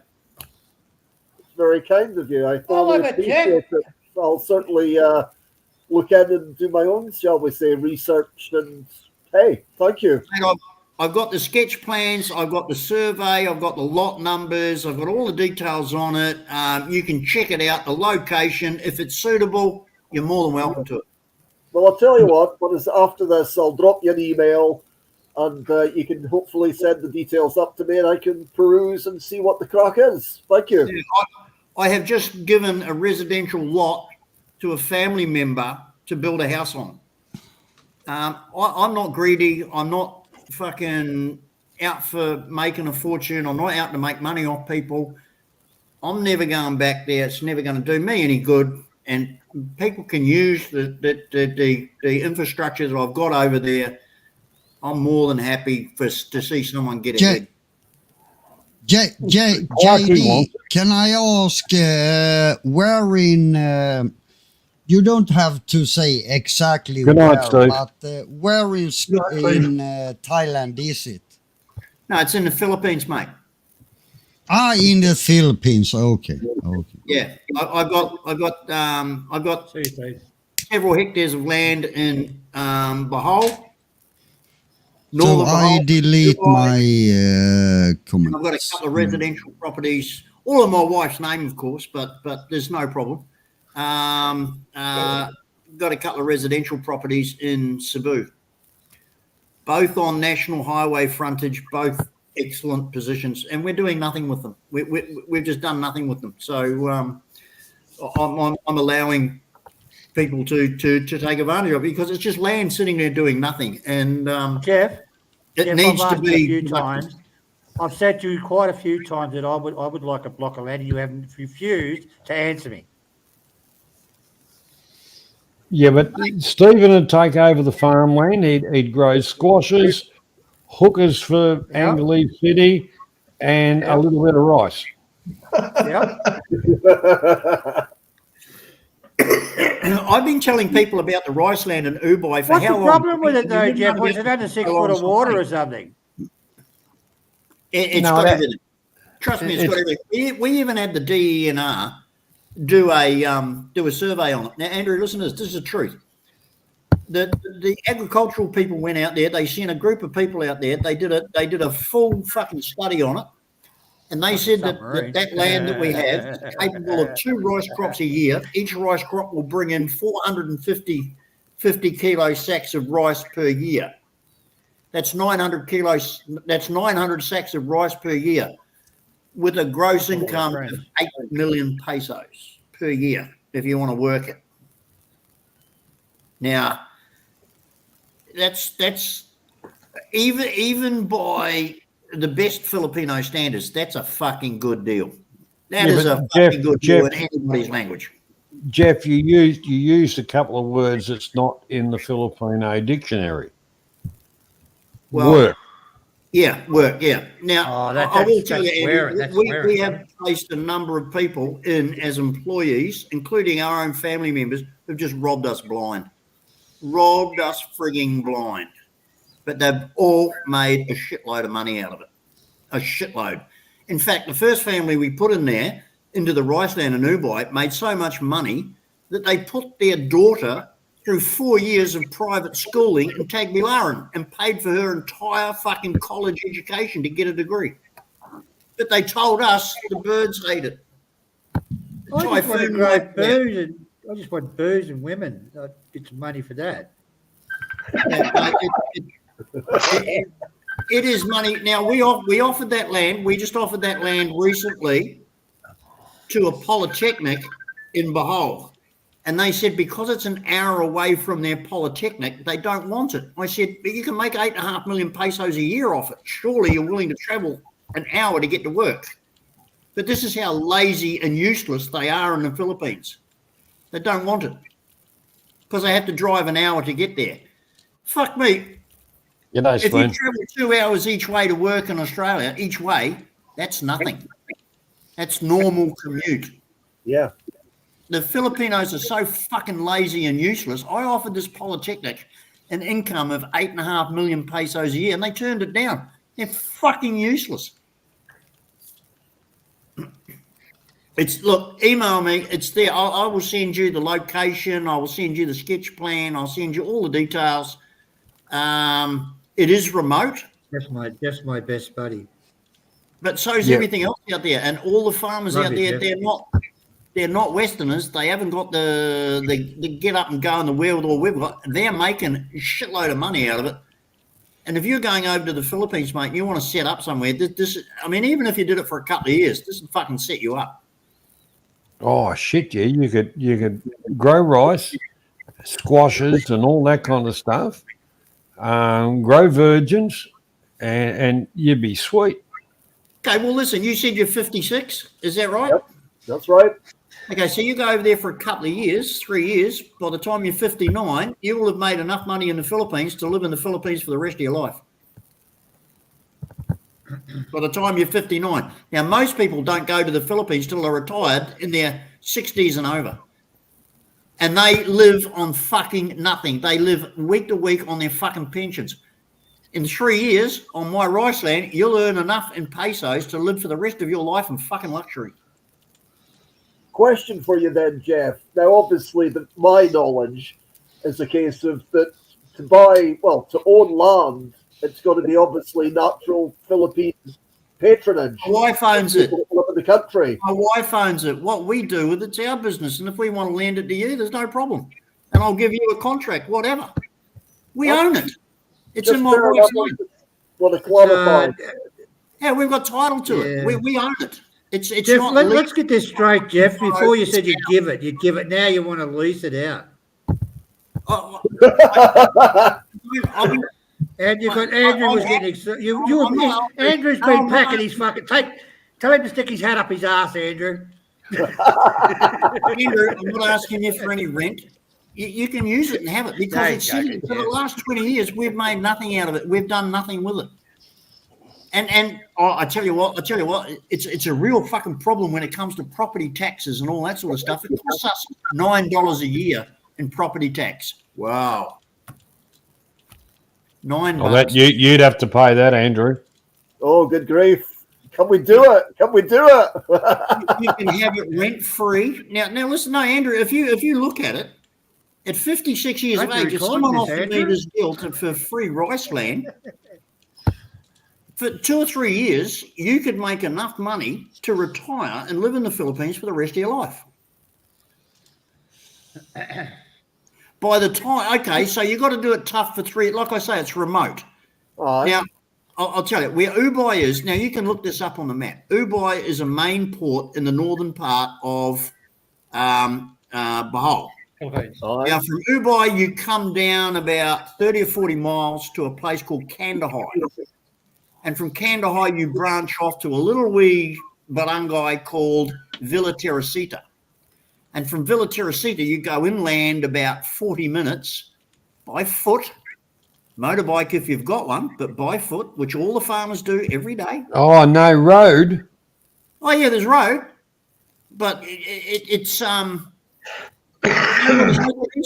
there's when you go from Ubay to Kandahar, from Kandahar to Villa Teresita, I mean, you're talking about fucking whoop whoop. You're talking about fucking absolute fucking middle of nowhere in a third world country. No one's got a car, no one's got a truck, no one's got a multi-cab, no one's got a motorbike, no one's got nothing. So what are you doing now, Jeff? Trying to talk him out of it.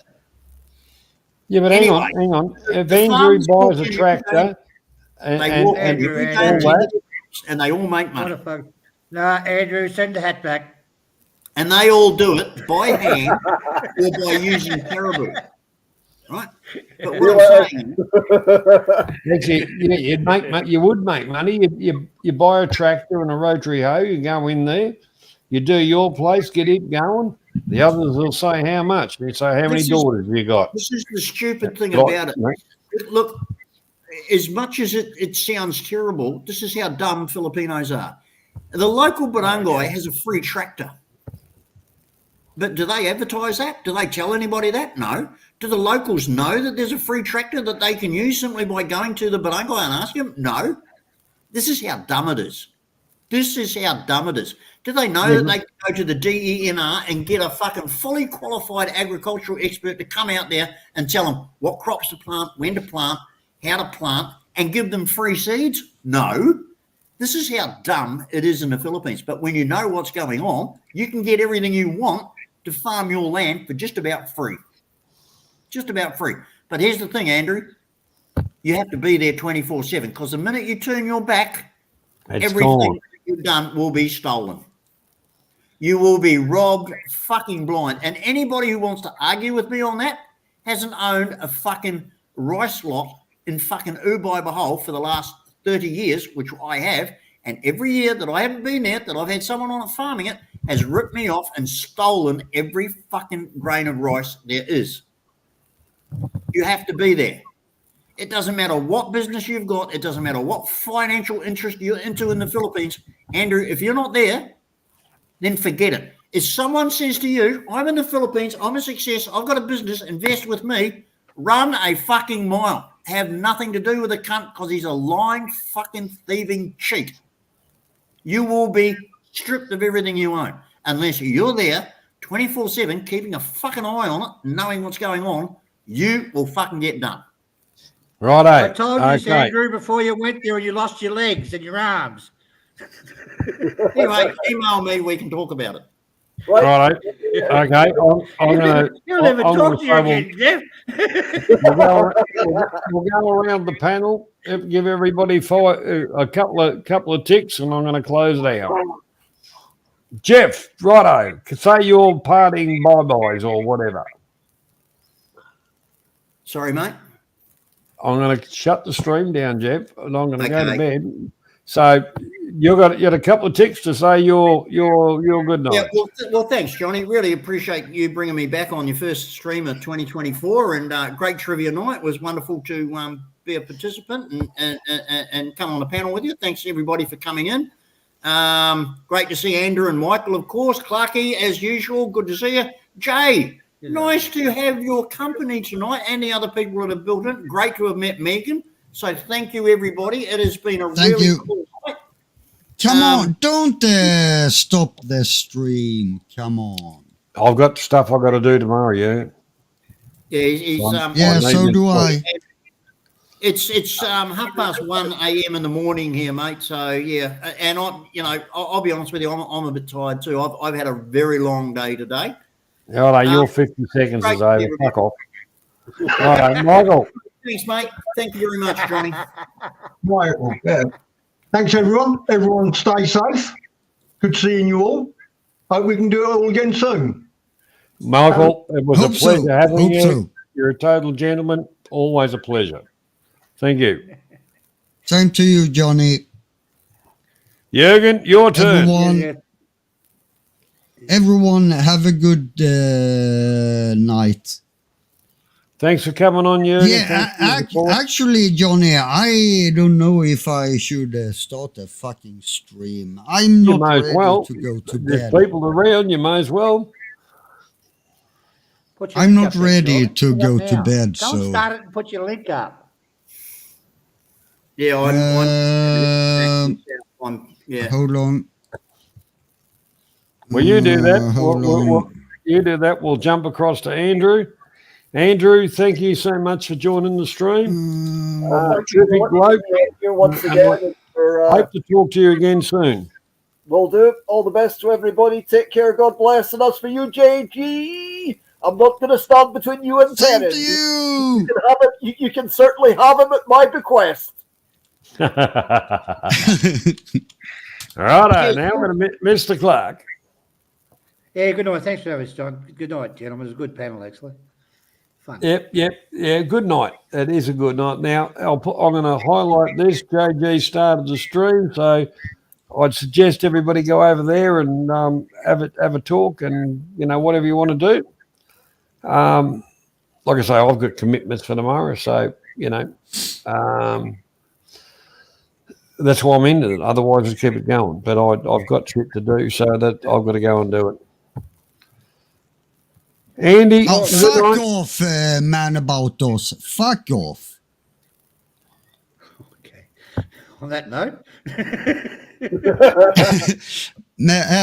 Can I just, before you close it, John? Yes, Jürgen, Can you've I got the just, floor. A couple of minutes. Can I just explain something to Man About Us? Okay. Man About Us, the only one that is banned on my channel is Capio, you fucking moron. Okay? You happy? You happy, Man About Us? Was that good of an answer for you? No, I didn't, you fucking idiot. Oh, I wish I was a super mod. Anyhow, on that note, thank you, Jürgen, for your support and everybody in the chat. I thank you for your support, and we'll see you again next week. Cheers, Johnny. So, See ya later, Johnny. no worries. Put the time in your calendars, and like I say, we'll see you next week. Good night. Bye bye. All right. Bye-bye. Bye.